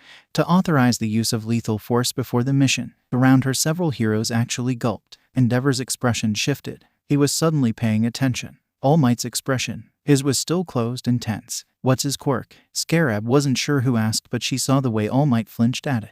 There was history there. That's confidential, the commissioner said. It is believed he is injured, however. We can't be sure of that. The entire purpose of this operation is to ensure he is brought to justice. It is expected there will be other henchmen, but we have no information about them at this time. There were mutters at that. They weren't happy, but they would do their job. Additionally, there may be children present. The commissioner continued, speaking over the mutters. That brought silence. No one liked villains who had anything to do with children. All Might and Sir Nighteye weren't surprised, which meant they already knew. Of course they did. They'd had the first crack at this villain. Scarab watched the #1 hero. He was strong, but he'd been injured fighting that man, she realized. He'd been out of action for so long the media had noticed. How bad was it? If there are children present, evacuate them but proceed with the mission. If they get in the way, you are authorized to knock them out. This was not a mission that was going to be on the books. You don't think they'll fight? Someone asked. The commissioner's mask slipped for an instant. We're not sure. The commissioner's mask might have slipped, but All Might looked positively devastated at the news. Scarab didn't like the implication. Most of her colleagues were thinking kids would be present because of child smuggling. All Might's reaction told a different story. The kids were present for a reason. And if they were going to get in the way, they were loyal to the villain. They could be brainwashed, but that hardly mattered in the middle of a mission. What's the layout? Endeavor asked, dismissing the issue. He'd go through kids if it looked good for him. It's a high rise, the commissioner said, and a schematic replaced the images. There's a public bar on the first floor, and a residential unit on the floor above. There is other office space in the building, and the ground floor is commercial shops. The target is believed to reside in the residential unit. Is that the only apartment in the building? The question was asked. Yes, it was converted from a hotel space attached to the bar, the commissioner explained. They'd done their homework for this mission. Another schematic appeared, this time showing the layout of the residential area. Several rooms were highlighted. These are your target areas. Each room was labeled with a number, and the teams who were to go there appeared on the side. Every team was headed by someone in the top 10. Other teams will secure the bar and the other floors of the building. We cannot afford to let this man get away. There were nods all round, but Scarab could tell they weren't from understanding. The heroes would perform their job, but even with the commissioner giving the mission himself, they didn't appreciate how dangerous the man was. She looked for her name on the team's lists and was shocked to see her name with All Might. It was probably some sort of gesture, giving her an opportunity to see the man her takedown was covering for. She almost snorted. That sort of thing was for daytime heroes. She didn't need to know. She knew he was bad. She knew he was worse than Toxic Chainsaw. Nothing else was really important, except for the fact he was now free. That was important. All Might's hands formed fists. Scarab could tell, just by looking at him, if the target was not in their area. The #1 hero would simply go to another area until the target was found. For some reason, this was personal. She just hoped he kept his head. Ted, Captain Tatsu. This is a surprise, All for One said as he answered his phone. You have to get out, the man said tersely. There's a raid coming. How long? Hisashi asked. The captain would not have called him unless he was sure. A couple of hours at best. They are on their way down now, he explained. Instantly, All for One's mind went through calculations. Even on a chartered flight, they'd still be a half-hour in the air. Then they had to assemble in secret, which would take another hour. They didn't have much time, but there was some. Address, he demanded. He had multiple assets here in Sue. It would be best to know if they were all compromised. The captain gave him one. All for One was not a man to swear, but he felt like it. Someone had sold him out. Yet it was not as bad as it could have been. They were coming after his residential address, not Dr. Garaki's facilities. They were coming at Izuku. Thank you, he told his servant. You were right to contact me, he added. He felt the man nod on the other end of the line. The captain was like that. Who gave them the information? The broker Juin was captured. She traded information about your location for her freedom. All for One trembled. His hands formed into fists. And he took several precious moments to calm down. Did she mention my son? She did, sir. That was enough for him to see red, but he appreciated that Captain Tatsu was reporting this calmly. Except, now that he knew, he had to move. Juin would pay for her betrayal. But not yet. Not now. I will make arrangements for your fa. No, sir, Captain Tatsu interrupted. I've already made arrangements. All for One took a deep breath. Very well. I thank you for your service then, my old friend. It has been my honor, the captain replied. There was no hint of a lie. All for One knew there wouldn't be. Tatsu had been one of his agents for many years, one of his best. That he was losing Tatsu along with this was another blow. Juin was going to pay dearly. Do what you can and know that you will always have my support, All for One said, as you will always have mine. The captain cut the call off. Hisashi took a deep breath, mentally planning what had to happen now. Izuku and his books needed to be moved. Kurogiri and Tamura would follow along with any evidence of his condition. The safe house in Hisai should be close enough as a staging point but far enough away to avoid attention. Then he would see where they went next. He hit a sequence on his phone. It sent a predetermined message to Kurogiri, Garaki, and Gigantomasha. It was time to move. Ted. Izuku. Kurogiri called the boy urgently. Yes. The yell thankfully came from his bedroom. We have to go, the Misty Man said loudly enough to be heard as he made his way to Izuku's room. What do you mean? Izuku demanded, appearing at the door. The heroes have found us, Kurogiri explained. Tamura was already grabbing things. He'd been playing in the bar when All for One's message had arrived. Izuku paled at the news and he looked around frantically. We have a few minutes, Kurogiri reassured him. But we must go within 5 minutes, he explained. Pack what you can, including your notebooks. He saw Izuku gulp and then nod. They had a little more time than 5 minutes, but Kurogiri knew that getting Izuku out was far more important than getting his gear out. I'll be back then, Kurogiri said as he moved further down the corridor. He had to make sure that Sensei's few personal items were removed, and any medications. They would be leaving evidence, but not that much. Ted. Izuku forced himself to take a deep breath when Kurogiri left. He turned back and looked at his room. What did he need? The last time this had happened, he'd only had his pajamas and his notebooks. This time he had a chance to take a few items. There was a large bag in his cupboard. He grabbed that and put it on his bed. Then he grabbed his notebooks and put them in the bottom. He was careful not to bend the covers despite moving quickly. His school books went in next. Kurogiri had gotten him his next year's books already. He only packed the working books that he had, leaving the blank notepads on the shelf. His school computer went in as did his pencils. Izuku then looked around. What else did he need? There was not a lot he was attached to. He put in some clothes, tossing them in haphazardly before Izuku froze. Mei's babies. He wasn't sure if they could tie back to her, but he couldn't leave them. He threw one into his bag and the second one, the one he'd asked for, he quickly stripped off his shirt and put it on. It was cold, but once he got his shirt back on, he was warm. The activation button went down his arm on a string so that he could activate the light at any time. This would be a good test. He should have taken her up on her offer of a baby that could booby-trap his door. That would serve the heroes right. Izuku, are you ready? Kurogiri's voice came from the door. He looked over to see the Misty Man waiting there. He went to his bed and zipped up the bag. I'm ready, Izuku said, though he wasn't sure what he could say. Kurogiri came over to him and placed one hand on his shoulder to comfort him. We have to work together at these times, Izuku, he said, and there will come a time when we will not need to run, he added. Izuku smiled at that. He knew what the Misty Man was implying. When he and Tamura were older, they could fight. But not yet. Not now. He nodded. I'm ready, he repeated, looking around the room once more as he hefted his bag. Do you have everything you want? Kurogiri asked for confirmation. Yes. At that, the warp gate opened, his yellow eyes looking down at Izuku. The boy passed through him without looking back, and Kurogiri reformed in Izuku's room. That was one. He had to get Tamura now, and then the heroes would find only emptiness. And that was all they deserved. All for One gasped as he stood on the roof of the building. It was times like this he knew how much he still had to recover. Dr. Garaki had made him a portable life support system, but it was not efficient. It was not small, and it was heavy. It didn't bother him, because he was strong, but for a lesser man, it would not be portable. It barely gave him enough oxygen, so he was constantly feeling like he was on the verge of suffocation. It was not a pleasant feeling. He could meet with people using it, but that was the limit. The feeling of suffocation only increased anytime he put stress on his body. Like now, when he was gathering several quirks. Even with all the extra drugs the doctor was using on him, this was just not good enough. Kurogiri had gotten Tamura and Izuku to the safe house. Garaki had been told not to come, and most evidence of their life here was gone.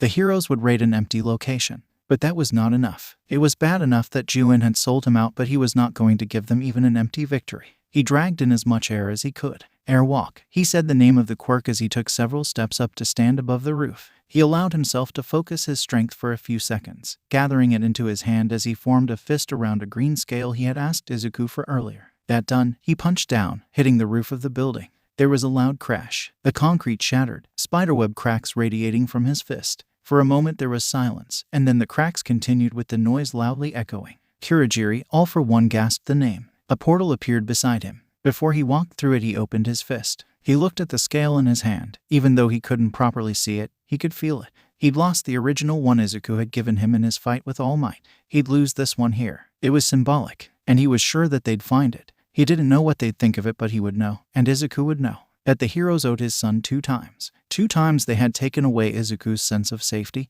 and that could not be forgiven. He let the scale fall before he walked through the portal. Back at the building, the cracks continued and then the building almost seemed to tremble before it collapsed. Most of the debris went inwards as the force of All for One's punch created a hole, but some collapsed outward. Great gouts of dust billowed into the air, obscuring the view from surrounding buildings. The sound of concrete falling continued for several minutes before it settled, though nothing could be seen as dust hung in the air. Those heroes who had been preparing to raid the building remained where they were. The more experienced knew what it meant. Others just stared. All Might emerged from where he had been waiting for the signal. The group that was to raid with him followed. Through the dust he stared at the remains of the building, and he reached both hands back before driving them forward in a resounding clap. He'd aimed it slightly upwards. A gale ensued as the air rushed towards the collapsed building. It took the obscuring dust with it, and the heroes were left staring at the pile of rubble. All Might trembled. He knew what it meant. He knew what the message was. As usual, All for One was stating it in the most obnoxious way possible. I am still here. It was a bastardization of his message. Darn it, he muttered. He wanted to say something so much stronger, but he couldn't. Not here. Not now. Move. The shout came from behind him and someone dressed in black brushed past him. There might be survivors, came the explanation. Yagi gritted his teeth before he forced his trademarked smile onto his features. All for One was gone from here, and they weren't going to be able to follow him. He had a job to do now. Ted. All for One collapsed into a waiting chair. He gasped for air. Dr. Garaki rushed over to him with a respirator in hand. He quickly strapped it onto Hisashi. And the Emperor of the Underworld remained still for a few moments as the oxygen rushed into his system. I cannot fight in that, he said. I'll try to redesign it. The doctor promised, but All for One could tell that he had no idea where to start with it. We have eyes on the heroes, Kurogiri reported. Hisashi nodded. Where are Izuku and Tamura? He asked. I have them playing a game together, Kurogiri reported. Gigantomasha is with them. Good. Which heroes showed up? There was a short silence. All for One activated his sight quirk to see that Kurogiri was looking at something. He thought it was some screens, though he couldn't see what was on the screen. All Might is there, he said. I have not seen Sir Nighteye, but I imagine he is with the support staff, the Misty Man said. Endeavor is with another group, Kurogiri continued. All for One might have laughed if he'd had the breath to spare. The number 1 and 2 heroes did not get along well, but they'd come after him. They'd come after Izuku. Hawks is also present, the Misty Man said. How many did they send? Hyundai asked. Quite a few, Kurogiri replied before he identified several more groups. The more heroes he identified, the more clear it became that the commission was not messing around.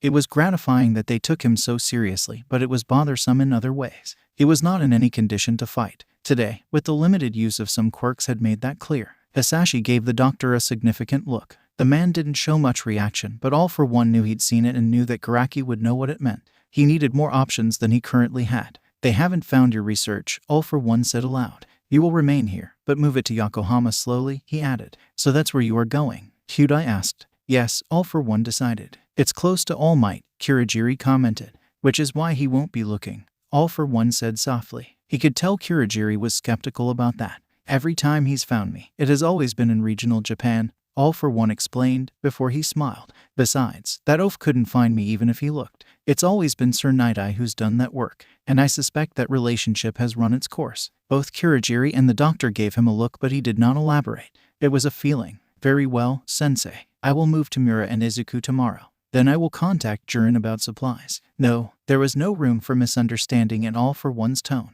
Sensei, Kurogiri asked. All for One was blind, but he directed his head towards the warp gate with a surprising amount of force. Jiren is not to be trusted, he stated coldly. Then I will contact him so that he may be educated. The Misty Man corrected his previous statement.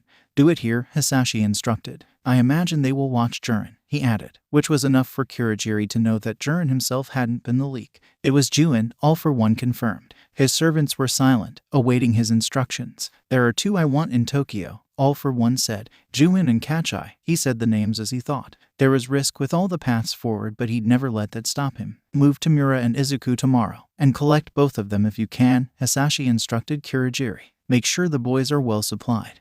And instruct them not to go out, he added. I will remain here until those 2 are suitably disciplined, he added. I will instruct Gigantomasha to assist you, he added. The huge man would no doubt desire to help, but it would clash with his desire to guard. Kurogiri nodded. I could collect Juin now, he indicated. It was his way of saying that it was likely that the traitor would be moved before tomorrow. All for One thought about it. It would be easier to take her now, and it would have more of an impact on the heroes if their informant disappeared with their failed raid. But it would mean she would most likely be close to Izuku. No, he'd keep his son away. Do it, he altered his instruction. but take her to Karaki's facility via an indirect route. He did not need his other assets compromised. The Misty Man nodded. It will be done, Sensei, he said. Now, Izuku and Tamura must be scared. Let them come see me, he said. Kurogiri nodded and got up from his position. The surveillance cameras, which were the Tsu City cameras, were still running, but all they displayed was the heroes, and there was nothing interesting with that. Ted, I know you are disappointed, Scarab said as she took up a position standing near All Might.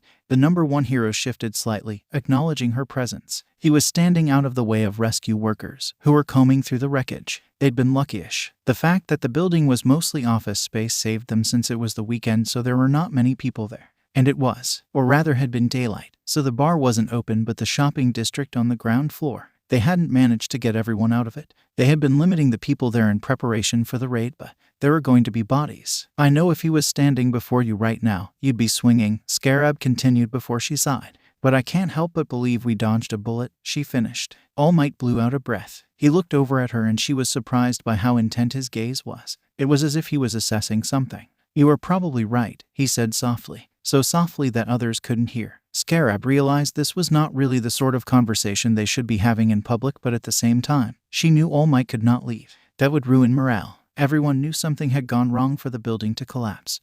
But the presence of the number 1 hero, even if he wasn't doing anything, was helping them believe that everything would be all right. They used Toxic Chainsaw to cover up his existence, she whispered. I know I'm right. And it scares the foo, she shuddered. It scares me that someone like that exists. Given that he has to be worse. Your injuries confirm that he's worse. The number 1 hero started slightly. He jerked but said nothing. Relax, Scarab said softly. I only noticed because us underground heroes have to see what doesn't want to be seen. But that means I know he's bad news. Worse than anything the commissioner could have said. All Might nodded, and then looked back at the rescue efforts. If he was here right now, as you say, I would be swinging. The number 1 hero snorted. Let's put it this way. If I could take him out, even if it cost me my life, that would be cheap. The world probably wouldn't believe that, Scarab replied immediately. She knew what chaos would happen if All Might was to die. The world is wrong. There was no doubt in his voice. She took a deep breath. Then if he was here, how many of us would be dead right now? Again the number 1 hero jerked. This time, it wasn't a surprise, but rather it showed how much he didn't want to think about that possibility. He shook his head. Most of you would be dead. Not many took the briefing seriously. And those of you who weren't dead would probably wish you were. All Might raised one hand and gestured towards the rubble. That was a message. He didn't have to do it. Just getting away would have said it, but he wanted to. He probably wanted to ensure we were delayed. A message? Scarab asked. Villains didn't leave messages by collapsing buildings. I am still here, All Might told her. That's what he's saying. You don't see it as a message, but I assure you, that's what he's saying. She could see the link to All Might's message. He always said that everything would be all right, because he was here. If a villain was saying he was still here then. She shuddered. How powerful is he? You've determined that I'm injured. All Might murmured. No one else has ever stood against me for more than a few hits. We traded blows for at least an hour, he said. Scarab didn't want to think about that. But she appreciated that the number 1 hero had answered her honestly. Some didn't think underground heroes took on dangerous people. With the response, All Might was telling her that he knew she took on people every bit as dangerous. No, he was saying he respected her, but Scarab knew she couldn't take on a villain that strong. She had a feeling even Endeavor couldn't. Only All Might could,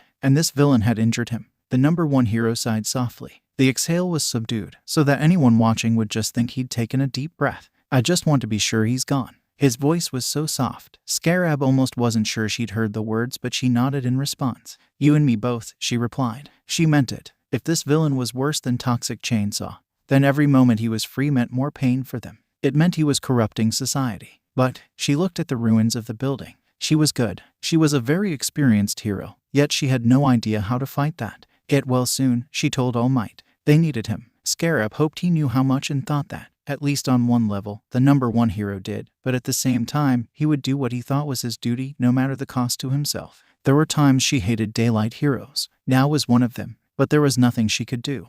With so many heroes present, the cleanup was going quickly. Endeavor and a few of the more combat-oriented heroes had left. That was actually for the best. If the media got wind of so many gathered out of their normal areas at a collapsed building in Tsu-mai, there would be questions that no amount of spin would be able to cover. All Might being here could be portrayed as an uplifting story. That he'd been here on a tip, holiday, or just wanting to show his presence again. People didn't question their good fortune in having the number 1 hero in the country at the site of their disaster. And Toshinori knew this, which was why he was standing out of the way of the workers but still conspicuous. He was occasionally helping out, shifting some of the larger pieces of debris to allow them to dig faster. Heroes with scanning abilities had declared that there were some survivors, but they'd also been clear that most had died.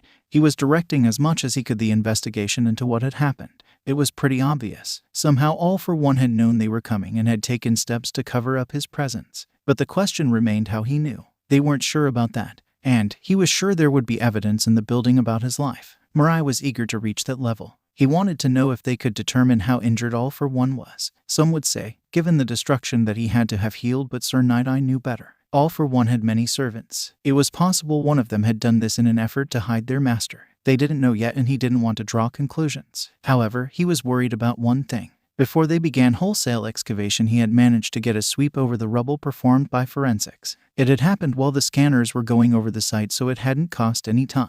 One of the forensics team had found something. A small green scale on a string. It was exactly like the one that had been found at the other site. Iridescent, brilliant green that seemed to shine. He knew what it meant. There was a message there, but Sir Nighteye wasn't sure what the message was. Not exactly. To understand that, he had to know if it came from All for One or from one of his servants. And to know that, he was going to have to ask Toshinori. That was a conversation which wasn't going to go well. He knew it. He'd already felt the number one hero's ire at him with the information that All for One was still alive. But what exactly was he meant to tell Toshinori? The man you've been hunting for years. The man who killed your mentor. The man whose brain matter they scraped from under your nails. The man who ripped out your lung, stomach, and intestines is still alive. He could have told Yagi that and then watched himself drive himself into death, even earlier than what he'd seen in his vision. He wasn't doing that. No, instead some stupid broker had done it for him, and the commissioner was simply shrugging his shoulders and dismissing the entire matter. That would cost the commissioner, but not yet. They had to get through today.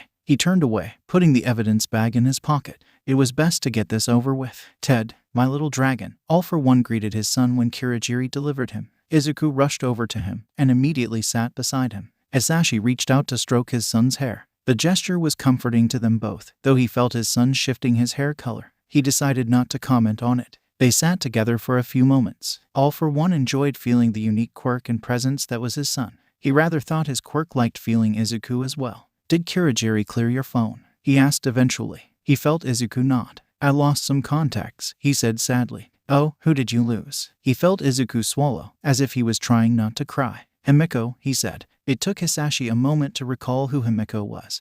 And then he remembered that his son had made friends with the girl in Nagata. Are you still in contact with her? He was surprised. Izuku nodded. But now I can't find her contact details. And Himiko doesn't do life book, he complained. He stroked Izuku's hair rather than saying something as he thought. He had no idea Izuku was still in contact with Himiko. Who else could he be in contact with? Could Juin have tracked them via Izuku? No, that was meant to be impossible. Izuku had a dark phone. It should have been secure. Do you keep in touch with others? Izuku could tell the question was odd. Only Himiko, he said, shaking his head. No one from Saitama, he told his dad. Kasatoshi moved here. All for One patted his son's head to let him know he'd heard. He was going to have to ask Juin a question or two while she was still capable of answering them. Can I send Hitoshi and Ochako a message? Izuku asked. That was going to be a problem. Not yet, All for One said sadly. He trusted that Kirigiri would have turned off several features on his son's phone. He also trusted that Izuku was smart enough to know how to circumvent that.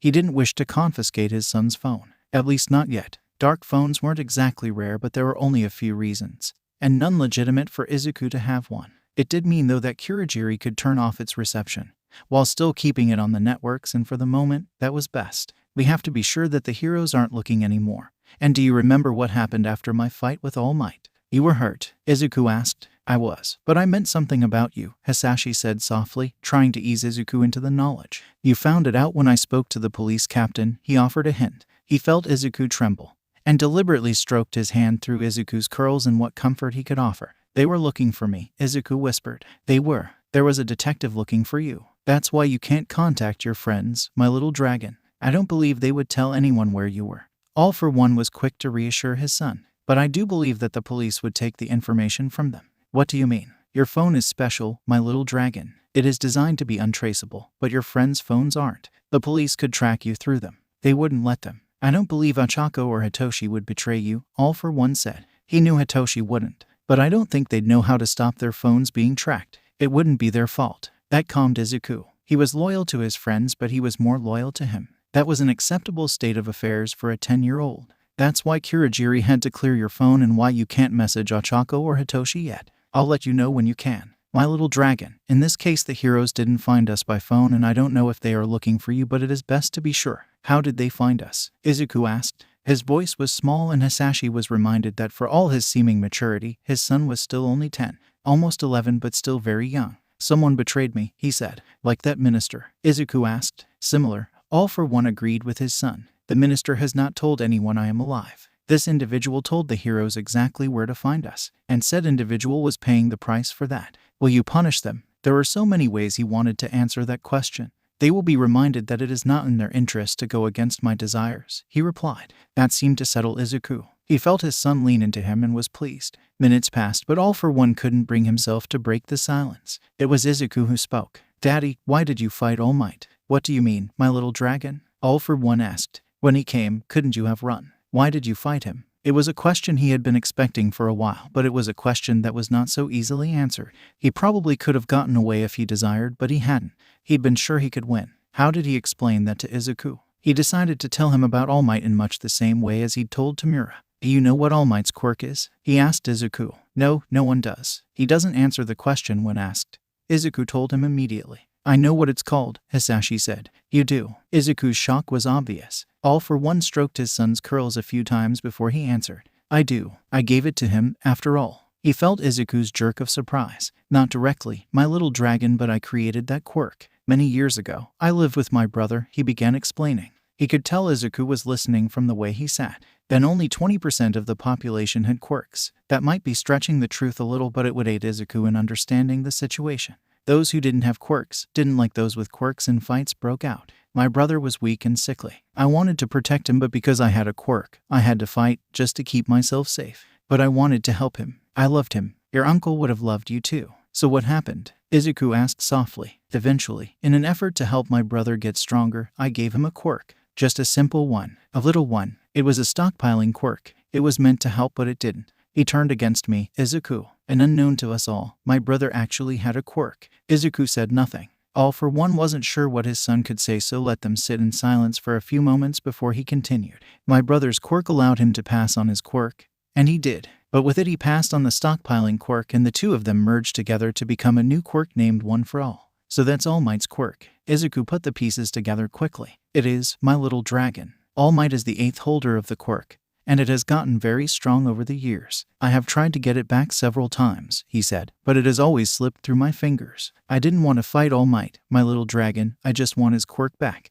It's the last thing in this world that was my brother's, and I want it back. Izuku nodded at that. Couldn't you take it? I would love to do that, my little dragon, but even though I touched All Might in the battle, his quirk is not one I can take. My brother's quirk can only be willingly passed on. It cannot be forcibly taken, and All Might will not give it to me. Maybe I can take it. Izuku offered. Maybe you can, my little dragon, Hisashi agreed. He wasn't hopeful, but he would allow Izuku to try. If it worked, then that would be an unexpectedly pleasant outcome. Though, he couldn't take Izuku's quirk, but had Izuku inherited more from his brother than just that? Could he give his quirk away? That was a thought for another day. So you see, it is difficult for me to fight All Might, because I do not want to kill him. That decision was under review. He would like to get back his brother's quirk, but if worse came to worse, then All Might would die with it. But Izuku didn't complete the sentence. My little dragon, All for One prompted. Tamura wants to kill All Might, his son pointed out. He doesn't want to get the quirk back. Oh, there was a subtle jab there. That Tamura would never see the importance of quirks the way they did. Hisashi knew his son wasn't even aware he'd made the jab, but he could see it. It was amusing. Between you and me, my little dragon, I don't think Tamura can do it. Not without a lot of help, he added. He intended to provide some help, but just not quite enough. At least, it wouldn't be enough until he decided what he wanted to do. It had been more than a year since he had been injured, but he had yet to make a decision on All Might. There were times when he wanted the man broken and bleeding before him, his brother's quirk be darned. But there were times when he just couldn't do that. He had wondered if he could somehow get Izuku to be All Might's successor. But he was equally sure that not even that buffoon would be that idealistic. The number one hero would find Izuku's identity and then no doubt dump him back on his mother into obscurity, all the while thinking he'd done the best he could. Izuku giggled at his announcement. It wasn't relieved, just amused, and wasn't that interesting. He didn't think that his son was far enough along to be able to speak about death without feeling regret, or that something was wrong. What can One for All do? Izuku asked before All for One could think further on his son's potential. That is an interesting question. I have only ever seen All Might use the strength aspect of it, but previous users had their own quirks which they used with it. What were they? Izuku was definitely eager to learn. I think I'll save those details for another day, he told his son. But I want to know, Izuku complained. And I will tell you, my little dragon, but don't you have to go practice with Gigantomachia? For a moment he thought Izuku might object, but then he felt his son leap up. He couldn't see the excited smile, but he could feel it. Even now, Izuku asked. All for One wondered for a second what his son meant, but then realized Izuku was referring to their relocation. Especially now, he confirmed. Tamura and Izuku had been shifted to Yokohama. He was still in Tsu, tying up loose ends. Their schedule was interrupted, especially with Izuku not going to school. He wanted to establish some sense of normality as quickly as possible. Go and practice, he added, holding out a quirk. Izuku took it. He remembered Gigantomachia's terms, and while he didn't actually take a quirk from the huge man,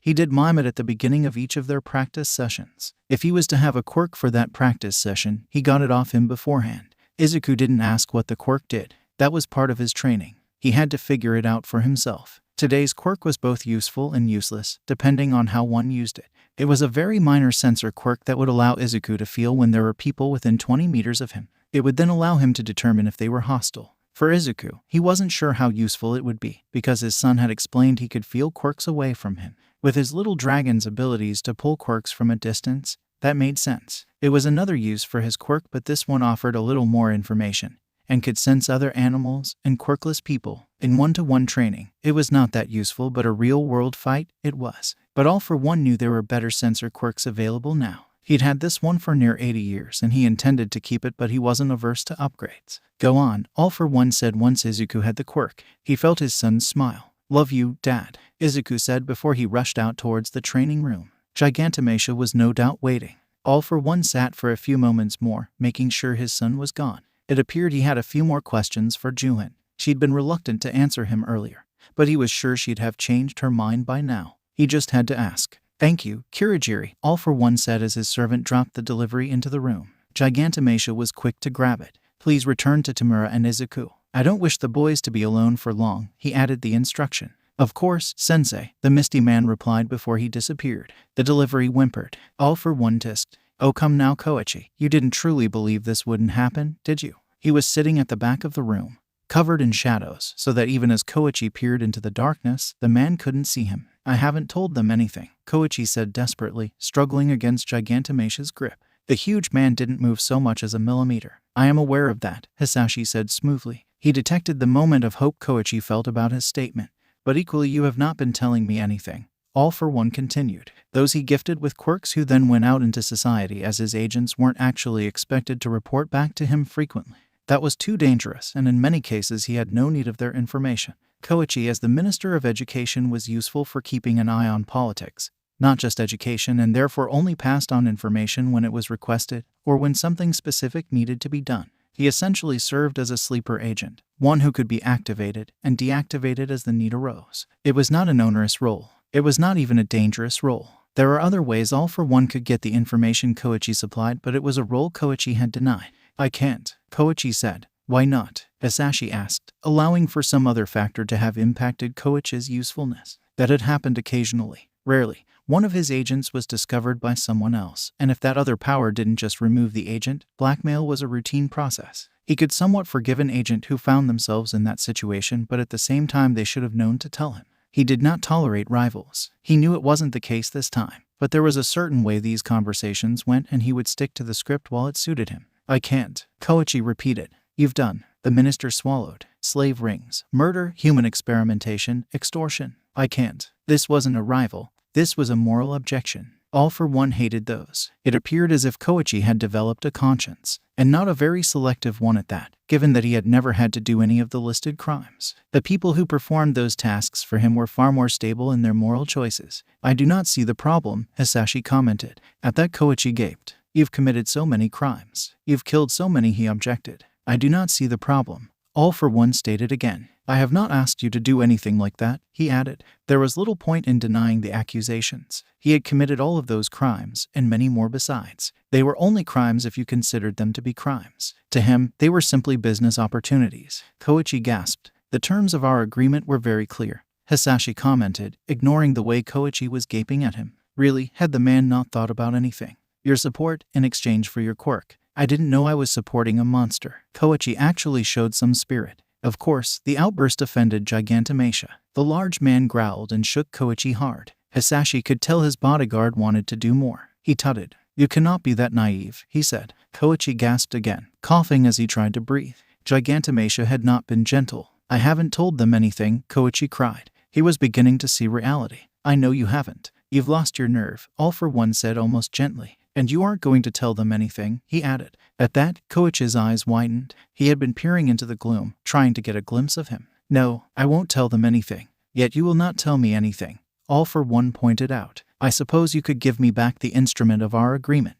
It took Kochi a moment to realize what Hisashi was talking about. The man trembled before he nodded. Take it. You have no problem returning to Kochi. Hisashi asked. Take it. Please just take it. The man begged. All for One sat in silence for a few moments. It always surprised him how supposedly intelligent people could be so willfully stupid. Koichi knew what was going to happen. He knew what the consequences were of his change of heart. And yet, he'd somehow convinced himself that he could walk away, that he could just give the quirk back and that would be that. Hisashi didn't shake his head. But it was a close thing. In some ways, he preferred dealing with other villains, those he had to take out. And who knew he was coming for them either made their peace and accepted it, or fought the entire way. But no matter what they decided, they had no illusions as to what was to come. They knew the only way to possibly avoid death was to kill him. It didn't do them any good, but at least they didn't delude themselves. Koichi, no Kochi was an intelligent man. He wouldn't have offered him a quirk otherwise. But somehow, he didn't know. It was stupid and he was tired of the charade. Bring him, All for One ordered. Giganto stepped forward, thrusting Kochi into the shadows. The man got a brief glimpse of him before Hisashi's hand closed over his face and he took back the quirk. He wasn't gentle. Kochi fell into unconsciousness immediately. The quirk settled back into him. It was one of those odd quirks that was useful but pointless. The quirk he'd given to Kochi was named Tan and had allowed him to control his body temperature at will. He'd picked it up when quirks were new, thinking it would be a useful quirk to avoid temperature sensors. And before he'd gotten skilled at other means of infiltration, it had been a very useful quirk for him, but one that he had been happy to give to Kochi in exchange for his loyalty. Now it was back with him because Kochi had lost his nerve. Take him to the doctor as raw materials. All for One instructed Giganto. At least Kochi would be useful to him that way. The huge man nodded and backed away. All for One sighed. He hadn't thought Kochi was that weak, but apparently fear made morons even of the supposedly intelligent. He dismissed the matter. At least he had another quirk for Izuku to practice with, so that was something. And he looked around with his sight quirk. It was time to go. Ted, Sir Nighteye sat across the table from All Might. They were in a police station, in one of the interrogation rooms. He had a feeling his boss had chosen this room because it was soundproofed. He really hoped the recording instruments were off, and that there was no one behind the one-way wall, but with the glower Yagi was giving him, he knew that there was no point in checking. The green scale that forensics had found was sitting in the middle of the table. Did All for One have a quirk that gave him scales? Mirai asked, deciding to ignore the tension. He knew what Toshinori wanted to discuss, and frankly, tracking down the villain was more important, having a tantrum that he was still alive. He saw the number one hero tremble. No, came the very short answer. Internally, Sir Nighteye sighed. Yagi was going to be difficult about this. What good would it have done him to know that All for One might have survived during his recovery? A recovery that was still ongoing, and would likely never be over. It would have distracted him. It would have stressed him, and that would have been counterproductive. Besides, there was still no absolute proof that All for One was functional. The man hadn't been the premier villain in the world because he had incompetent underlings. This could be the result of their work. A similar scale was found previously, Mirai pointed out. He doesn't wear jewelry. Terse and in present tense. Not good. Mirai looked over at his boss, meeting his eyes squarely. All Might could be intimidating, but Sasaki was used to him. Interesting, Sir Nighteye said clearly. This one was found at the demolished building. Another one was found at the battle site. If he wasn't wearing jewelry, or had a quirk that gave him scales, then it's safe to conclude this one comes from an underling. A very close underling. It also means we can't be sure he destroyed the building, Mirai added forcefully. That, at least, penetrated slightly. He could tell with the way All Might shifted. No matter what the number one hero thought, it wasn't guaranteed that the building had been destroyed by All for One. In fact, it was entirely possible that it was an underling.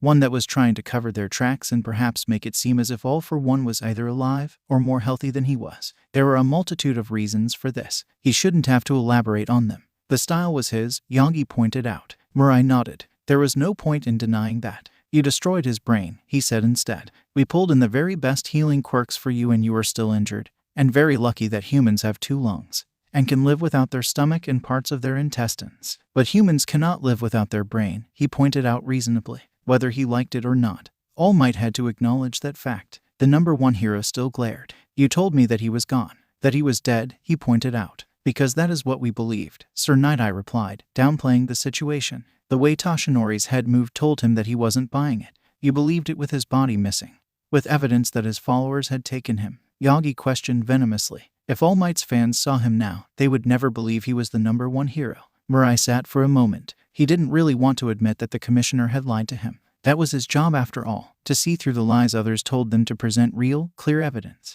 But maybe it would be for the best in this situation. After all, heroes were meant to be able to trust the commission. I thought he was. The door banged open and the 2 heroes were instantly on guard. In All Might's case, the chair he had been sitting in went flying back, hitting the wall and shattering on the concrete facing as he shot into a fighting stance. A disheveled police officer stood there, eyes wide at the reception. They gasped a few times but managed to remain standing at the sight of the number 1 hero ready to fight them. Yagi quickly fell out of his stance and plastered a smile on his face. What is it? He asked. The officer gasped, heaving in air. He'd run with this news. Juin has escaped. He managed to get the words out. Sir Nighteye saw All Might slip into character. Yagi boomed out a laugh. Then we will simply recapture her, he told the officer. While the man was still gasping for air, Mirai saw the way the man was reassured at the statement. Let's go, All Might ordered, looking at him. Mirai interpreted the look. It told him they weren't done here. He nodded and there was nothing more to say. For now, Ted. Yakuni stood with Daruma Yujiko, looking up at the 5 tubes he was in charge of.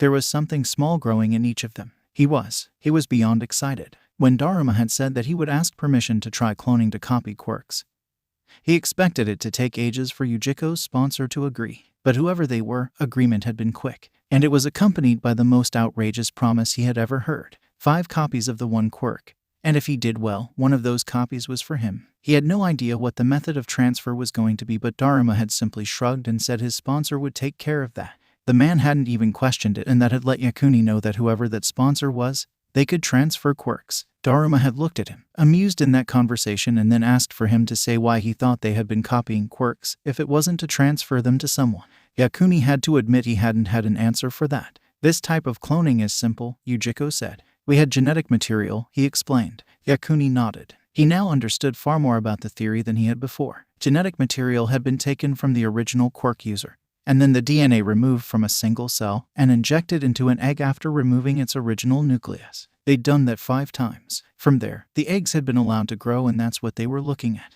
The other copying I am doing will not work this way, Daruma said. I've told my sponsor this since he was rather eager to try it for other quirks. Why won't it work? Yakuni asked. Daruma looked at him, as if assessing what he could accept. My benefactor has many quirks, even if I had a genetic sample from him. There are so many quirks that separating one would be nearly impossible. He gaped. How many quirks does he have? Several hundred, Yujiko replied absently. It was the fact that his employer was so blasé about it that convinced Yakuni that it was true. He could hardly believe it. I've told him that from now on, if he could collect a genetic sample, along with the original quirk, that would be most helpful if he wants to have a copy of it.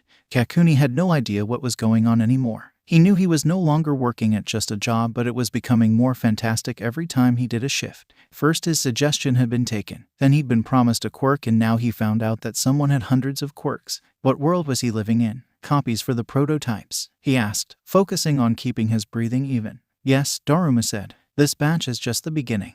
And if your technique works, then the future batches will be much more diverse. How many more will be made? Yujiko smiled at him. Yakuni didn't know what the number was, but from the pleased look on Daruma's face he knew it would be many. He knew Yujiko had a quirk. He now knew his benefactor had hundreds of quirks, and while he didn't, he was suddenly glad to be associated with them. No matter what they were doing, it was going to be nice to be on the stronger side. Mirai hadn't exactly been dreading this conversation, but he had known it was coming. He'd thought it would be earlier, but they'd been distracted by Juin's escape, which everyone knew was not an escape. It just confirmed to All Might that All for One was truly still alive. The number 1 hero didn't want to entertain other possibilities, which is why they were here. At least there were no witnesses. They were back at their agency, in one of the completely soundproof rooms. It was late, so the staff were home, but it was doubtful that Yagi would have allowed this to be public anyway. Did you see him? Yagi asked. There was a quiet resignation in his question. Sir Nighteye tilted his head in askance. In your vision, All Might clarified. The image came back. A man with all for one's stature, suit, and powers, but that mask, was he overthinking it? Possibly, he admitted, holding up one hand. There was a battle, he explained. Your last battle, Mirai added. Against him, maybe. The man had a very complicated mask. None of his face was visible. But was it him? Sir Nighteye shook his head. It could be, he replied. Or it could be his reanimated corpse. It could be his clone. It could be someone with the same build. And the mask is to hide the real identity. Yagi held out his hand. Look again, he ordered. It was an instruction to find out. To go to that vision and look at everything closely. You avoided telling me last time. He shouldn't be surprised that the deliberate change of subject then had been noticed. All Might was more than an overly muscled lughead. I won't see anything new. Mirai was firm in his statement. He didn't want to see that again. Either you ambushed him or he ambushed you. You know I can't see any more than what you could have seen. And there was no time when the mask was gone. Toshinori still held out his hand. It was odd. He'd always believed him before, and now, even when he'd told All Might everything, he still wanted more. There had been one time in that battle when it appeared the mask might have come off, but before it happened, All Might and whoever that was had been interrupted by a creature. The other man, the one who could be all for one, had backed away as the creature had taken up the fight. It had huge teeth, long talons, and glowing poisonous eyes. No creature should be able to stand up to All Might. But it had. The man who might have been all for one had backed away slightly and had held his hand out. It was almost as if he was controlling the creature or lending it strength. Mirai hadn't been able to see anything pass between them, but he was sure something had. And he didn't want to remember anything further. Not the way Toshinori had slipped by the creature to attack the man who might be all for one. Not the way he'd landed a hit, only to be struck from behind. Not the way Yaga's blood had stained the creature's teeth. Not the way its claws had raked across his body. Not the way his eyes had. No, it was going to change that future. I die, don't I? Toshinori asked. It wasn't really a question. He didn't reply. Discounting your vision, Yagi said when it became clear he wasn't going to answer that. He already had. He'd said it was All Might's last battle. You knew before that. There was no doubt in the way he looked at him. Commissioner Salkin was a consummate politician. Sir Nighteye was not as good, but only because he worked in a different field, one where people tended to be more honest to him. However, never let it be said that All Might's sidekick was unable to play politics. I went to identify his body. Mirai began his explanation. It wasn't there, so I went to see the commissioner. Publicly, All Might and the Hero Public Safety Commission were on the best of terms. Privately, the relationship was far more pragmatic. The look All Might gave him spoke to the reality. Commissioner Salkin indicated that the commission had custody of the body, and that it was in a research facility, leaving Hisashi Rigi tragically missing. And an easy target for several scandals, Toshinori muttered. Mirai nodded. He still wasn't quite sure how All for One's civilian identity had avoided the scandals, but he had. You are usually more astute than that, Yagi said. There wasn't a lot he could say to defend himself. There was a lot on my mind, Mirai hedged. And you weren't concerned about the implication of human research. It was the commission. Toshinori shook his head. Granted, he allowed, which was at odds with his movement. But if the commission wanted his body for experimentation, you know they would have gone after the child, and you have never cared much for that child. He is the son of All for One.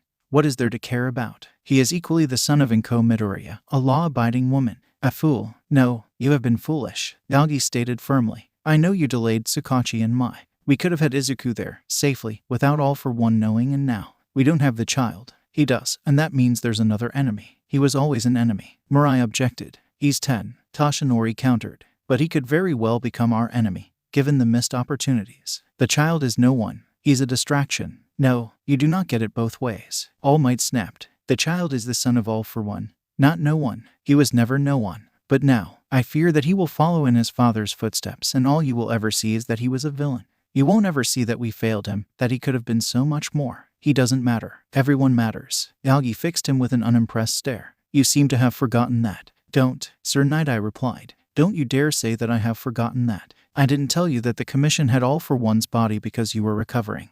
And I genuinely believed it. I didn't tell you about what I saw in my vision because I knew you'd tie yourself in knots worrying about what cannot be changed. You die, and it is not an easy death. Everyone dies. All Might dismissed it. And if I die taking him out, then so be it. I will be able to face my master with pride. No, you don't need to die, Mirai growled. You are the one who assures me your visions are unchangeable. I'll find a way to change it. Sir Nighteye almost yelled. Do I kill him? All Might demanded. His eyes were intense. The vision came back to Sir Nighteye. The blow had looked fatal. He examined it, trying to ignore the way the creature raged. The man that might be All for One didn't move. It seemed as if he was dead, but He couldn't be sure. Possibly, Mirai whispered. Then that is enough. So long as he is gone, it is enough. It is not. All Might shook his head as he rose. Mirai almost gasped at the sad look that graced his face. It is enough, the number one hero said, and in that single sentence, Sir Nighteye knew that Toshinori Yagi accepted his death, and that nothing he could say or do would change that acceptance. He would have to change the future himself. Ted. All Might sat across from the police captain. He'd spoken to many police captains in the past, but never when one was chained to the table in an interrogation room.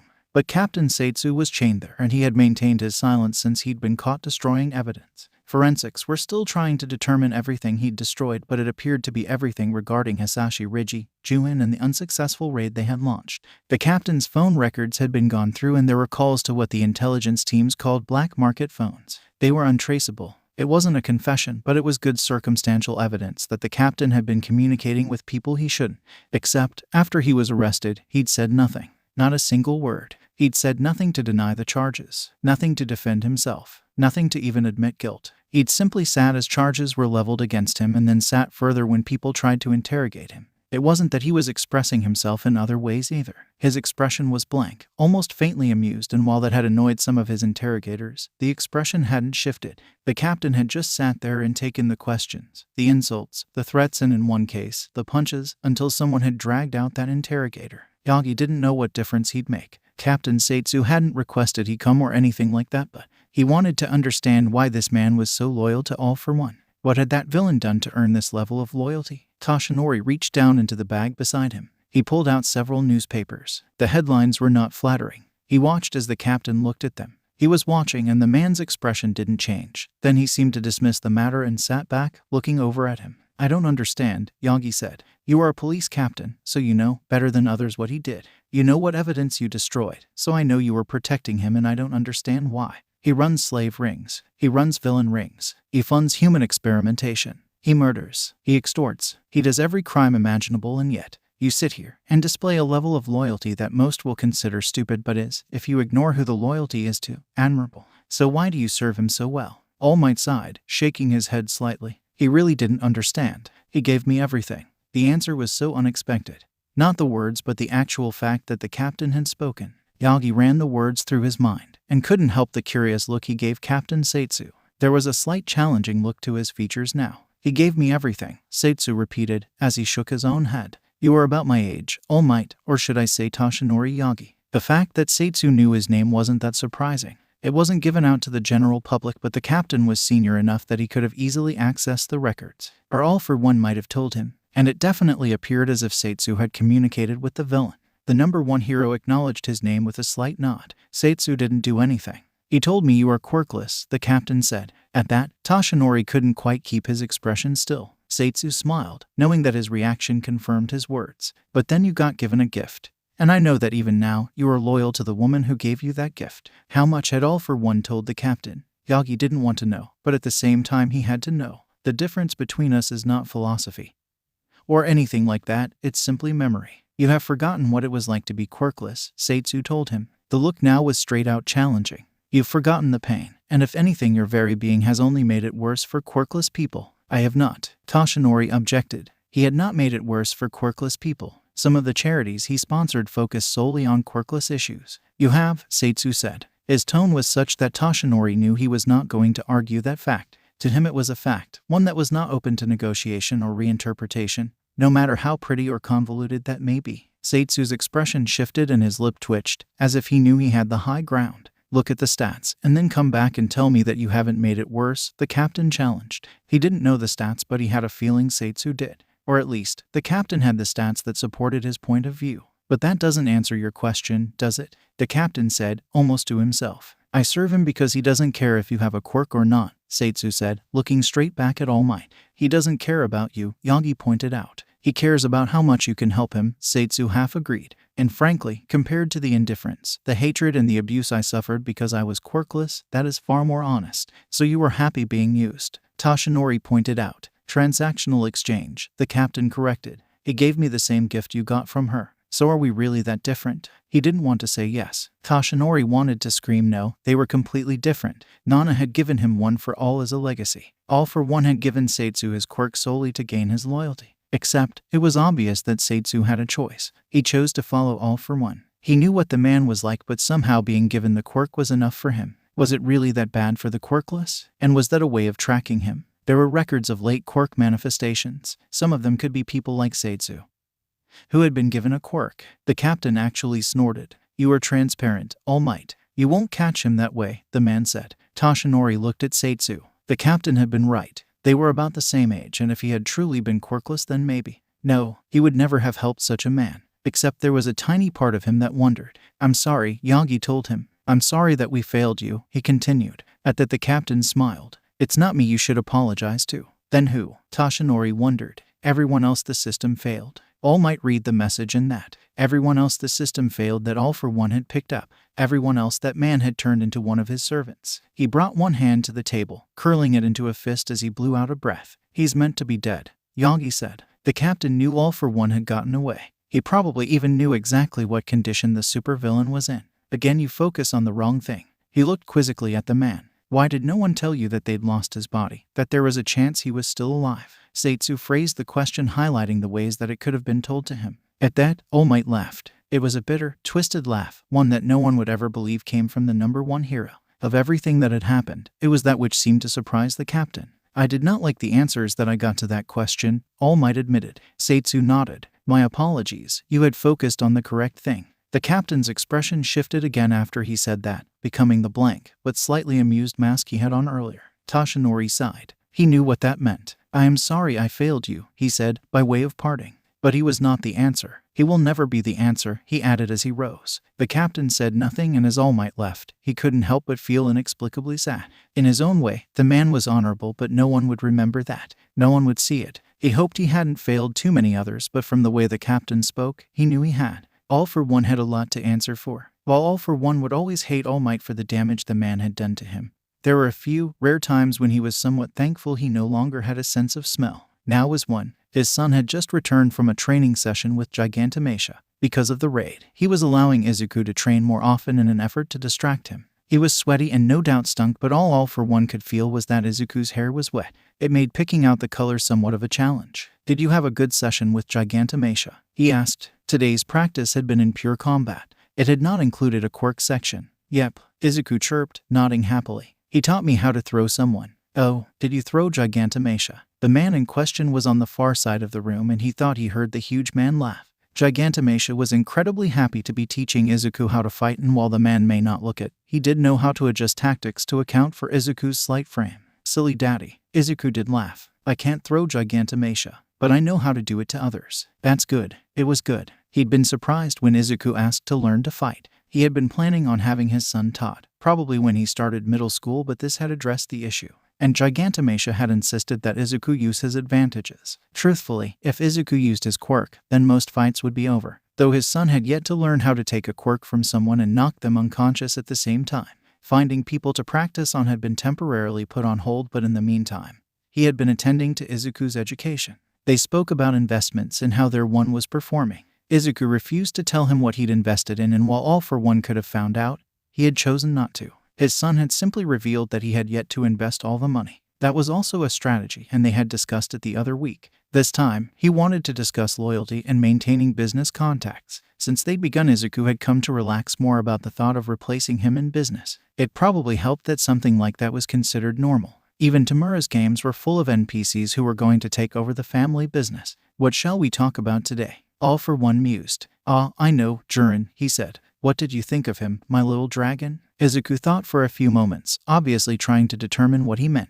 In this case, he didn't mean anything. He simply wanted to know what Izuku thought. Izuku paused, still searching for the word. All for One waited. "Resourceful, sarcastic." At the second word, Hisashi laughed. "Oh, my little dragon, that is correct. He is resourceful and somewhat sarcastic." He hadn't been sarcastic when Hisashi had last spoken to him. Sweating, terrified, and very, very respectful were more accurate. But that conversation had bought Jiren his life, confirming that he had not known anything about Juin's plans or that she had been tracking them. The broker had promised to change his ways so that no one could track him and his clients. "Now, do you think I like Jiren?" All for One asked a more probing question. It spoke well of Izuku's intelligence that he thought about it before answering. "Jiren isn't family," Izuku said slowly. "But that just means you don't trust him." "It doesn't tell me if you like him," he began muttering. Hisashi chuckled. "A very good deduction, my little dragon." He was surprised and pleased. He hadn't realized Izuku was capable of making that distinction. I think you like him because he's a business partner, but you don't like him the same as Kurogiri or the doctor. Very good. All for one praised. You are correct. I do business with Jiren, so in that way, I like him because he can fulfill my requirements, but he is not family.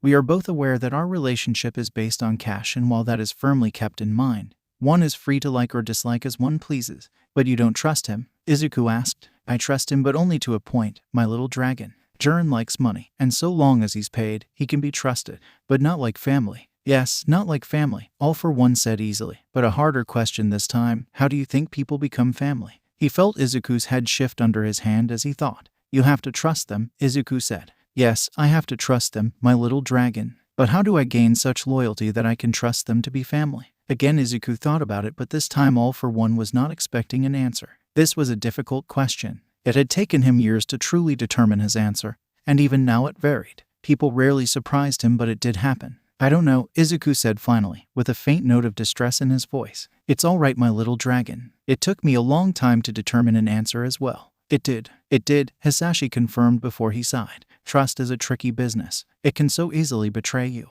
I trust people to act in their best interests, my little dragon, but with family, even if their best interests do not align with mine, they will put mine first. The difference is loyalty. Family is loyal to family. He couldn't tell how Izuku would react to that. It was a difficult concept for a 10-year-old, even if he was almost 11. Loyalty was such an ephemeral thing. It could be lost in an instant or gained. You never knew which. How do you get someone to be loyal to you? Izuku asked. That is the real key, my little dragon. It is easiest to gain loyalty from people who agree with you, All for One began explaining.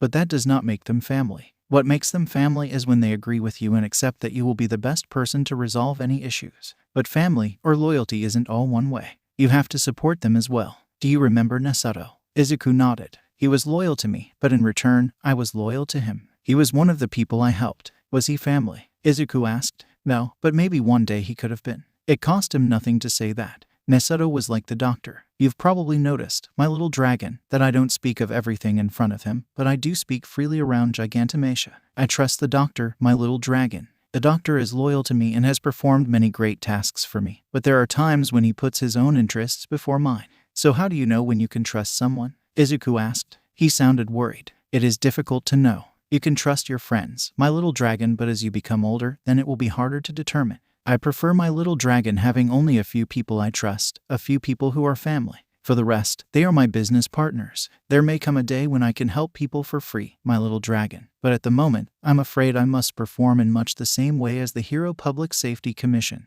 There is trust involved in a business decision, but not enough to make someone family. Izuku said nothing, but All for One could tell his son was thinking about his words. So it was perhaps time to push a little further. People say I'm evil, Izuku, he said softly. But the truth is they still want what I sell and what I do, so if I am evil, then they must bear a part of that weight. You're not evil, Izuku objected. It is only what they say, what the commission says, but you know that doesn't make it the truth. The commission cannot help the people I do, and so they cover their failures by claiming I am bad. The people I help do not say that, but society, those who go along with the lies, will agree with the commission. However, if that is the case, and I am evil, then those who require my services must also be considered evil. There is demand for what I do.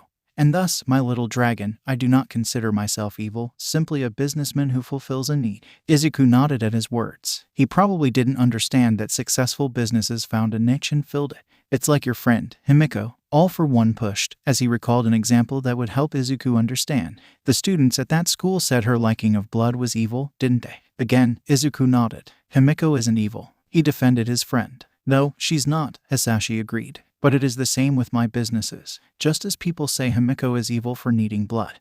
They say my business is evil, but it isn't. It just is. Like Himiko, All for One agreed. I am sorry we can't get her number back for you, he added. It was still a bit of a sore point that her contact details had been lost when Kurogiri had cleaned Izuku's phone. With reception turned off, she wouldn't be able to simply message Izuku either, so it was a small issue. Have you found her on Lifebook? She doesn't have one, Izuku told him. You'll see her again. All for One said. Eventually, he added. I hope so, Izuku agreed. Now, I haven't guessed your hair color, have I? The change in topic surprised Izuku, but Hisashi felt his son's happiness. You haven't, he chirped. I think it's green, Hisashi said. Yes, Izuku was happy. Do you know what you are training in tomorrow? With the question he also cast a look towards Gigantomatia. Hand to hand, my lord, the huge man answered. Very good. Are you enjoying the lessons, my little dragon? Yes. Izuku was obviously happy to say that. Gigantomatia teaches well. I'm glad to hear it, all for one said. It was good that Izuku was enjoying himself. The next few months would be difficult. Izuku would not be going back to elementary school. He would continue his education in middle school, but for now, they would all take over lessons. He had no fear for his son's academic future. Izuku was studious, and in this year, he would learn far more than mere academics, but he was probably not going to be happy about it. Well, they would deal with any issues when they arose. He took a deep breath, curling his free hand into a fist. One day, there would be a reckoning, and All Might would not be able to pay. Until that day, he just had to be patient and teach his little dragon, for it was his hand that would settle the balance, and he would need to be strong. All for one had faith. Ted Hitoshi almost never ran late to school, but he never arrived early. As such, he and Ochako had worked out a system when he arrived to ask the most important question. Had either of them seen or heard from Izuku? As he slipped into class, he saw Ochako shake her head slightly. It was a gesture he had to return. He wished he could say otherwise. He really didn't like the way the light in her eyes faded. She recovered, but he could tell it hit her hard. It hit him hard too. Izuku just hadn't come to school one day last year. The first day it wasn't too bad. They just assumed something had come up and sent him messages. But those messages weren't returned. That was okay. They'd assumed they'd see him in a day or so. But nothing happened. There were all sorts of rumors going around as well. A building in Tsu collapsed the same day as Izuku disappeared. Hitoshi remembered having a sharp spike of fear when he heard that. Surely it wasn't Izuku's building. But the news said it was a commercial building, and while there were some fatalities, they had been pulling survivors from the wreckage. That's where the rumors began though. People said they'd seen All Might and Endeavor there. No one knew what the top two heroes were in Tsu for, given that they both primarily operated out of Tokyo. The Endeavor rumor quietened down quickly when the man was seen in Tokyo, but it was confirmed that All Might had been there. His PR team said the number one hero had been in Tsu for other reasons and had of course helped out with the collapsed building. While All Might was the number one hero, helping out in the boonies helped his reputation. The rumors about Izuku weren't as nice. Gatorui had actually told them that Izuku was a villain and All Might had taken him out. That was particularly stupid. Izuku was 10, 11 now, and 11-year-olds were not villains. Izuku wasn't a villain. Gatorui had been somewhat surprised when they had laughed at him for saying that. The Spider Quirk boy had then said that Izuku's father was a villain, and All Might had taken him out. It was untrue. They had both met Hisashi Rigi, and they knew he worked at an office. They'd both been to the office, but it was harder to refute. They didn't really know what Hisashi Rigi did. Hitoshi had asked his parents, and while they had done their best to explain what an executive did, they hadn't really been much help. Basically, Hisashi coordinated what his company did and made high-level decisions. But they weren't really sure. It had been harder to laugh at Gatorui about that accusation, but he'd managed it. The other boy had been disappointed, but the accusation had stuck, and Hitoshi knew that Ochako had questions like his own running through her mind.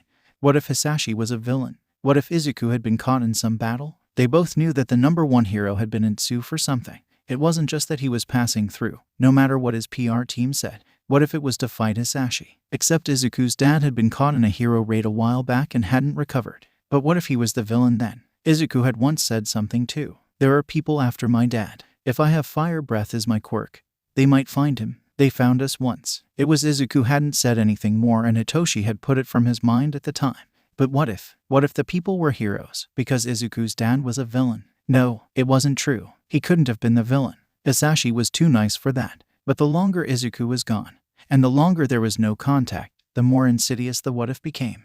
First, I've done it. They looked down at her phone with a frown when it beeped. It wasn't the normal beep of a message sent. Instead, it was the one when a message failed to send. There was even a little tag on the message informing her of that fact. She checked her reception. As expected, it was good, and she knew her data plan was up to date. There was no reason it shouldn't send, unless the reason was on first send. That was possible. His phone could be off. No, then the message should tell her that his phone was off, or not in reception. She knew how these things worked. They thought for a few moments. It wasn't that his phone was off, or not in reception. And it couldn't be that he had changed his number. Then the message would go through to the new number, or again. If the number hadn't been reassigned, then it would let her know. So what else could cause her message not to be received? If you had a dark phone, it could be set to silent. But why would first have a dark phone? Did he have a dark phone? May struggled with her memory for a few moments, but she knew she couldn't remember. So even if there was no reason to assume that he did, she should act like he did. The message hadn't sent, not even when she told it to resend. How did she get around that? She could wait until the block was off, but May didn't know how long that would take. First had given her money. She owed him. It was bad business for her to walk away from that, taking the cash. Even at 11 she knew that. She had to find some way of contacting him, or at least trying. That was the right thing to do, and she wasn't going to let her first investor walk away without getting what he paid for. Except the only way she could see to do that would be to break the law a little, stretch it. May mentally corrected. She wasn't going to break it. She would stretch it. After all, she owed first and had to contact him. And he'd be thankful she contacted him, so it wouldn't matter that. It just wouldn't matter. Okay, so she needed to get into her supplier's network to see where they were trying to send her message, and then she could track down first. May smiled. That shouldn't be too hard. She'd just use her mum's account as the launch point and see where it got her. After all, her mum had so many useful programs. She couldn't build, but she knew her way around tech. Ted, what do you mean I can't contact Ochako? All for One didn't need to see to know that his son was outraged. At 11, Izuku could be a surprisingly good orator. He'd been expecting this argument, but he had hoped it wouldn't happen. Because it is not safe, he explained reasonably, knowing full well that when someone was this emotional, reason did not play a part in things. Raising Tamura was much easier in this respect. So long as the boy had a game console, a bit of cash, and some news on heroes and how they'd failed, every now and then he was content. But Tamura was a throwaway character, not an NPC, but one he didn't intend to keep in his party for long. Izuku was going to be a permanent feature. As such, he couldn't be overly indulged or spoiled. He had to see reality and know when to back off and when to push. It was a lesson Izuku was still learning. The heroes didn't find us. They did, All for One corrected. He'd made sure Izuku had seen the articles confirming that. I had warnings so Kurogiri could get you out earlier, he told him. They were looking for you as well, my little dragon. He tried to soothe his son. But they didn't find us. That doesn't stop them looking. He held back from saying that in his current condition, he couldn't protect Izuku. It was something he didn't even want to admit to himself. I just want to talk to my friends, Izuku complained. I lost Himiko, and I don't want to lose Ochako and Hitoshi. All for One couldn't see, but he knew Izuku's eyes would have been full of tears. He'd probably feel more distressed if he could see that. It is good that you are maintaining your relationships, he said. That will serve you well in business. How can I maintain them when I can't talk to them? Izuku yelled. Izuku. All for One snapped his son's name sharply. He would not tolerate being yelled at. To his sight, Izuku jerked but still maintained a defiant stance. You can't keep me trapped here forever, his son cried. All for One bit back on his usual response to that.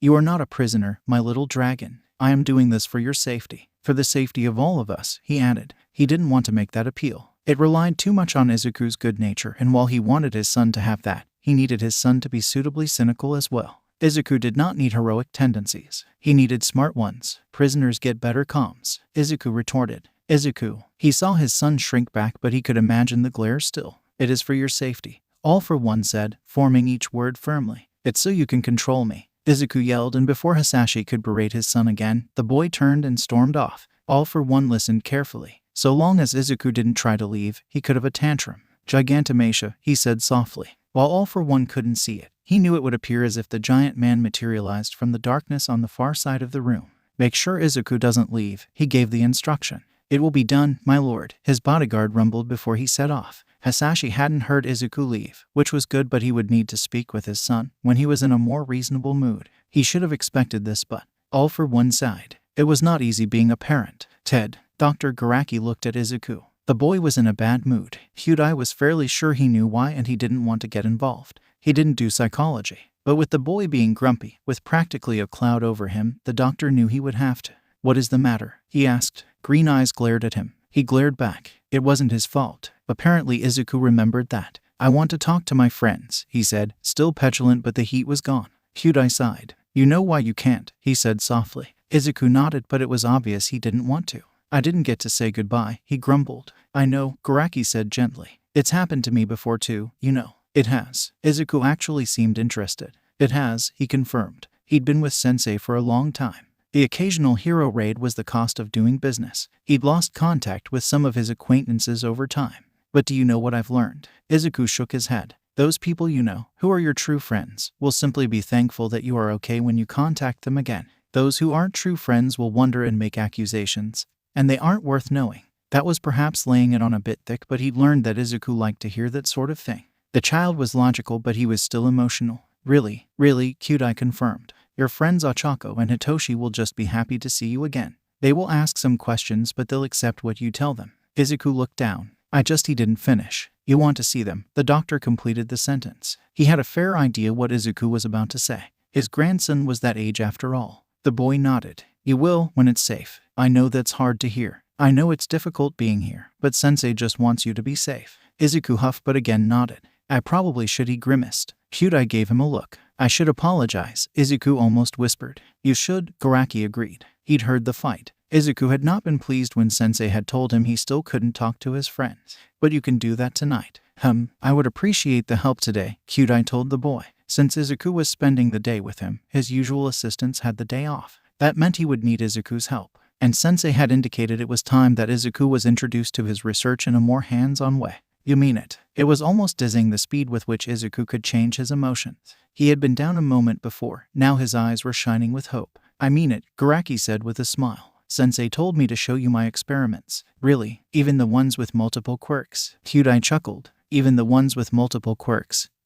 He confirmed. Shall we go? The green-haired boy jumped up and immediately came to him. Kyudai moved his wheelchair so that he could roll onto the floor. They had been in the control room, which overlooked the warehouse where the tubes were set up. There was a ramp down and he rolled down it, applying the brake with a practiced motion. Izuku followed him, looking around. These are called Nomu, Garaki explained, rolling up to one of the tanks. It's a person, Izuku exclaimed. An enhanced person, Kyudai said proudly. Enhanced? The doctor nodded. Why don't you look at them with your quirk? He suggested. Izuku's eyes unfocused slightly and then he gasped. They've all got, he didn't finish. 2 or 3 quirks. Yes, Garaki finished. That's why they are enhanced. You and Sensei are special. You can have multiple quirks but most other people can't. If you give someone a second quirk, they'll collapse, he said. Really, Garaki confirmed. But I am working on ways of allowing people to have multiple quirks. Izuku frowned. Where are they getting the extra quirk from? He asked. That's one of my other experiments, Garaki told Sensei's son. I've learned so much about quirks doing this research. He said, You have. I have. The aim is to try to find a combination of quirks that would allow people to live long, healthy lives. Imagine if everyone had regeneration. He asked. Then they wouldn't get hurt, Izuku exclaimed. Exactly, Garaki confirmed. That's why I'm doing these experiments. I want to see how I can combine different quirks to give the best results. Do you like them? Izuku looked up at the Nomus. Most were in the early stages of development. That meant he was still strengthening their bodies. They are odd, Izuku said slowly. They feel weird, he explained. It's probably because you aren't used to them, Garaki said. I promise, they won't hurt you. They weren't capable of it. Alongside Sensei, Izuku was the only person they would all obey absolutely. The boy walked up to one of the tubes, looking up at the occupant. It's a person, he repeated. Yes, it is. There is a lot of interest in my research, Izuku. And so when I ask for volunteers, I do get them. These are people who have volunteered to participate in my research. The green-haired boy frowned again. Didn't you say that if I give someone a second quirk, they will collapse? He asked. How do these people have multiple quirks? Garaki smiled. Izuku was so logical at times. That's what my research is on. It is true that if you give someone a second quirk, they will collapse. Some people will be able to handle it, but most won't. However, I have prepared these people so that they can handle having multiple quirks, so they don't collapse. But you were right. Do you want to see where I get the extra quirks from? He asked. Izuku appeared satisfied with his explanation, and he nodded. Well, come with me, Kyudai said, setting off. I know this research seems cruel, because yes, the people are trapped in there for the moment, but it is necessary to advance knowledge. And you know what? My research has already helped. I used some of it on Sensei after his battle with All Might, so it has helped. Izuku gave him an odd smile. It was happy but also sad. That's good. Now to the extra quirks. You already know I can copy quirks. Izuku nodded. Dad gave me some, he said you'd copied. Kyudai smiled. I did. I copied regeneration, shock absorption, and that strength quirk for you. They were hard to copy. I've got an easier way now. Why were they hard to copy? Your dad gave me the samples of them, but your dad has lots of quirks. I had to isolate them from all the others he has. That's not easy. I use a different way now, or at least I do when I can. Izuku's eyes showed his surprise. He'd obviously never thought about things before. That was not unexpected. What's the easier way, doctor? If I can get a genetic sample from the person, then that's the best. I can copy the quirk from that, and they still have their quirk. Except, well, I'm sure you know. At that, he could see Izuku thinking. Know what? He eventually asked. It's slower, and if you need the quirk now then you will have to take it. How long does it take? A few years, Garaki told him. Years? Izuku's eyes went wide. That was forever to a boy Izuku's age. The doctor nodded. It is a better way though, he said, coming to a stop in front of a row of 5 tanks. These were the 5 that Yakuni were taking care of. He'd made sure the team was gone before he'd brought Izuku here. Yakuni hadn't minded moving from Tsu to Yokohama. He didn't complain about the small room he had to sleep in. He had complained about having to take a day off, but Garaki had replied with a practiced laugh and ordered him to go. The quirkless boy was a great worker, but he did need to take some time for himself. Can you use your quirk to feel the quirks here? Kyudai asked. Again, Izuku's eyes unfocused, but then he frowned. There aren't any quirks. Garaki nodded. Not yet. Remember I said it takes years. This is a test batch and hopefully I will end up with 5 quirks that are all the same, he explained. Maybe you will end up with 1. He asked. Izuku was definitely going to end up with one of the copies. Really? Green eyes were shining. I think so, Kyudai confirmed. Sensei wants you to be strong. At that, Izuku looked back to the ground. I really need to apologize, he repeated his statement from earlier. It's all right, Izuku. Your father loves you, so he will forgive you, Kyudai said. He really wasn't meant to do psychology. Tears escaped Izuku's eyes. I hope so. He will, Garaki pressed. I know it's early, but do you want to go back now? Izuku gulped. Please, he requested. The doctor sighed. He wasn't going to be getting Izuku's help today, but he pulled out his phone and called Kurogiri. Come back another day, he asked Izuku. The boy looked at him and gave him a smile. Definitely. The doctor nodded as Kurogiri's warp gate appeared. I'll hold you to that. Izuku just grinned. When he was gone, Garaki turned around and looked back at the warehouse. That had gone well. Sensei would be pleased. All for one sad as he thought. He tapped one finger on his jawbone as he reviewed his conversation with Izuku. He would not dignify it by calling it a fight. He did not fight with 11-year-olds. He thought he had headed off this particular discussion when he had informed Izuku that he could not contact his friends, but obviously his son had thought that was for a far shorter term than he meant. Kurogiri had blocked Izuku's phone, and since he controlled the account, it should mean that Izuku couldn't contact his friends until it was safe to do so. As intelligent as his son was, All for One didn't believe Izuku had the knowledge to hack through that. He was equally sure Izuku could learn, but he was almost completely positive Izuku didn't have a particularly strong interest in that sort of thing. However, it still bothered him that it had come to this. Izuku was usually. He was not placid but accepting of their situation. That grasp of reality was to be admired, but All for One sighed. He cast his mind back but couldn't remember if he had a similar disposition when he was 11.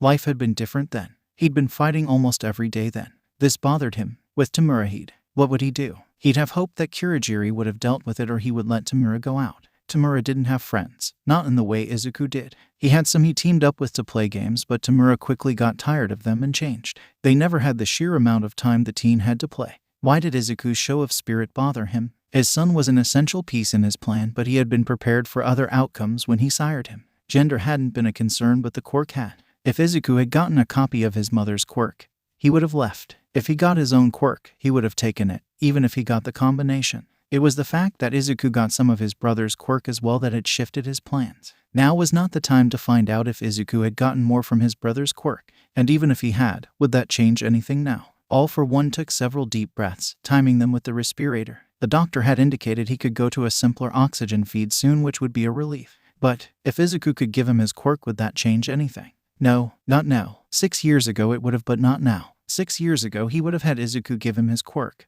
then probably given him fire breath, altered his memory slightly and walked away. Now he wouldn't. What had changed? Time, Izuku's intelligence, his fight with All Might. He had a thought that there were several factors, but was that so unusual? He deactivated his sight quirk, leaving himself in darkness as he thought. No, it wasn't unusual. Izuku was his son. It was normal to feel worried for him, to be concerned. But Izuku was going to serve him. An odd memory came to him. It was one from before quirks. He remembered watching military parades. The soldiers marched in step past their general so that he could inspect them. Now, he recognized the message the state was giving out, but then, he'd been too young to really know what to think, but he remembered feeling pride. He remembered feeling slightly jealous of the troops who preened under their general's gaze. It was something like that. He was a general with a prized soldier. He had invested a lot of time and money to ensure Izuku was great. So of course it was natural that he would feel some attachment. It had happened before. He had invested time into his commanders back in the war, and it had hurt when they were killed. He invested time into Gigantomatia, and the man was trusted.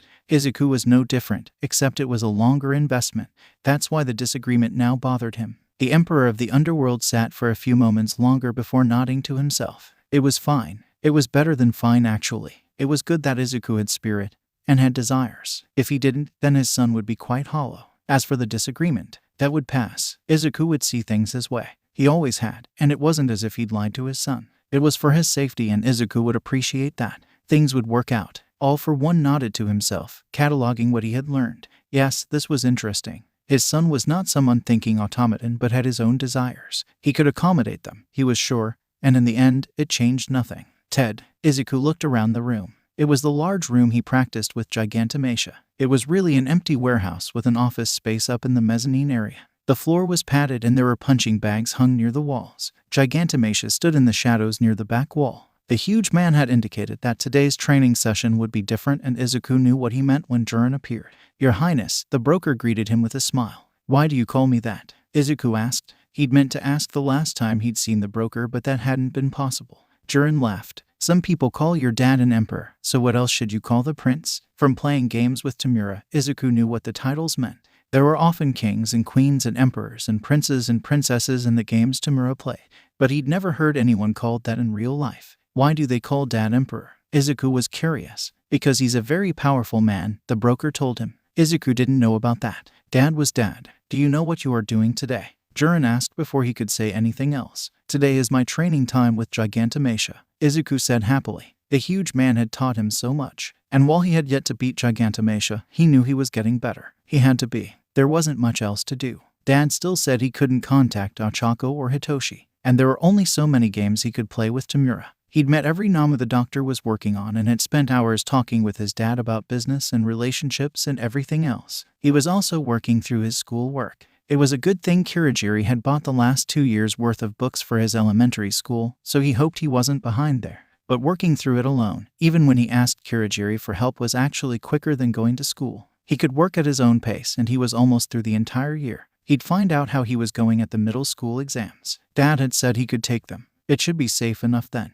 Izuku wanted to take them. And he wanted to go to middle school in Mai so he could see his friends again. Dad was thinking about that, but Izuku was quietly hopeful. "It is, and today you are going to practice taking quirks," Jiren told him, casting a glance towards the huge man who was still standing at the back wall. "I am." Izuku's eyes went wide. He mimed taking a quirk from Gigantomachia at the beginning of each session, but he'd really only taken a quirk from his dad, Tamura or Seisho Kijo. And in most cases he gave them back. "You are," Jiren confirmed. "First you are going to practice on me, and then I have some other people who will come." Izuku bounced on the balls of his feet. This was going to be so much fun. The broker smiled at his obvious excitement. "Now first, Your Highness, you need to change your appearance," he said. "Think of it as practice," Jiren added at the face Izuku made. He changed his hair and eye color after that. Gray hair with pink eyes. The broker laughed. "Now take my quirk," he instructed, holding out one hand. Izuku concentrated, reaching out to feel Jiren's quirk. It was a misty gray color, much like his hair, and seemed like fog.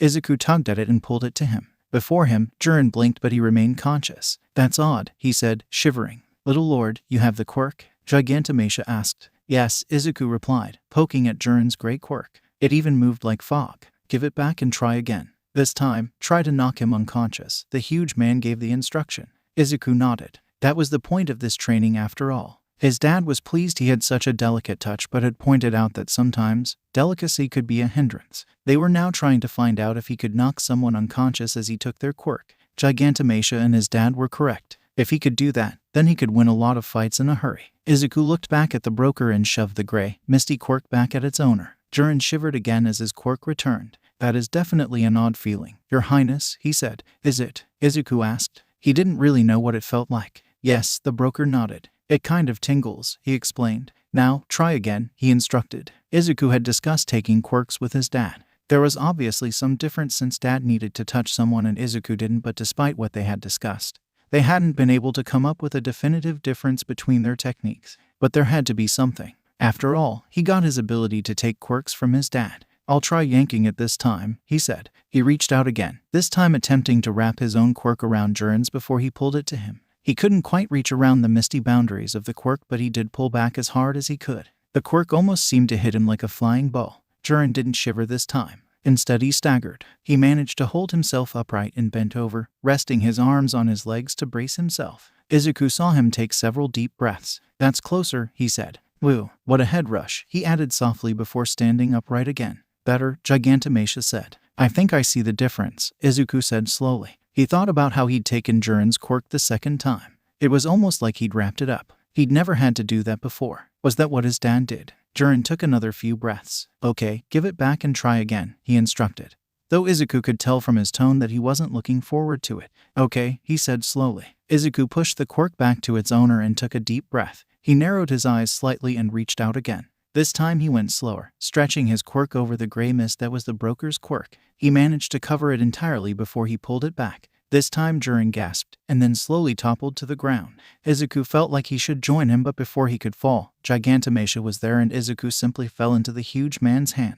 He gasped for air. It felt like he'd sprinted a mile or so. It worked, he managed to say. It did, Gigantomachia rumbled. There was a note of pride in his voice. I'm tired, Izuku said. Stay awake. You need to give back his quirk, the huge man said. Izuku felt them move, and he realized Gigantomachia was taking him to the broker. Little lord, can you use the quirk? Gigantomachia asked. Izuku poked at the gray quirk he now had. It seemed easy enough. I think so, he told the man carrying him. Use it on him, and then give it back. Then you can rest. Rest seemed like a wonderful idea. Izuku nodded and Gigantomachia waited. I need to touch him, the currently gray-haired boy said. The quirk told him that. The large man lowered him. Izuku reached out to touch the broker's head as he activated the man's quirk. It didn't feel odd and he didn't feel any feedback, but he knew it had worked. Then he shoved the quirk back towards Jiren. Huh, Izuku slurred. Little lord, Gigantomachia asked. It won't go back, Izuku said. The worry was making him both more exhausted and more awake. Try again, little lord. Be calm, Gigantomachia advised. Izuku took a deep breath and then pushed the quirk again. It still didn't move, but he was close enough to the broker that he could reach out to touch Jiren again. When he was touching the man, the quirk finally shifted and he breathed a sigh of relief when it went back to its owner. He wasn't meant to keep that one. It's gone, he reported. He didn't see Gigantomachia grin. Instead, his eyes slid closed and soon the huge man was holding him as he slept. On the floor, Jiren stirred. He blinked as he woke up and wondered why he was on the floor. He rolled over and got up. You have done well, Jiren, a voice he recognized said. The broker looked around. He saw Gigantomachia moving away from him. That's good, he said, still trying to recall the last few minutes. You can inform the others that they won't be required today. However, work opportunities will be available in future, the voice continued. Sure thing, Jiren replied. The Emperor of the Underworld had wanted a lot of people for a short job. It had to do with quirks, because everything with the Emperor had to do with quirks. But this job also involved His Highness, so he'd actually volunteered to be the first. He could remember volunteering and coming here. He could remember standing, waiting for His Highness, and now. Nope, he couldn't remember what happened next. They'd probably used some quirk on him. Pink eyes flew open. Not some quirk. Is quirk. It worked, he asked. He could remember the details of the job, but he couldn't remember performing it. That was definitely his quirk. It did, Sensei replied. You have my thanks. To himself, Jiren added, in my payment, because the man recognized that payment was necessary. I will arrange another time with you in the future for this to continue. Jiren nodded before he smirked. I'll remember that, he asked. The Emperor chuckled. You will, he said, recognizing instantly what the question represented. Good, he replied as he dusted himself off. He pulled out a cigarette. He needed it. The broker took a deep drag and walked himself to the door. Gigantomachia had obviously taken His Highness away. And really, all he had to remember was that if Sensei was pleased, then he'd done a good job. And he got paid for that. All for one tapped one finger on his chin as he waited for Gigantomachia to bring him Izuku. He'd been watching his son train with Jiren from the mezzanine level. It had certainly been interesting. He'd had no idea that his son found it so easy to attract quirks, but that was now working against him. The ease with which Izuku took quirks meant he hadn't really exercised his quirk. That would have to change. Gigantomachia squeezed into the room, carrying Izuku. Jiren had already left via warp gate and Izuku was beginning to stir. His son recovered fast. My little dragon, all for one said as Izuku blinked. I did it, his son said in that odd voice that was between waking and sleeping. You did. Gigantomachia lowered Izuku to the ground and his son stood for a few moments, still resting one hand on the huge man's arm to steady himself before he was sure on his feet. Then he rushed over to sit beside him. All for one dropped his hand, resting it on Izuku's head. It was hard, Izuku reported. What did you find hard about it? Hisashi asked. Jiren's quirk is like a mist, and it was hard to surround it, Izuku said. He'd never really thought of the broker's quirk like that, but it was an apt description. So do you think it would be easier with a smaller quirk? He asked. All for one did not mean smaller to be weaker. Maybe, Izuku replied. All for one ruffled Izuku's hair. I'm going to hold out 2 quirks, and I want you to tell me which one you think would be easier to cover, my little dragon, he instructed.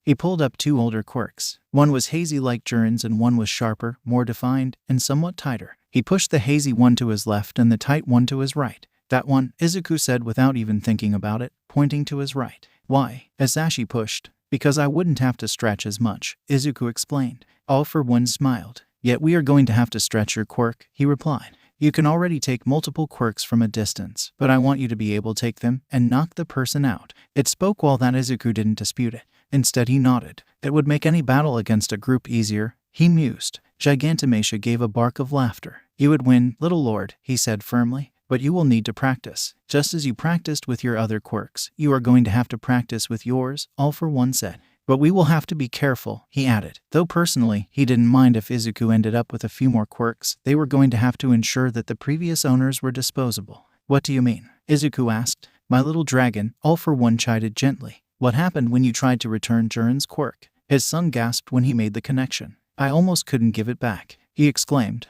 That's never happened before, he added. Why do you think it happened? Isashi prompted. Izuku shifted under his hand and rested his back on his leg. It only happened the third time when I managed to surround his quirk, which means it has to do with that, Izuku deduced. It would mean that when I surround a quirk, it's almost like I'm absorbing it. I wonder if I would absorb a quirk quicker if I kept it that way. That is something we will have to find out.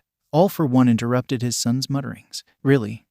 But what if I can't give a quirk back? It will be okay, my little dragon. I will make sure of that, he reassured his son. Izuku nodded before he sighed, trusting his father. Taking someone's quirk, my little dragon, is not something you should be afraid of doing. You will find, as you grow, that others will be more than happy to use their quirks on you, so why should you not use your quirk on them? Asashi phrased the question to be easy to answer. It was a trick he'd used with others. Agreement on the easy things, leading into agreement on other things. He wasn't trying to trick his son though, it was just the way these things worked. Again, Izuku nodded. He might not completely see the point of the question now, but he would, in time. Daddy, why haven't we named my quirk? It was an unexpected question. The flippant answer would be to simply say that because Izuku could not tell anyone about his quirk, it did not need to be named. But All for One knew that dismissing his son's questions was not the right thing to do. There are a number of reasons, my little dragon, he said after a few moments, in which he made up those reasons. Gigantomachia had settled by the door, but Hisashi could tell he was interested as well. That was rather curious. The man was seldom interested in things like this. When you name a quirk, my little dragon, it is easy to get trapped into limiting what you can do. Some quirks are so simple, that won't matter. Your old friend Kezwe's quirk was named Feather Hair. And there wasn't anything else she could do with it, was there? No, Izuku said. It was good to hear that there was no regret in his voice. He had no longing for her. Not that Hisashi thought his son would. He was longing more for his other friends, Hitoshi and Achako. So naming that quirk doesn't put a limit on it. But a more complex quirk could be limited by the name. Because when you name something, you are defining it, and you are then getting trapped into what you believe it can do, rather than what it can do. The example that he really wanted to use was one he wasn't sure he should. The former hero Saberwind's quirk had been known as Barrelode, but Izuku had found far more uses for it as the still inaccurately named Kali Imperium. Do you remember the hero Saberwind? All for One instead asked delicately. Izuku nodded, and then Hisashi heard his son gasp. Oh, you gave me a quirk similar to hers, he remembered. All for One didn't bother to correct his son. And you use it to fly, to pick things up, to push things away, to mold fire breath, and to do so much more than she was. All the videos show her using pressure waves. Do you think she could have picked things up, or flown? Izuku asked. I'm sure of it, Hisashi replied instantly. So you can see, when she named her quirk Barrelode, she was limiting her uses of it. She didn't discover all the possibilities, he told Izuku. He didn't bother to ask how much of an improved hero his son thought Saberwind would have been if she'd learned to use her quirk properly. So that's one reason why I have never worried about naming your quirk. So that you weren't limited by expectations given by the name, but there are other reasons. Izuku sighed. It almost seemed as if he was about to fall asleep. Are you still awake? Yes, he chirped brightly. Very good. Another reason why I have not rushed to have you name your quirk is I don't want you to become solely known by it. What do you mean? Izuku clearly didn't understand what that sentence encompassed. All for One sighed gently. I am known by many names, my little dragon. Jiren calls me Emperor, does he not? He asked playfully. Izuku nodded at that. Hirajiri calls me Sensei, as does the doctor, and Tamura. All for One continued. I have taught them, so it is accurate, but many others also call me that. But still others call me All for One. That's your quirk's name. Izuku objected. It is, but they call me by that name. It's not very nice, is it? He personally didn't mind. It wasn't like he had extensive dealings with those his quirk name whispered in fearful conversations did have its uses. People didn't quite believe he existed, but they feared the possibility of what he represented. That type of mystic could be useful, but it wasn't something Izuku was ready to learn about yet. When he was, Hisashi rather thought that Izuku would quickly grasp the implications. It's not. Izuku agreed. It isn't, is it, my little dragon? I do not want it happening to you. The last reason is a bit of family tradition, All for One said lightly. It wasn't really, but he could make it one. My quirk wasn't named until I was at least 43. You are old, Izuku objected. Hisashi laughed at his son. Quirk naming only became necessary when quirk registration was brought in. He explained. Back then, no one cared what your quirk was named, they only cared if you had one. And then they wanted to register that fact. As quirks became more and more diverse, names and classifications had gained importance, but the registration and control of them was more what the quirkless society wanted. Though, if he was honest, quirk names, for him, had been important before he named his own. When he took a quirk, and did not wish to recall the previous owner, having something to refer to the quirk was useful. He'd had many named quirks before his own had been named. And he hadn't named his. It hadn't always been known as All for One. Its first name was Give and Take, or as Petra liked to say, Take and Give. The memory was one of those odd ones that stood out. They were at war, constantly fighting for survival, recognition, and even just basic dignity, but for some reason this had been a happy day. There had been time for some smiles, and to relax. Petra had been quirkless, but she'd been loyal, and he'd given her a minor quirk out of gratitude. She was one of the people who accepted the changes, and she'd stood with them to the end. He pushed that memory away, focusing on the happier time. She'd asked Masao what his quirk was named. The man had a minor heat-sensing quirk. It was so minor that if he hadn't been able to feel it, he would have wondered if Masao actually had a quirk. But the man did, and he had been one of the unfortunate ones to be outed as having powers when some moron developed a test. That particular test had been wrong 25% of the time and had caused a lot of problems, but it had persisted. Masao, like Petra, had become one of his inner circle back then, not because of the strength of their quirks, because no one had strong quirks then, but because they were intelligent. The two of them worked well together and had gotten into a variety of places they had no right to visit. They were some of his main intelligence gatherers. Masao had been surprised by the question. It's heat sensing, you know that, Petra had been his rather dumbfounded reply. Yes, but what's it called? Petra had insisted. Why would it be called anything? The other man had returned his own question. It's mine. Yeah, but Shigaraki here can take it, she reminded him. So when he does, what's he going to call it? She teased. He's not going to take it, Masao replied. Petra huffed. I know that, but what do you call it? She kept insisting on the question. I've never thought about it, he replied. What have you been calling it? Masao returned her question about names. Petra grinned this time. Her emotions had always seemed changeable, but he knew she was stable. And now that Petra had brought up the topic, he had been interested in the answers. You always say it is like seeing heat. So heat sight was the first thing I thought of, she admitted. Lame, Masao objected. This coming from a man who doesn't have his own name for it, she poked back. What about refraction then? Petra offered the alternative. He thought about that for a few moments. Better, Masao admitted. Not accurate, but better. Oh, you want something fancy, like infrared? She teased. The man seemed to think about it for a moment. Might be nice, he said. All for One remembered he'd been sitting at an angle such that he could see Masao smirk, but Petra couldn't. She'd huffed again but laughed. You're impossible, came the fond accusation. So what would you call Shigaraki's power? Masao had asked. It had come as a surprise, and he considered the question as well. He'd never thought about naming his power. As Masao had said earlier, it was his, and thus didn't really need a name. In literature, no one with what was then fictional powers named them, except if they were a certain type of power. Psychic powers had names, but they were all based on the type of psychic power the fictional individual had.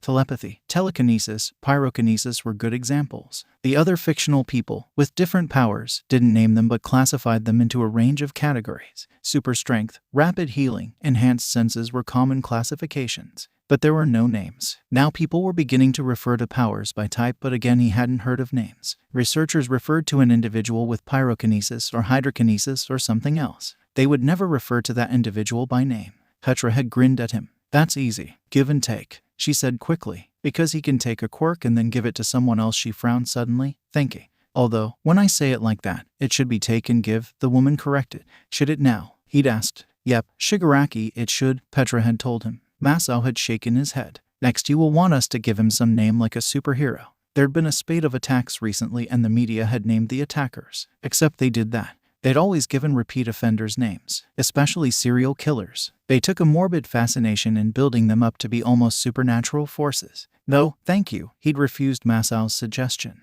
He didn't need that kind of baggage. Petra had laughed. All for One shoved the memory back into the depths of his mind.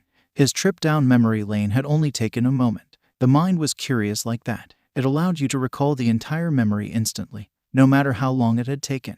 That was the first time his quirk had been named, but it wasn't why he was sitting here. "Do you want to name your quirk, my little dragon?" he asked his son. Izuku hadn't noticed his moment of distraction with the past, and All for One heard him hum as he thought. "It would be nice to have a way to refer to it," he murmured. "Keep in mind that even if you name it, it won't be recorded, so you can change it later," All for One reminded his son. "What do you think a good name would be?" "There are lots of names you could call it," he said softly. He'd discussed this with the doctor before. "I'm sure you've heard the doctor. He wants to call it Singularity," Izuku confirmed. "But that sounds sort of scary," he added. All for One chuckled. "You could always name it All for me." Izuku laughed at that. "Since I'm a dragon, I could always name it Hoard," he suggested. "Hoard, Dragon's Hoard," All for One said, trying out the name. It fit with the theme he had set up for Izuku, and it fit with his quirk. After all, a dragon did not give up his hoard. Izuku would not be giving up any quirk he took. Izuku remained silent for a few moments before tentatively asking, "You don't like it?" With the question, Hisashi realized he was meant to provide an answer. "It does fit," he said noncommittally. "You don't like it," Izuku declared.